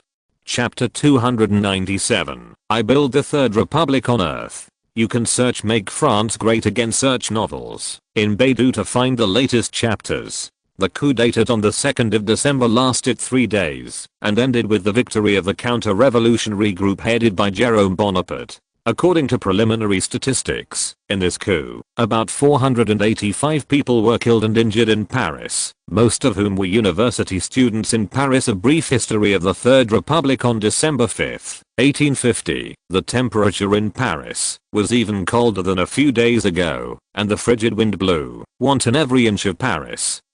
Trying to take away the last bit of heat in Paris, the dark clouds shrouded the sky over Paris once again, and Paris under the shroud of dark clouds looked particularly depressing. Affected by the extremely cold weather, there are few pedestrians passing through the streets of Paris. Only the sentry soldiers placed at the street entrances. These soldiers, holding mini rifles and wearing winter clothes, stood trembling at the crossroads and patrolled back and forth. The roaring cold wind made every soldier pray that the time for the changing of the guard would come as soon as possible, while cursing himself, sir, and the soldiers stationed in the tents near the Place de la Concorde, the Place de la Bastille, the Palais Bourbon, the Tuileries and the Élysée Palace hoped that time would slow down so that they could stay longer in the comfortable tents some days. Although the crackdown on December 4th had already declared the complete victory of the coup group headed by Jerome Bonaparte, and all the remaining parliamentarians had been arrested, except those who escaped from Britain, they still could not take it lightly.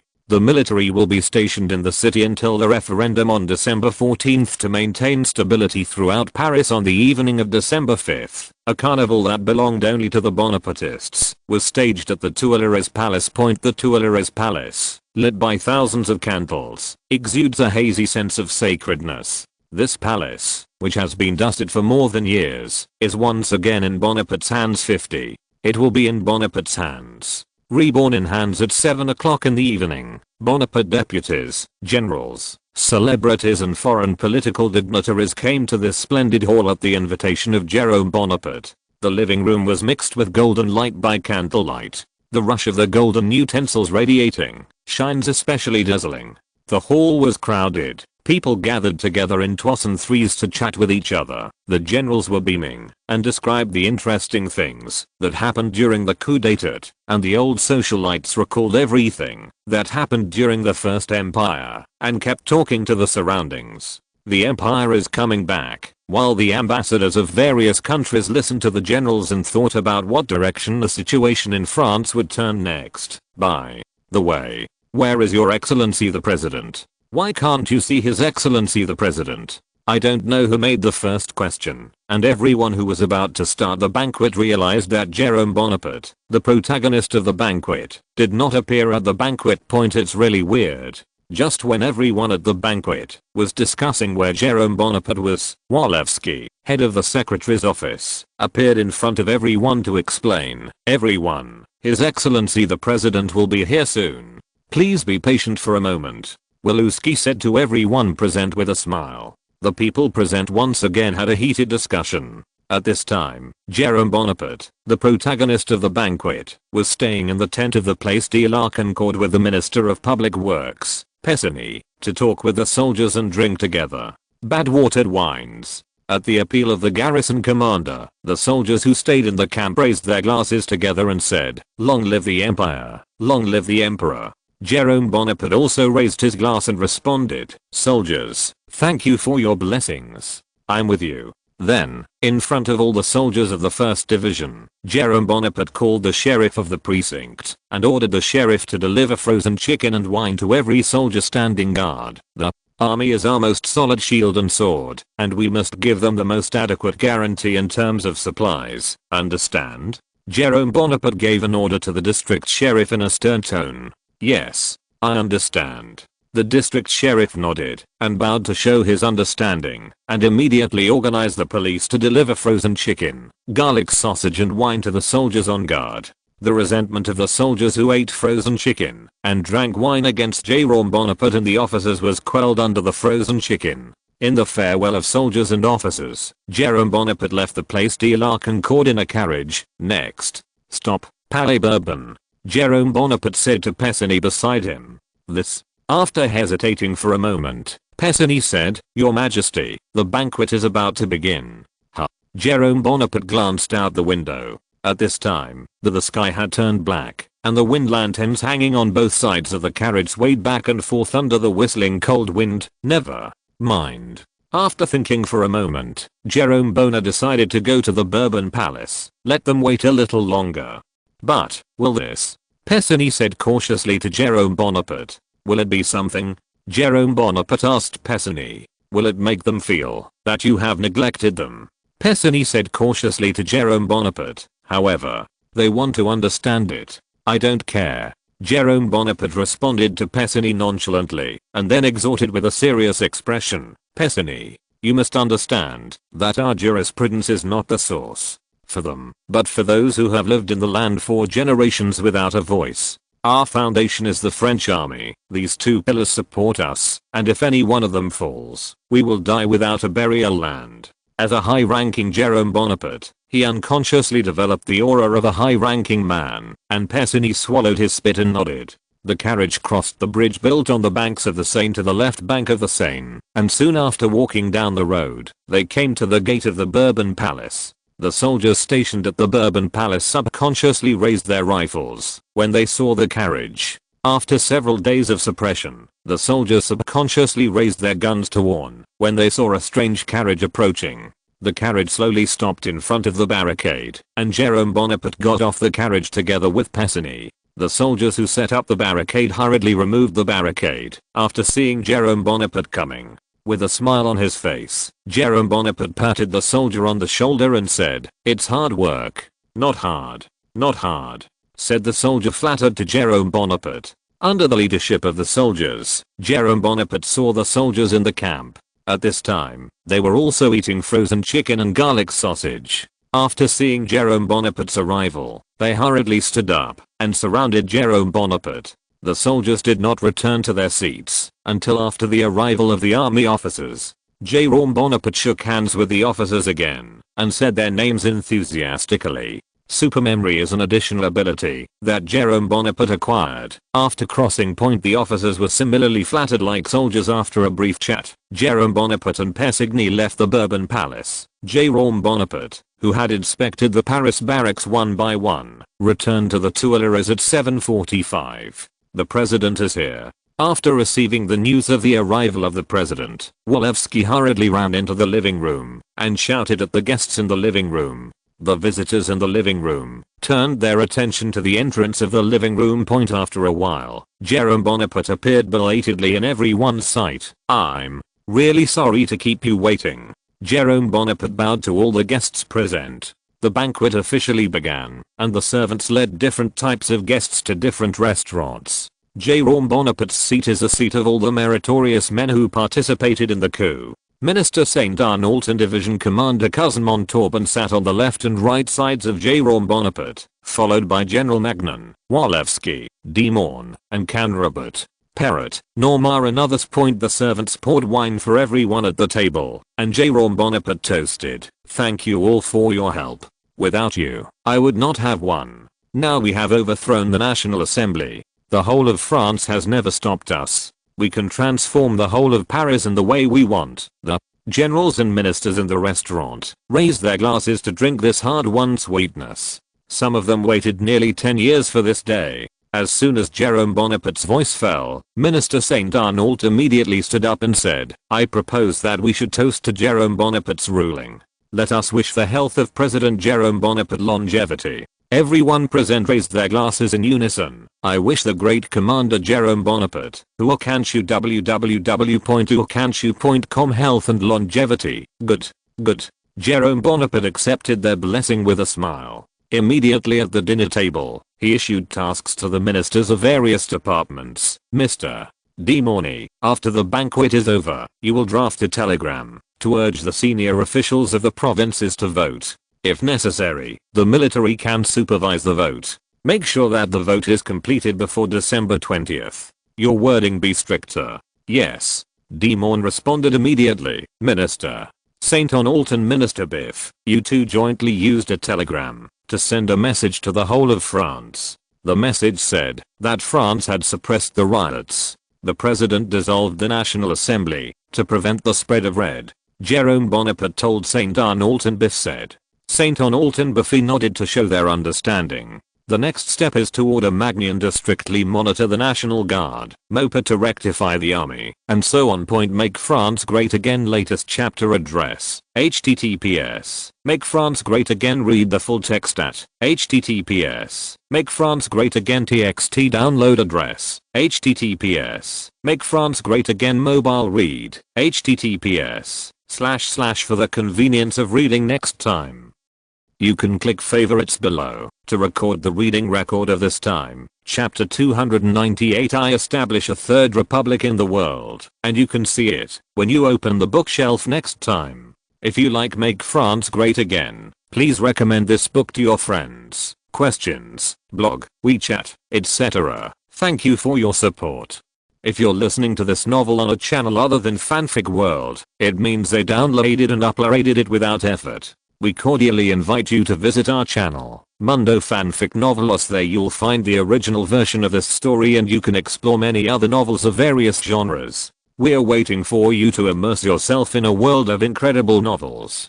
Chapter 298. Kill Chickens and Monkeys. You can search Make France Great Again search novels in Baidu to find the latest chapters. From the Prime Minister Felix Schwarzenberg of the Austrian Empire, on December 2, 1850, a military coup took place in Paris. The President of the French Republic, Jerome Bonaparte, led the I Corps stationed in Paris to dissolve the National Assembly and the Second French Republic, and on December 6 in Poland, outside the palace, the establishment of the French Third Republic was announced, and now the whole of Paris is completely under the control of Jerome Bonaparte and his henchmen, and its power gradually spread to the provinces.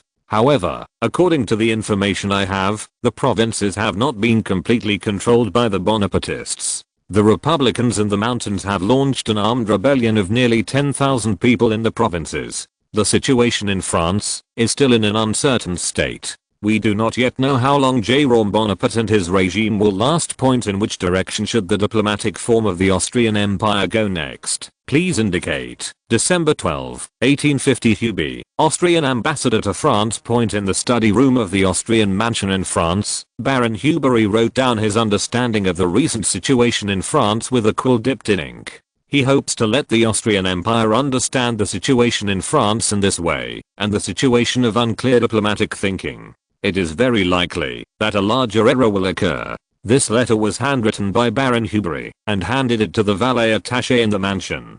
Baron Hubery urged the valet attaché to return the letter to Austria as soon as possible and handed it to him. A diplomat only some pass. During the martial law in Paris, anyone without a pass will be arrested as a disorderly party. The attendant attaché immediately expressed his understanding, and the entourage took advantage of the night to step on the snow and leave. Baron Huby, who was staying in the mansion, gently opened the curtain of the mansion, looked at the footprints in the snow, and then glanced at the swirling snowflakes, and couldn't help saying, "Today's winter is colder than ever, and I hope next year will be a bumper year. Otherwise the finances of the Austrian Empire." Thinking of this, Baron Hubery once again sighed for Austria's finances. Baron Hubery did not know that he was being stared at by a pair of eyes in the dark outside the door. The eyes disappeared into the darkness again. At 8 o'clock in the evening, the director of the French National Intelligence Service, Marcel Yeroja, came to the Tuileries Palace. Wrapped in a black cloak, he undid the cloak after entering Jérôme Bonaparte's study. "What's wrong? Has there been another rebellion somewhere?" Jérôme Bonaparte asked Marcel Yeroja. Since the announcement of the dissolution of the National Assembly on December 5 and the dissolution of the Second Republic on December 6, the resistance of the provinces to Paris has never stopped. Small-scale rebellions took place in Lyon in the south and Bordeaux in the southwest, and many openly opposed Jérôme Bonaparte in the name of the Republicans in the mountains. Fortunately, such repression was quickly suppressed by the National Guard and the garrison under the local high-ranking officials, and did not cause much loss. At the same time, news came from Paris that the Prince of Joinville was about to land in France from Calais, and then lead the Calais garrison to Paris to overthrow Jérôme Bonaparte. Jérôme Bonaparte had to order the garrison in Calais to carry out strict surveillance. Once the news of the Prince of Joinville was discovered, he was immediately escorted to Paris. At the same time, he also ordered Marcel Yeroja to send personnel to guard Calais to prevent the local defenders from colliding with the Prince of Joinville who might be logged in. The successive reports made Jérôme Bonaparte's the workload increased abruptly, and he had to make a certain judgment in the midst of all the fake news. "Your Majesty, the attaché of the Austrian embassy left Paris at night," Marcel Yeroja said to Jérôme Bonaparte. "Leaving Paris? Why are you leaving at this time?" Jérôme Bonaparte frowned and muttered to himself. Marcel Yeroja stood silently on the spot. After thinking about it for a while, Jérôme Bonaparte was no longer tangled. Anyway, according to the information of the Rothschild family, the Austrian Empire spent a total of nearly 300 million florins during the period from 1848 to 1850, and the huge financial deficit has been suppressed. The vast empire sighed breathlessly. If the Hungarian customs were not abolished, the entire Kingdom of Hungary was divided into provinces, and the administrative system of the empire could function in Hungary, which meant that the Hungarian nobles were also obliged to pay land taxes. Then the entire Austrian empire feared that it would go bankrupt because of its total inability to pay its debts. Even so, the finances of the Austrian Empire are still urgent, and if the swordsmen rise again, it will only accelerate bankruptcy completely. However, all the efforts Felix Schwarzenberg made between 1849 and 1850, the attack on Prussia in the Fulda region, was only rewarded with the favor of the Tsar's 3 drinks on December 1.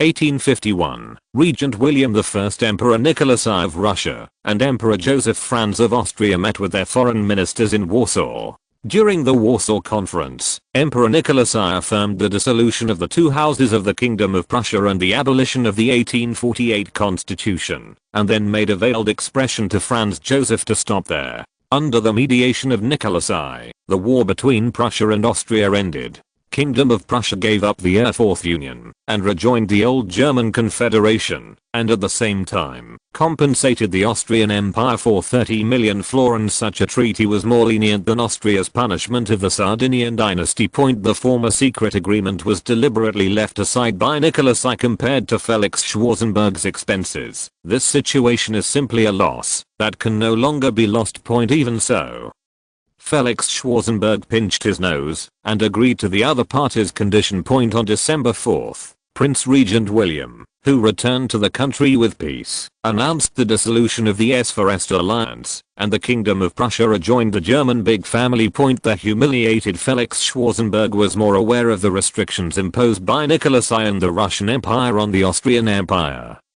and the relationship with the Russian Empire was slightly estranged. The above information is provided by the Rothschild family friendship. It is not ruled out that Felix Schwarzenberg deliberately disclosed the information to the Rothschild family, and then they also informed Jerome Bonaparte.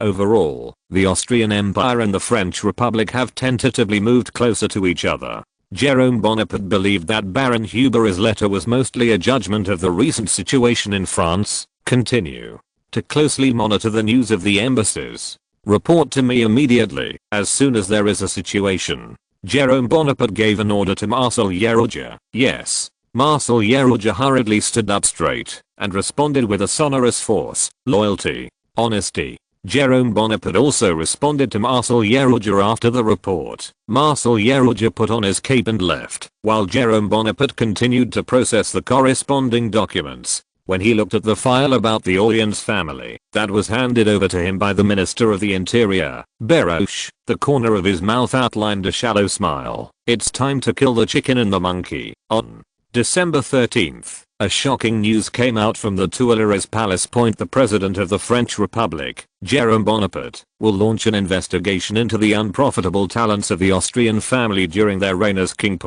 As soon as the rumors came out, the civil service and some ministers in Paris could not sit still. They had more or less been favored by the Orleans family. Now that the president wants to investigate the ill-gotten wealth of the Orleans family, they should be admonishing Jerome Bonaparte. Among these people was Jerome Bonaparte's confidant, Finance Minister Achille. You also think I shouldn't investigate them? Jerome Bonaparte asked Ariel. Your Majesty, you will cause panic in the whole of Paris. Ariel euphemistically discouraged Jerome Bonaparte. People are panicking? Jerome Bonaparte sneered. I wish I could pick them all out, so I can save them all. In the face of Jerome Bonaparte's almost rogue rhetoric, Ariel could only tell Jerome Bonaparte, if the president insists on investigating, then please allow him to resign. Jerome Bonaparte knew that, in order to avoid suspicion, he approved the resignation of Achille. That afternoon, Jerome Bonaparte appointed Magnet to succeed Achille as Minister of Finance. Under the stance of Jerome Bonaparte changing his mind without changing his mind, Paris stopped testing Jerome Bonaparte's bottom line. Under the joint investigation and supervision of Interior Minister Beroche and Police Minister Mappa. www.riyadh1.com. The estate of the Orleans family stranded in Paris was counted, including real estate and antiques. All the prices are about 250,000 francs, which is equivalent to 1/5 of France's annual financial income. Under such a huge number, the Orleans family faced bankruptcy in France. All the assets of the Orleans family are accumulated over the generations. Despite the loss of locks during the revolution, Louis XVII did his best to make up for the Orleans family during the Restoration. During his tenure as king, Louis Philippe's annual salary was 18 million francs. In addition, he had the character of middle-class miser. All the property of the Orleans family was already the richest man in France. Most of the houses were auctioned, and most of the proceeds from the auction were used to build workers' homes, and a few houses were used as rewards for their cronies at extremely low prices, and Jerome Bonaparte got only about 2 million francs in this house raid, which was equivalent to his annual salary when he was president. Compared with his cronies, Jerome Bonaparte is really frighteningly clean. Make France great again. Latest Chapter address, https, Make France Great Again. Read the full text at https, Make France Great Again txt. Download address, https, Make France Great Again. Mobile read, https, / For the convenience of reading next time, you can click the / favorites below to record the reading record of this time. Chapter 299. Killing chickens and horrifying monkeys, and you can see it when you open the bookshelf next time. If you like Make France Great Again, please recommend this book to your friends, questions, blog, WeChat, etc. Thank you for your support. Chapter 299, Referendum Success. You can search Make France Great Again search novels in Baidu to find the latest chapters. December 16, 1850. In anticipation of all French citizens, the French state, the Second Republic, has been nominally dissolved. Once again launched a referendum. In order to prepare for this referendum, Jérôme Bonaparte intends to relax the restrictions of the referendum. Soldiers and temporary residents also have the right to vote. The surname Bonaparte is a symbol of wealth for the soldiers, and no one will refuse. A Bonaparte led to victory. The content of the referendum is also very chicken thieves. The content of the referendum in Paris is whether you are willing to support the president to rebuild a republic, and the content of the provinces is do you support Jérôme Bonaparte to become the consul of France. Two different public complaints said the same thing, so as to minimize the resistance of the French opposition. Contrast Jérôme Bonaparte's answer: we have to satisfy the opinions of Paris and the provinces at the same time. Only in this way can we go on more smoothly in this transitional period. Yes, the so-called Third Republic is just a transitional platform for Jérôme Bonaparte to build his Izouye state on this transitional platform for a while until everyone forgot about the military coup and acquiesced to Jérôme Bonaparte. After Nabis, then the empire will come to this world again. The voting campaign lasted for 2 weeks, during which there was also a black box operation similar to that of Yin soldiers borrowing votes. Because the Provence region is a traditional gathering place for anti-Bonapartists, in order to complete the political achievements explained above, and at the same time, maintain the authority of Jérôme Bonaparte, the senior officials in the Provence region, with the cooperation of the army, began to oppose the anti-Bonapartists. Arrests were made by partisans. These arrested persons voted unanimously in the referendum, and the final result is that the number of votes in the entire Provence region is 0.8 times the population. In general, however, the French provinces chose to support Jérôme Bonaparte as government. Citizens of the Seine, Paris, region also did not oppose Jérôme Bonaparte. Nearly 1/3 of the entire Seine abstained, 1/2 voted in favor, and the remaining 6.1 voted against. On the evening of December 30th, the voting results of the statistics from various places were released. After 2 days of statistics, the statistics were finally completed on January 1st, 1852. All the newspapers spread the news all over Paris at the same time. According to the overpass statistics of the French government's audit department, a total of 8,471,431 votes in favor and 341,351 votes were counted, which means that the votes in favor were 8 million to 30. The absolute advantage of 10,000 votes was successful. As soon as the news came out, the entire Bonaparte faction fell into an unprecedented carnival, and 8 million votes had given the Bonapartist faction the jurisprudence of a legal coup. From January 1st, no one will question whether the coup of Jérôme Bonaparte is legal. Jérôme Bonaparte, who has the endorsement of 8 million French people, is above the law. When the news came to the prison, the Republicans and the mountain factions in the prison bowed their heads in mourning, and they also understood what 8 million votes meant. Jérôme Bonaparte, to whom the whole French people entrusted power, if they can't take back the votes from Jérôme Bonaparte, even if they use all kinds of illegal means to shoot at Jérôme Bonaparte, they are also not eligible to die in Jérôme Bonaparte after successfully taking over Paris. Furthermore, the hasty assassination of a dictator who is empowered by the whole people is not a good thing for them themselves. In order to celebrate the overall victory of the Bonapartists, Jérôme Bonaparte, excitedly, went to the prison of the Republicans. Accompanied by Police Chief Moppet, Jerome Bonaparte came to the door of a cell, and through the cell's viewing window, Jerome Bonaparte saw the prisoner in the cell. The guy lying in the cell was Cavaignac, who was once the consul of the Republic.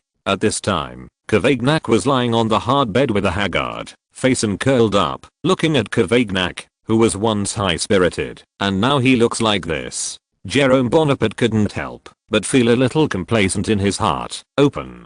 I want to chat with General Cavaignac. Jerome Bonaparte gave an order to Moppet. Your Majesty, do you need me to call a few people? Moppet asked Jerome Bonaparte diligently. No need. Jerome Bonaparte shook his head and entered the cell alone. General Cavaignac, don't pretend to be asleep. You can wake up. Jerome Bonaparte said to Cavaignac with a smile, as he pulled the chair of Cavaignac's desk down beside his bed to do it. Cavaignac opened his eyes and looked at Jerome Bonaparte in front of him. His eyes were full of disgust and dissatisfaction. What are you doing here? Jerome Bonaparte shrugged. I said I came to see you. Do you believe it? Don't pretend to be kind. Cavaignac smiled contemptuously. If you really have a conscience, then you won't launch a military coup. General political struggle doesn't seem to have anything to do with conscience. Jerome Bonaparte shook his head nonchalantly at Cavaignac's ridicule. You have imprisoned the entire republic. You have destroyed the republic. Cavaignac sternly accused Jerome Bonaparte.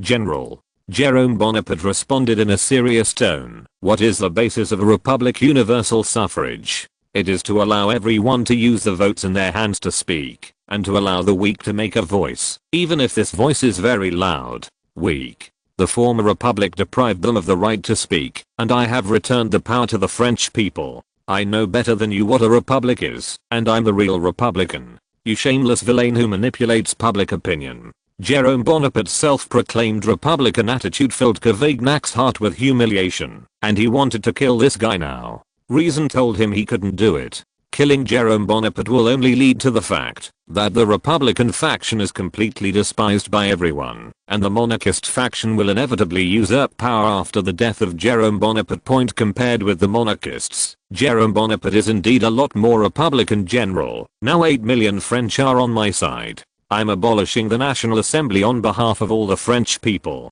Jerome Bonaparte then responded to Cavaignac, HMPH. What are you trying to say?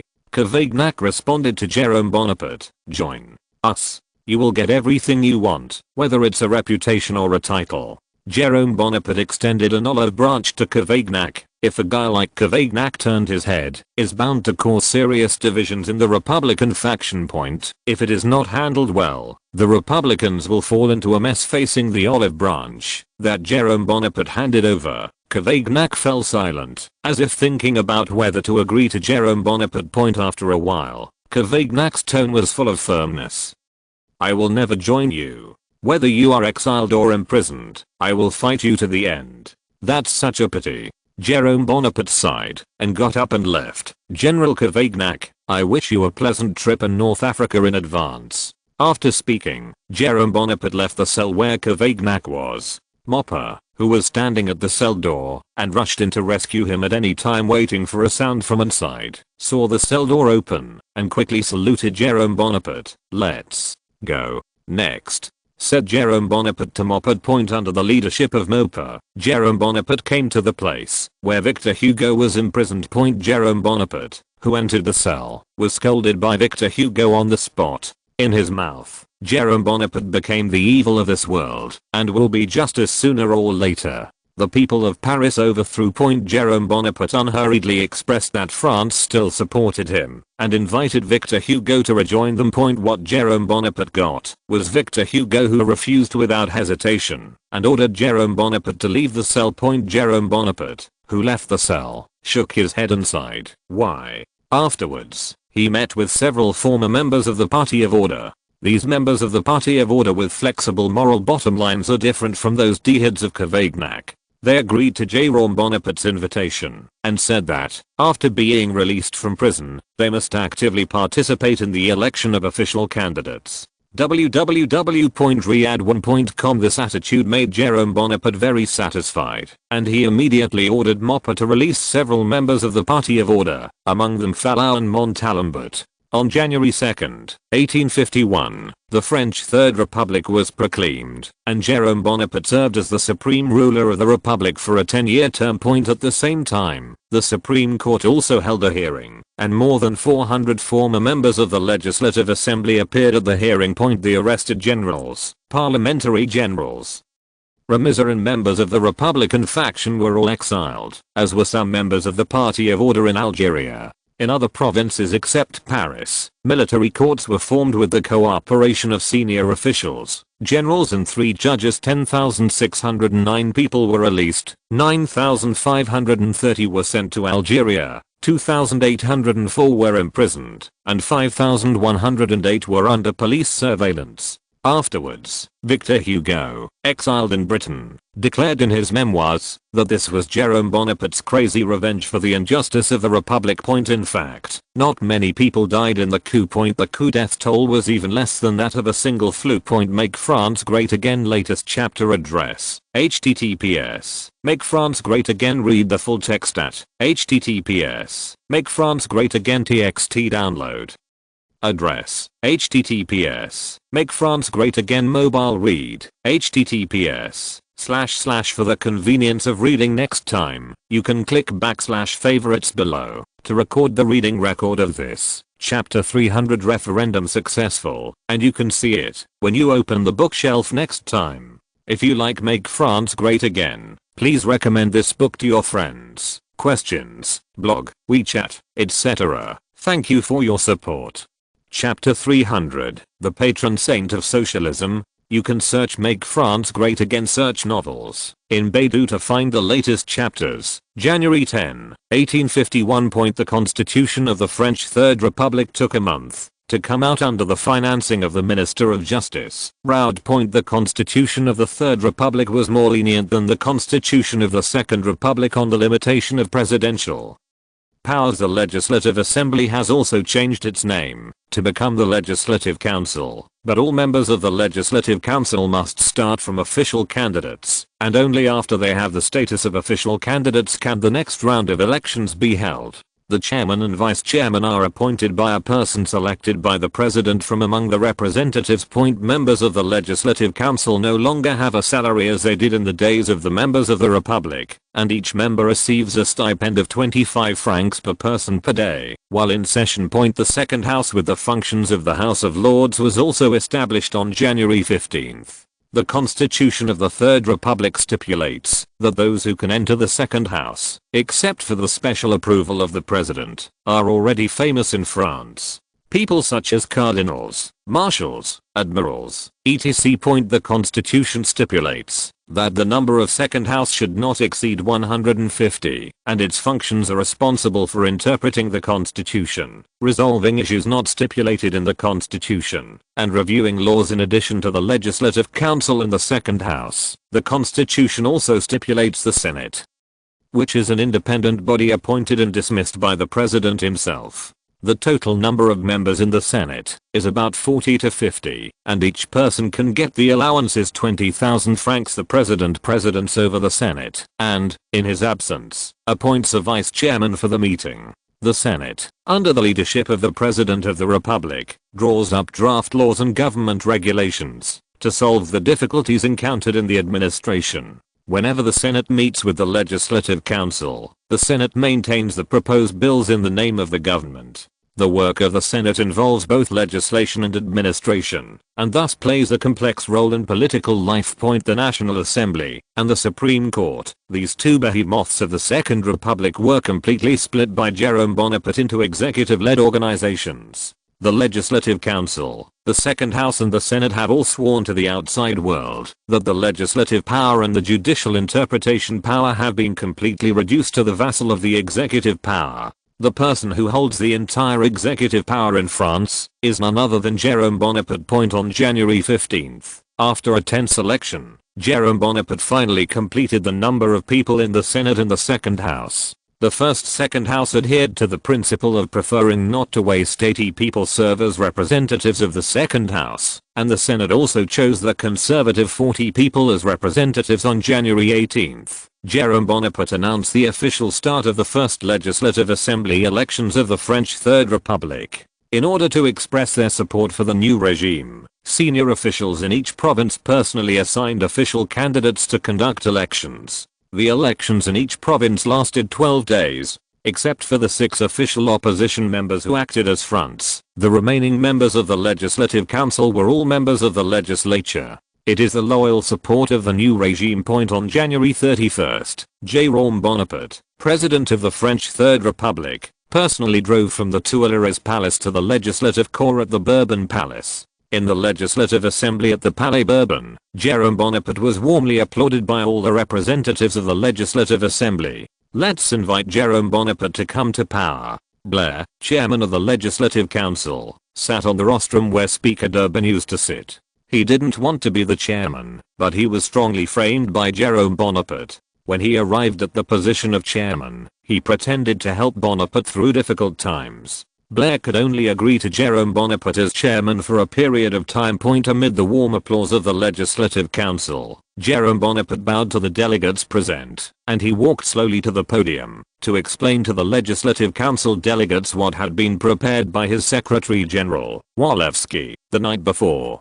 Manuscript. During the speech, the representatives of the Legislative Corps gave Jérôme Bonaparte warm applause from time to time. The first Legislative Assembly session ended with the departure of Jérôme Bonaparte. Early the next morning, the Paris newspaper began to exert its full force, and the Observer claimed that the Legislative Council is a symbol of French democracy. Bonaparte gave an important evaluation of Jérôme Bonaparte's speech. Other newspapers that were obedient to Bonaparte also advocated the advanced nature of the Legislative Council system from various angles. Even Proudhon made a rare positive comment on Jérôme Bonaparte. Bonaparte is a true patron saint of socialism. The patroness? Jérôme Bonaparte looked at Proudhon's People's newspaper with a smile on his face. If he didn't know something about Proudhon, he almost thought that Proudhon was connoting him, and everything he did had a bit of a real socialist shadow. Just as Jérôme Bonaparte was reading the newspapers inside and outside France with gusto, Walewski, the secretary of the office, entered the study. What happened? Jérôme Bonaparte looked up at Walewski. Your Excellency, Russian diplomatic ambassador Vladimirovich asks for an interview. Walewski responded to Jérôme Bonaparte. Vladimirovich? What does he come to do? Jérôme Bonaparte thought to himself that he did not understand whether Vladimirovich brought France the goodwill of the Russian Empire or a declaration of war from the Russian Empire. Jérôme Bonaparte put down the newspaper in his hand and got up and ordered Walewski to bring the guests over. After Walewski left the room, Jérôme Bonaparte sat slowly on the sofa. Vladimirovich was quickly brought up to Jérôme Bonaparte under the leadership of Walewski. Your Excellency, Vladimirovich paid tribute to the French dictator without humility. Please, sit down. Jérôme Bonaparte stretched out his hand and invited Vladimirovich to sit down. After seeing Vladimirovich take his seat, Walewski left the study. After completing the task. Only Jérôme Bonaparte and Vladimirovich were left in the study. Your Excellency, congratulations on your victory over the parliament.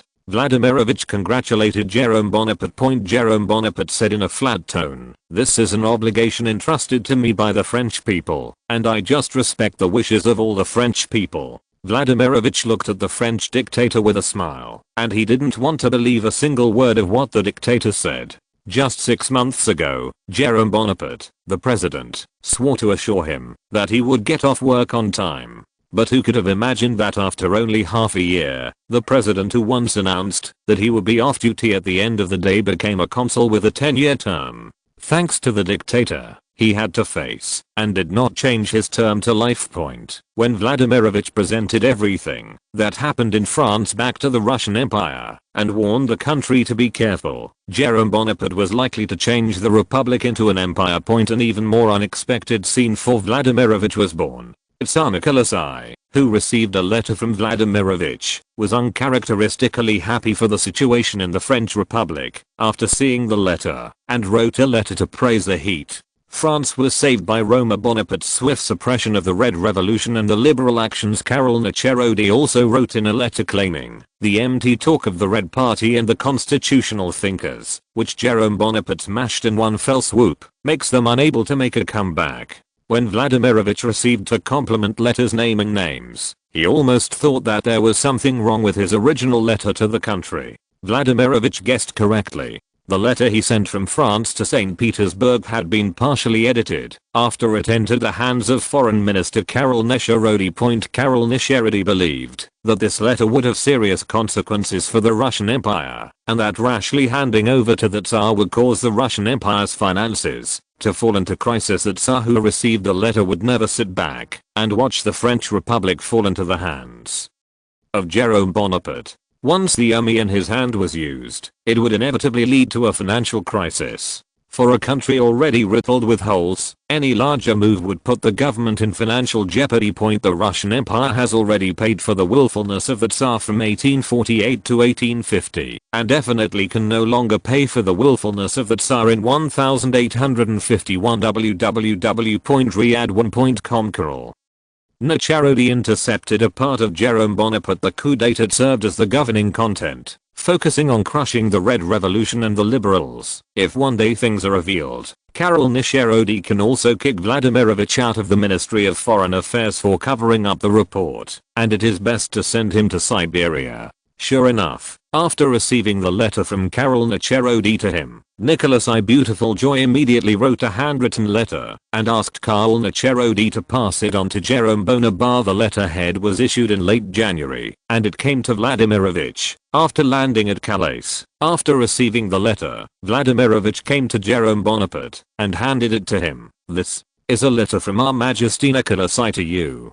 Vladimirovich handed the letter to Jerome Bonaparte. Jerome Bonaparte took Vladimirovich's letterhead and opened it, glanced at the contents of the letterhead, and said with a smile, "Thank you, Tsar Nicholas, for your support. The French Republic will not forget the friendship with the Russian Empire. But, make France great again." Latest chapter address, https, make France great again. Read the full text at https, make France great again txt. Download address, https, make France great again. Mobile read, https, / for the convenience of reading next time, you can click on the / favorites below to record the reading record of this time. Chapter 301, the patron saint of socialism, and you can see it when you open the bookshelf next time. If you like Make France Great Again, please recommend this book to your friends, questions, blog, WeChat, etc. Thank you for your support.